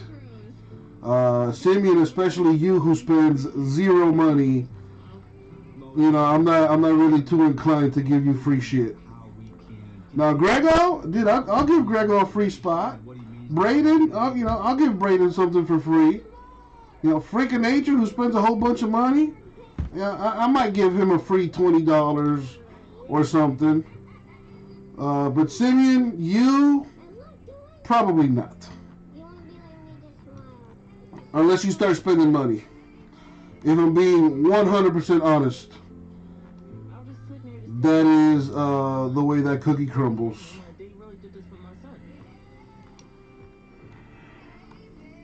Well, the people in Baltimore feel connected to it, and so Mo becomes a part of their family. It becomes a part of their conversations around the dinner table. And it'll be something that they'll be talking about, for the rest of their lives. That's what it's all about. Yeah, I'm not even going to respond to that. Because, yeah. I appreciate you, Simeon. Thank you, man. But if I'm being honest, you got to do more than that, bro. But at the end of the day, dude, you're a kid. You're in high school. You're fucking 15 years old. I don't expect shit from you. But don't ask me about free stuff, man. Don't ask me for free stuff when you spend $400 in a year. No disrespect, but I'm not trying to hear that shit. Now, like I said, freak. Oh, freak! I got you all day on some free shit. Grego, Braden, Vintage. You know, people that help me fill breaks on a daily basis. No problems. People that spend thousands of dollars, no problem. But Simeon,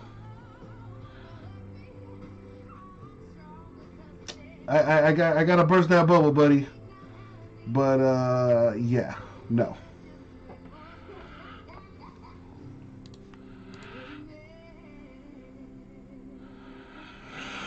Had a solid day, Pokemon Rips. Got some nice cards you're selling.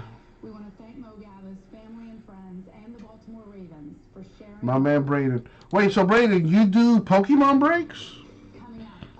You probably have mentioned this before, but I have a terrible memory. Every day thinking about how I can make him proud. Long after his death, Pat Tillman is still changing the world. To us, it's about building this next generation of young leaders. That's next on NFL 360.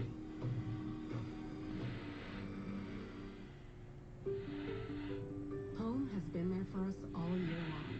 So this holiday season, let us help you give back to home with gifts that inspire new projects. I know, Simeon. I'm just, it's. To be completely honest with you, Simeon, I'm mostly frustrated, man. And I'm not trying to take anything out on you. You know, I don't want you to feel like I'm attacking you or anything like that. It's not my intention. But when you bring Free Stuff Friday up, when I just had the worst month I've had in years, and I haven't broken a single thing today, and we're already in the 3rd day of December,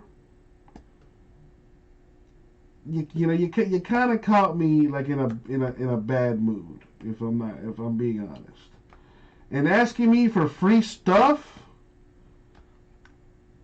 rubbed me the wrong way. So I apologize if I made you feel some kind of way. That was not my intention. I'm not a bullshitter, man. I'm not gonna bullshit you. If I feel some kind of way, then that's what it is. But it's been a tough day. It's been a tough month. It's been a tough year, Braden. All I'm gonna say is, dude, take advantage that you're still in school. To be honest, man, save your money. Don't spend it on bullshit. If you have money, bro, save it. At the end of the day, you're gonna do whatever you want, but make wise decisions, man. Think 2-3 times before you do something. You know what I mean? Stop worrying about girls. Focus on yourself. Focus on getting yourself better. Focus on your future. Focus on what you want to do, 5, 10, 15, 20 years from now. You know what I mean? Like, start thinking about that, man.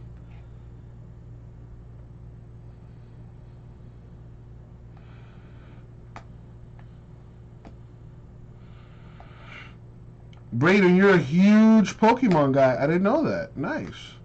So, have you been collecting since, Braden, how old are you? I'm 31, Braden, by the way. I'm 31. So, I remember when Pokemon started. Pokemon started when I was, in the 3rd grade, I want to say.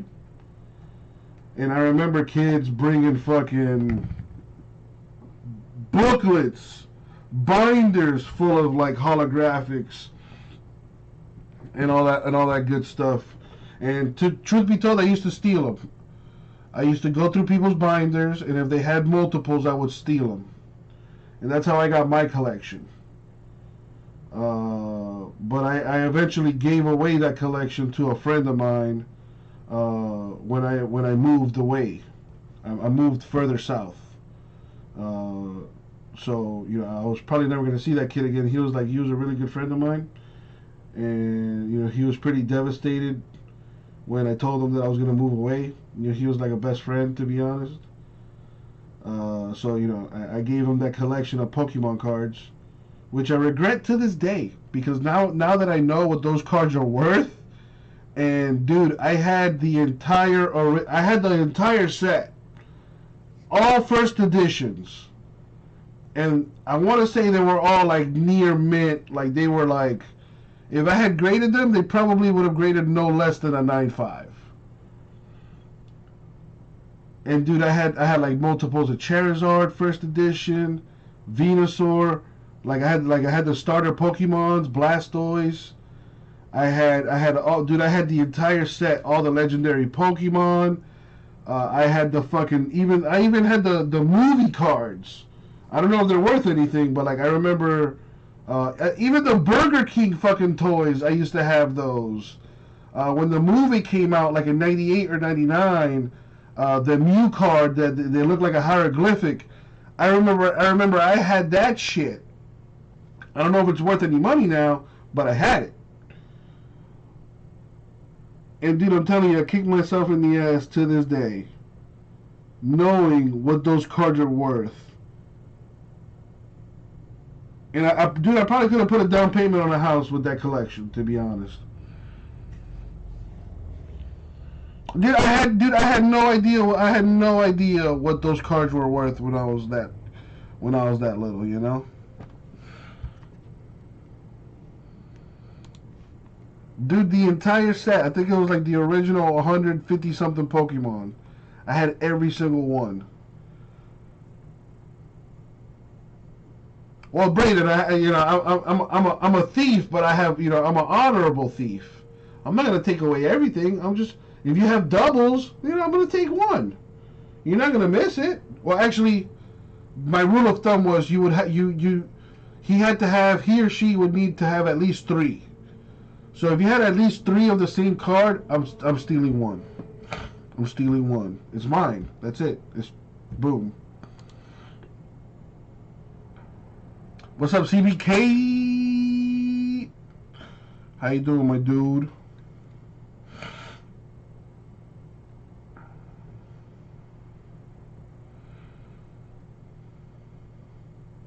Oh, Braden, I definitely did that, putting cards on my bike spokes, thinking I was a cool guy.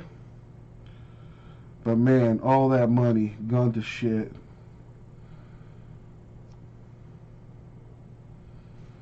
Dude, to be honest, I'm surprised Pokemon is still a thing. I really am. I thought it was just going to be it was going to come and go. But it's probably stronger now than it was when we were kids.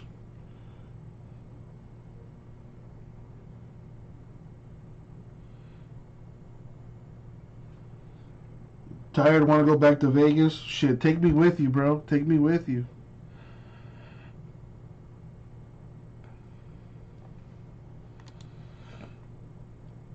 I used to play Yu-Gi-Oh! Too. I still got those cards. But I actually used to play the game. So those cards, they're probably not worth anything, because they got play damage on them. I was never into Magic the Gathering, but I used to be in like this it was basically a nerd club back in high school, where all the nerds would gather after school and we would play games. I played Yu-Gi-Oh! That was my shit. I'd play Yu-Gi-Oh! And then I would play like Spades too, or like Bullshit, or Asshole. You play those games with like actual like cards. I would play those with the hood dudes, and then I would play Yu-Gi-Oh! I'd play Yu-Gi-Oh! With the hood dudes too, but I would play with the white boys and the fucking nerds too. And there was always a table of people playing like Dungeons and Dragons, and there was another table of people playing Magic the Gathering. And I would just sit there and I would watch. Like, I would try to understand the game. I never could understand the game. Dungeons and Dragons seems like I would probably get into that. Cause I'm a huge fucking nerd. I may not look like it, but I'm a huge fucking nerd. I fucking love shit like Dungeons and Dragons. Never played the game, but I would like to. But I could never get into Magic the Gathering. And it turns out that shit is stupid money too. That shit is stupid money.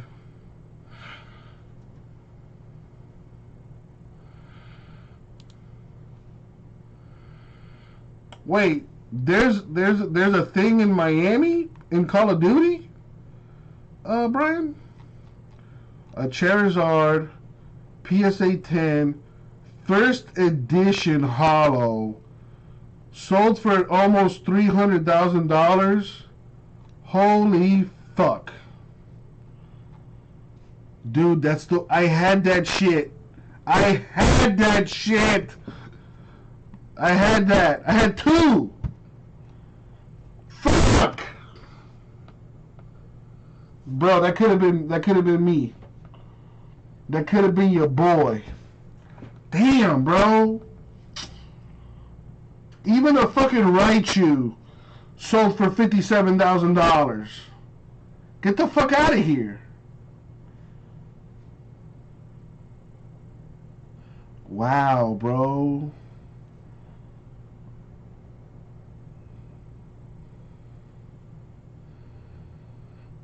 Fuck. Man, this shit brings back memories, dude.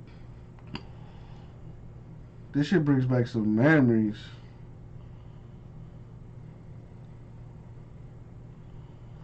Wow. Damn, who would have thought, bro? This shit is stupid money.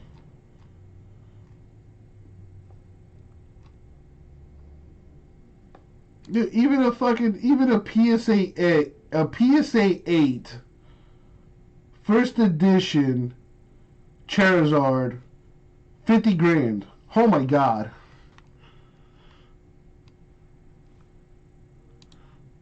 A Blastoise PSA 8, fucking 20 grand. What the hell? You know what? I'm gonna click out of this before I start crying.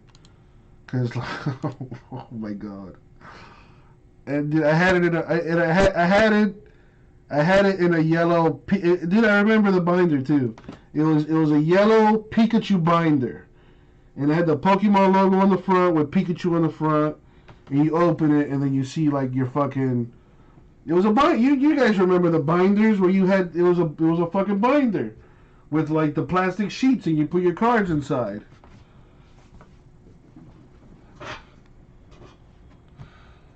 I fucking should, man. Damn it. You know, if I had a time machine, I think I would go back and keep that binder with me. Let's look at Elmo for a sec. Serotonin. You know, they say that staring at boobs for at least a minute a day can help men lower their blood pressure significantly. I can see why. Dude, they're just bags of meat. They're just bags of meat. But for some reason, they're magical.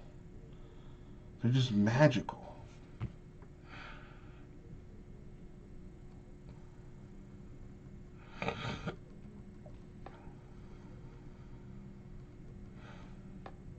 CBK, what's the nicest thing in your collection, CBK? Nicest thing in my collection now would be a Dwayne Wade autograph that somebody gave me. Shout outs to my boy Ryan. Hooked me up with a Dwayne Wade autograph. Not like a rookie autograph or anything like that. I think it was from 2012 Prism or some shit. My boy Freak got a 53 Mickey Mantle PSA 7. 30 grand for that bad boy? I believe it. Dude, you take that shit to the National and somebody will probably offer you 40.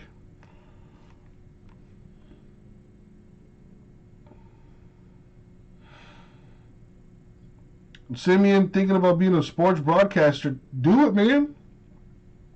Do it. Do something you enjoy. Do something you enjoy. That way it's not work to you, you know? Do you collect? I don't ever really hear you talk about it. No, I don't, Brayden. I'm not into the hobby at all, to be honest with you. I'm more so into sports. Like, that's my thing. I'm definitely into sports. But as far as collecting cards and, you know, buying and selling them, I'm not into that at all. But, you know, when people send me cards, like as gifts and stuff like that, I definitely appreciate it, and I keep them all. I keep all of them. Like, I had this one guy send me an autograph of his. He's like a Galaga world champion. So I kept that. Simeon sent me a card. I still got that. I'm thinking about putting it on a t-shirt because I think it's pretty hilarious. Man, look at Simeon right there. That boy scared on the mound. And it's a 101 too. Look at that. It's a 101.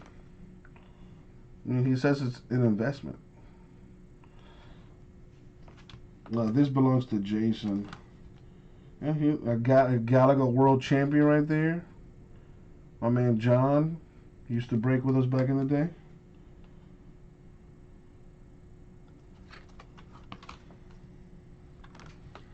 I got some other stuff. I got a bunch of other stuff. I got most of the stuff that was given to me. I have at home. I don't know who that is.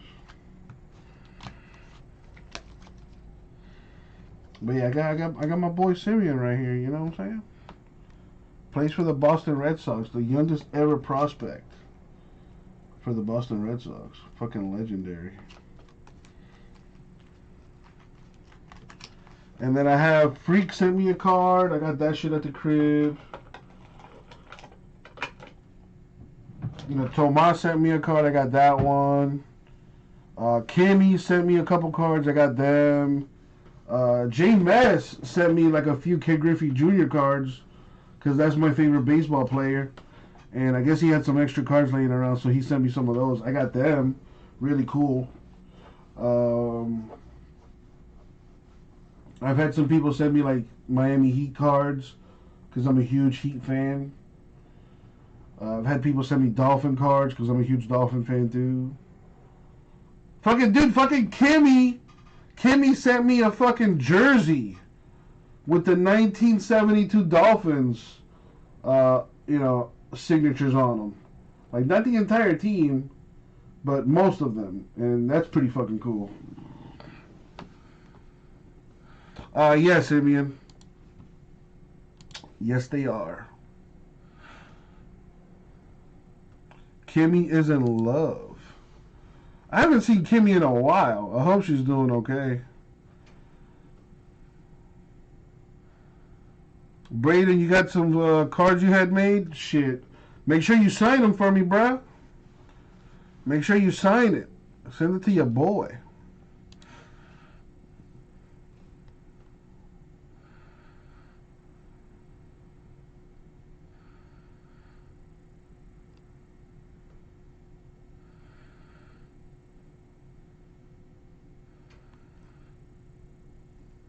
Man, that's pretty cool how PSA has a fucking database for all their cards that they have graded. Later, Simeon. Have a good one, man. Appreciate you tuning in, my dude. Oh, Freak, I do. It's at home. Vintage, your nicest card is a 93 short print Jeter rookie. Nice.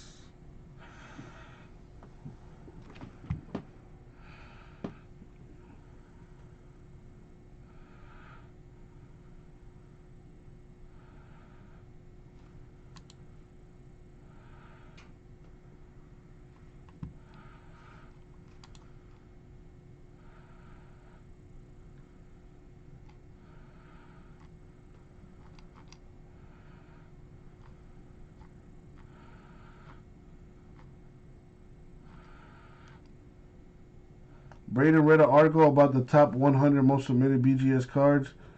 Number 50 was a Lawrence Maroney rookie card. Who the frick is that?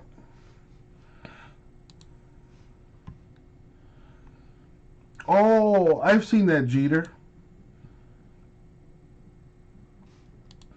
I actually hit that in a break a while ago.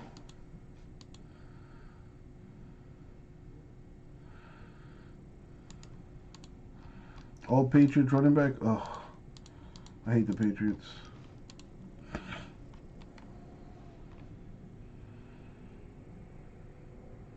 There's 21 10s out there. Average of 167 grand. Nice vintage. I hit one of them in a break. I think it was I think it had a 7. I think it was graded 7 or something like that.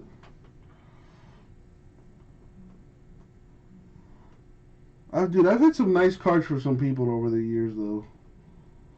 I wonder what is the most valuable card I've ever pulled for someone. Cause I've pulled some nice shit.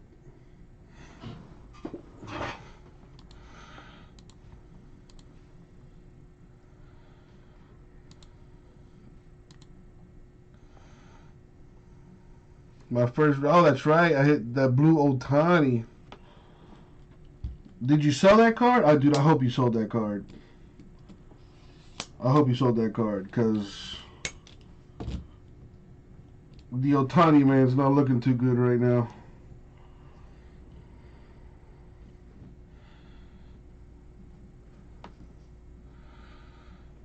I hit you on Lamar Jackson 101. Nice. Nice vintage. Smart man. You know the deal. I still hope, I hope the guy, gets it together. But, you held on to 2? In case prices start going up again? Nice.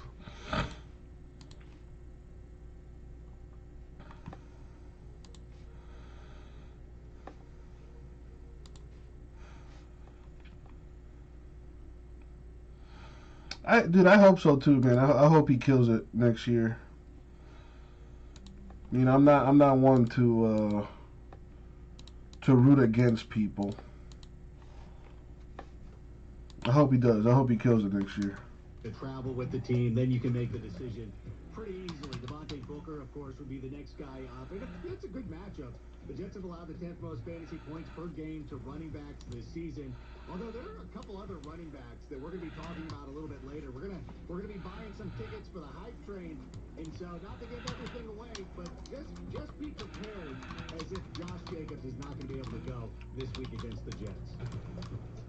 The Cardinals quarterback Kyler Murray is on an injury report because of that nagging right shoulder injury. Rap Sheet says it's a strained AC joint. It'll be just a matter of pain management for Kyler. Cynthia, what sort of projections do you have for him? I did pull a Brady Auto Pretty Plate 101. That was pretty sick. 2.66 fantasy points, 244 passing yards, 1 touchdown, an interception, 49 rush yards, and a rushing touchdown. Really what happens is those rush yards went up with the... Appreciate that, vintage. Appreciate that. Thank you, man. Have a good night. Speaking of which, does anybody want to pick up any teams in Prism First Off the Line? Now, let me know. I might get you a deal.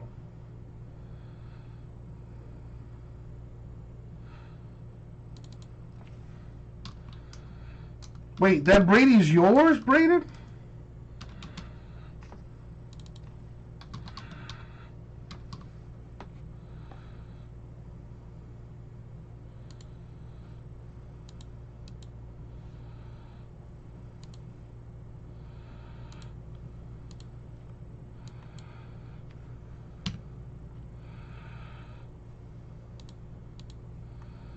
Oh, okay.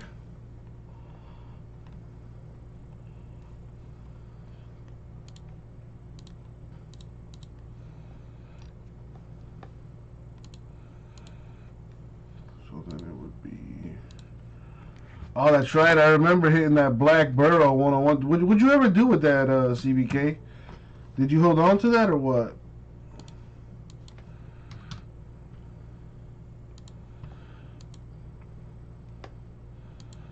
I think I want to say I've hit a big card for everyone at some point.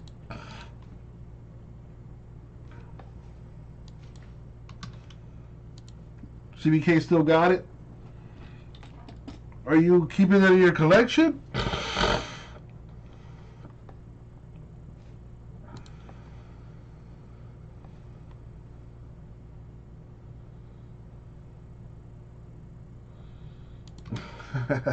Freak. Don't rub it in too much, man. Don't want my guy, you know, going off the deep end. Got you some sweet Tuas and XR. Yeah, man, CBK, you've definitely have helped me fill, you know, a decent amount of breaks. And you know what they say, you gotta spend money to make money. And you have definitely done that, so I appreciate you, man. Yeah, dude. I think Burrow's gonna be just fine.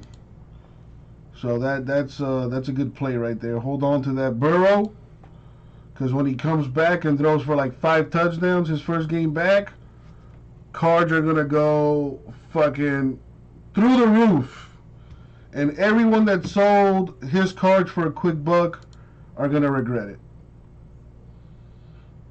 Dude, I think Burrow could probably win a Super Bowl for the Bengals.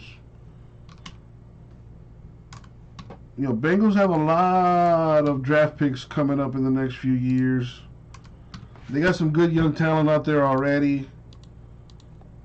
I think, I think they need a coach to put it all together. I don't know who their coach is right now. But, dude, if he wins a Super Bowl with Cincinnati, whew.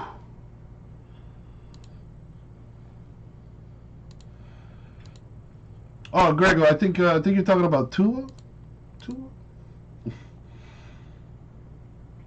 I think that's who you meant, right? Tua, the next Brady, or better than.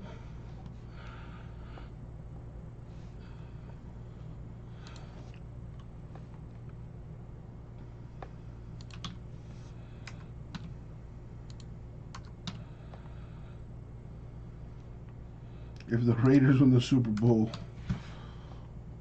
So you got some David Carr cards in the collection, or whatever his name is. I think it is David Carr. That dude got a big head. Anybody ever notice that? That boy got a noggin. Derek Carr. Wait, is that what I said? I think I said David.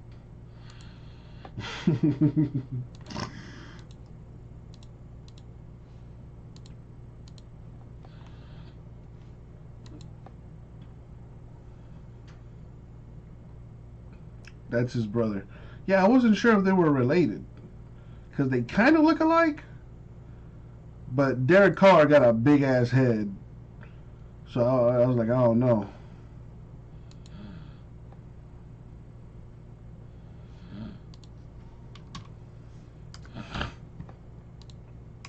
I just hope the Tua man can lead the Dolphins to 1 Super Bowl victory. That, you know, I'm not asking for much. I just want to see 1 in my lifetime. Just 1.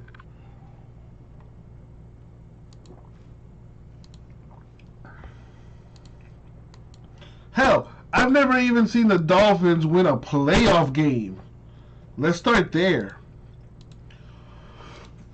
In my lifetime, anytime I've seen them make the playoffs, they've lost in the first round.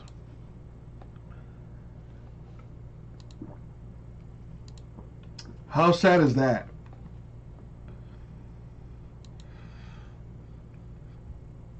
Elmo's eyes going up and down. Yeah. I mean, I gotta look real close, though. I gotta look real close.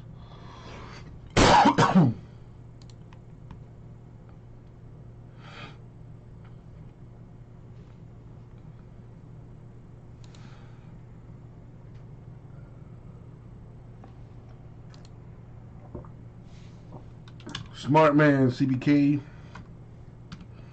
Smart man. What about Herbert, though? What you think about Herbert? I mean, if I had to call it, he's probably the best rookie quarterback this year. I don't think anyone can argue that one.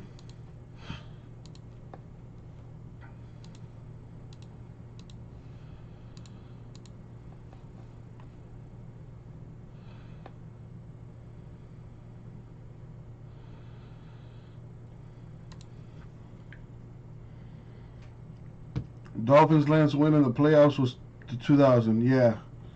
And I don't remember watching that game.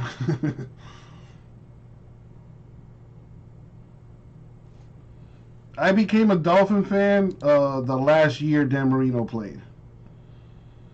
That's my earliest memory of me watching the Dolphins and like actually rooting for them. Was the last year Dan Marino played. And let me tell you, that was probably the worst year a Hall of Fame quarterback has ever had. He was fucking garbage that last year. I just remember him throwing picks left and right.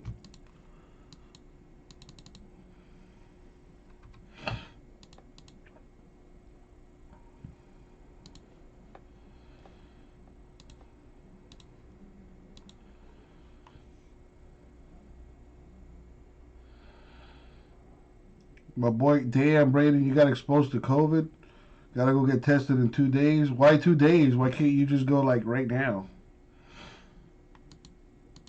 Damn, man, I'm sorry to hear that. I hope you get a clean bill of health.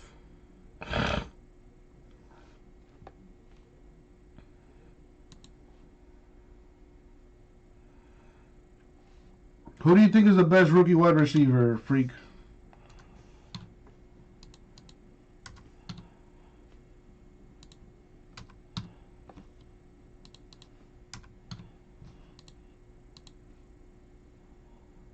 You think Claypool? Apparently you gotta wait 48 hours. Damn, that's a pain in the dick.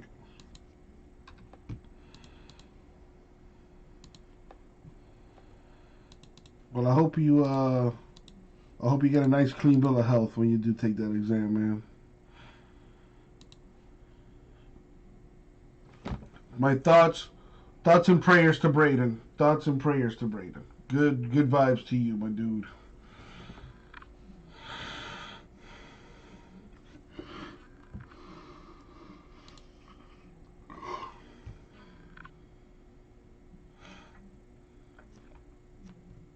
Dolphins should have tried to pick up a receiver. Because now with Preston Williams gone, our offense has stalled. But we got a bunch of draft picks next year. I think we got like 3 first-round picks next year. Probably pick up. We definitely need a running back. I don't know who is killing it right now in college football as far as running backs, or who's coming out next year as far as running backs. But damn it, we need one in a Dolphin uniform.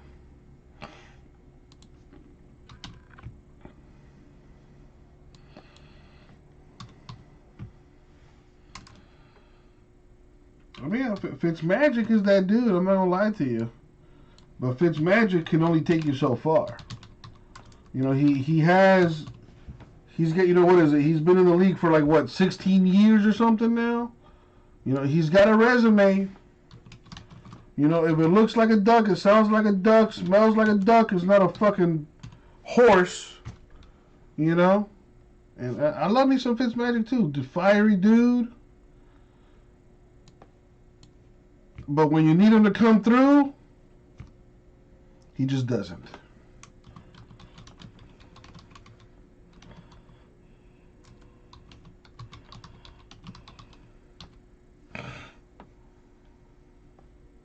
Go get Derrick Henry. Shit. With our luck, by the time he gets here, You'll be fucking, spoiled goods or whatever. Yeah, and that too. I'm not surprised. Locked up. They won't let me out. I'm locked up.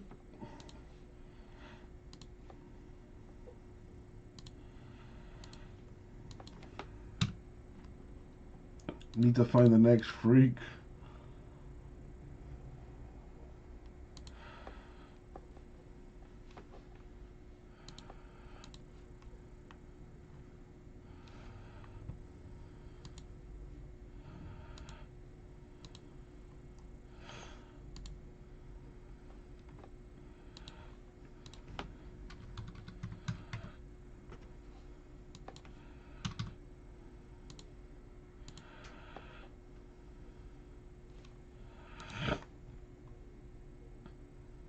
Oh my god. Well, I mean, Le'Veon Bell's not bad, to be honest. Like, yeah, dude. Like, I wish we would have gone after Le'Veon Bell, to be real with you. I like Le'Veon Bell. I like his skill set. He had that dispute with the Steelers, and he had issues with the Jets. But I mean, can you blame the guy? The guy just wanted to get paid, and the Steelers just kept giving him that franchise tag. As a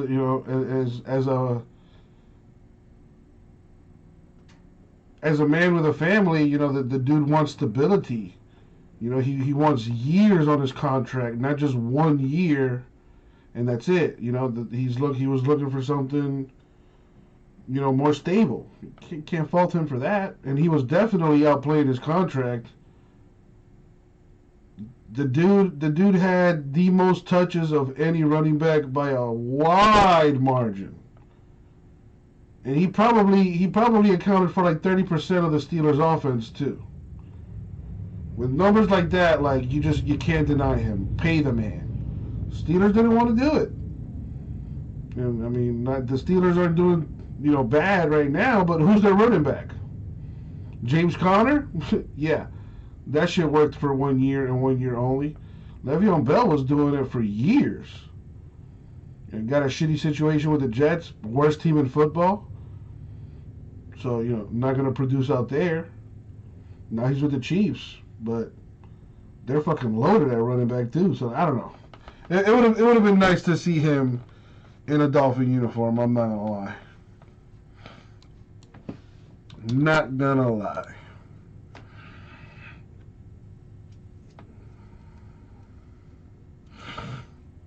I agree, CBK. I'm not believing that hype on the Steelers.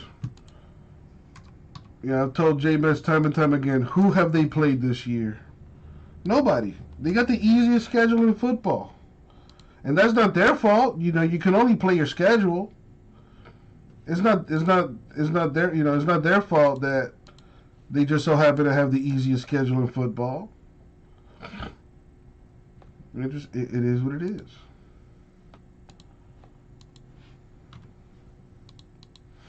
With that being said, I agree. They will get eliminated first round. They might have a bye because of them, being the 1 seed and all. But when they play again, they're probably gonna lose. If I was a betting man, I would bet on that.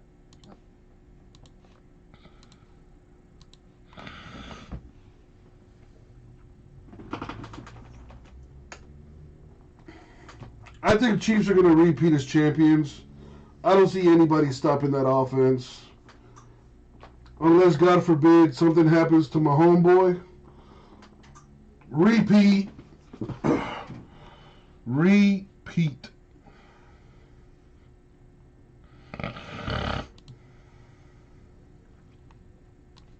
And there's some good teams in the AFC East. I mean, in the AFC.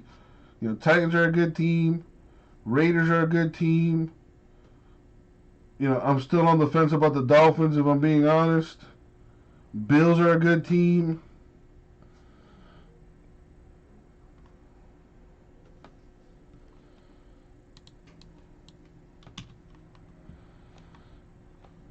So we shall see.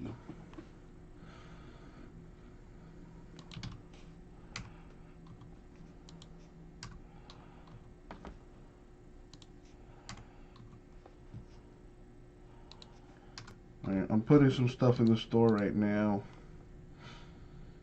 The rest of the stuff I was gonna put in the store. Dude, Jimbo, that division is a shit show. I think they're leading that division like on a tiebreaker. I think they got like you got your record, and then from there I think you go off your divisional record. So I think they probably have a better divisional record, and that's how they're number one in the East. But none of those teams deserve to be in the playoffs. They're all sub 500. So like they should have a rule where if a division champion has a worse record than a team from another division in the same conference, I would give it to the team that has the better record.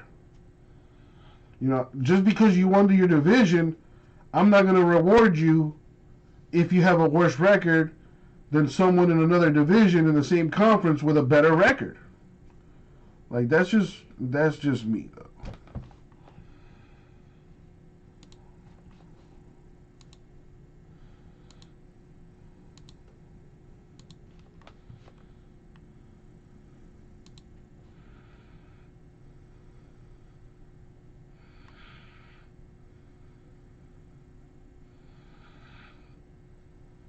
Think Redskins going to take the NFC East? Wow. Bold statement. At least the Eagles won a Super Bowl recently, so I think they're still coming down off that high. At least that's what it seems like to me. They still think they won the Super Bowl the year before.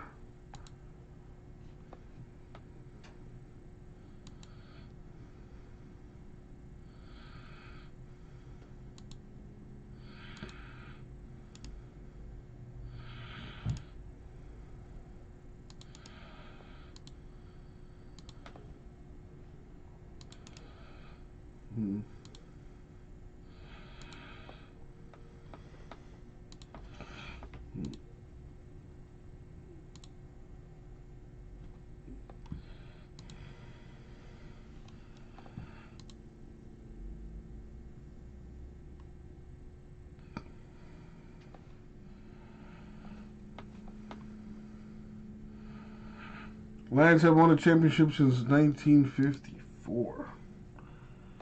Were they even an NFL team back then, or was that like a USFL kind of deal or something?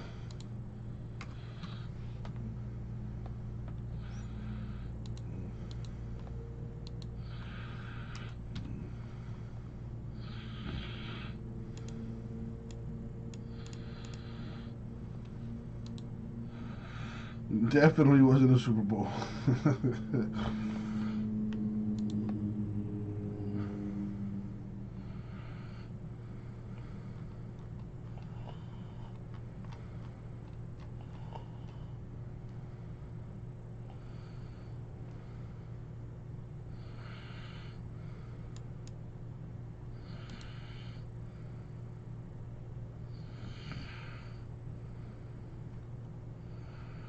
What the hell?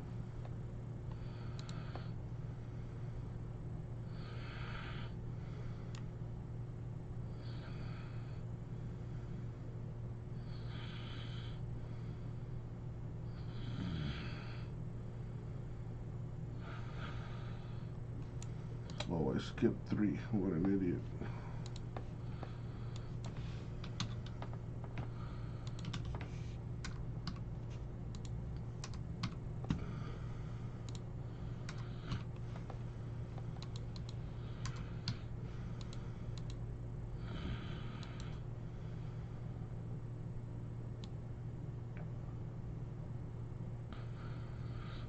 Browns in the hunt for a wild card.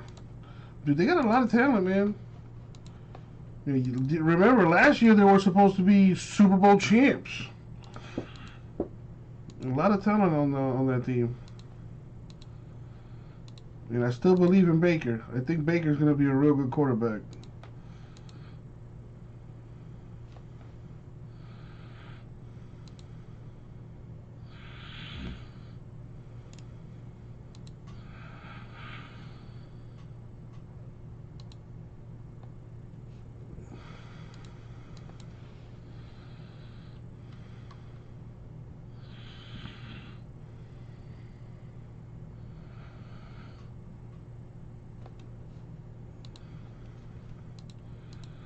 Odell needs to come back. I think is Odell out for the year? I think he might be out for the year.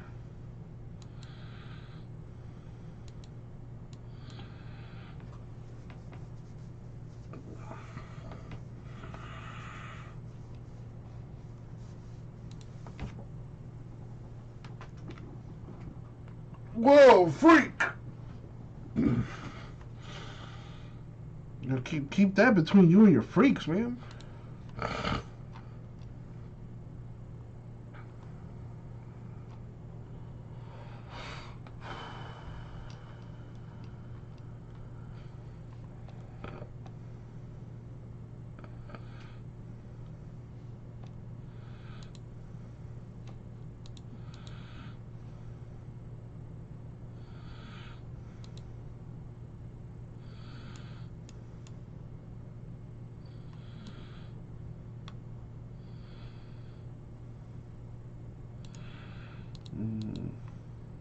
That's why.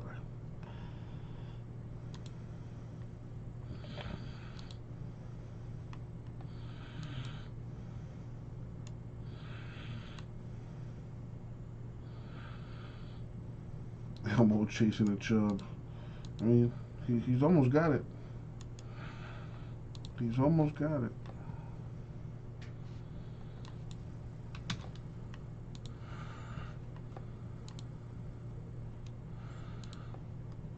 Alright, I'm almost done adding this last thing to the store here.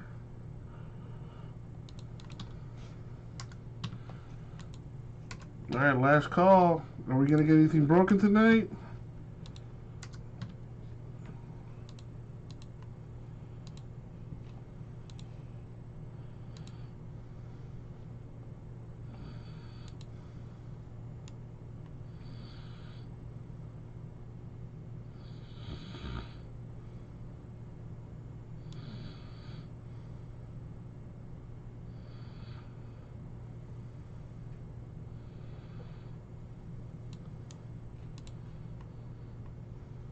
Later, Brayden.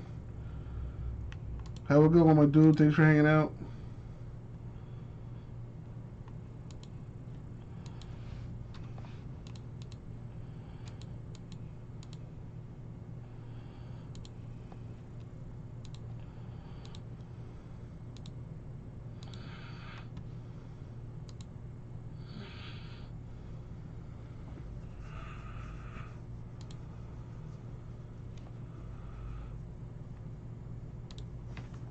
Alright. That has been done. Alright, let me check the store, see if anything's been, moving at all here.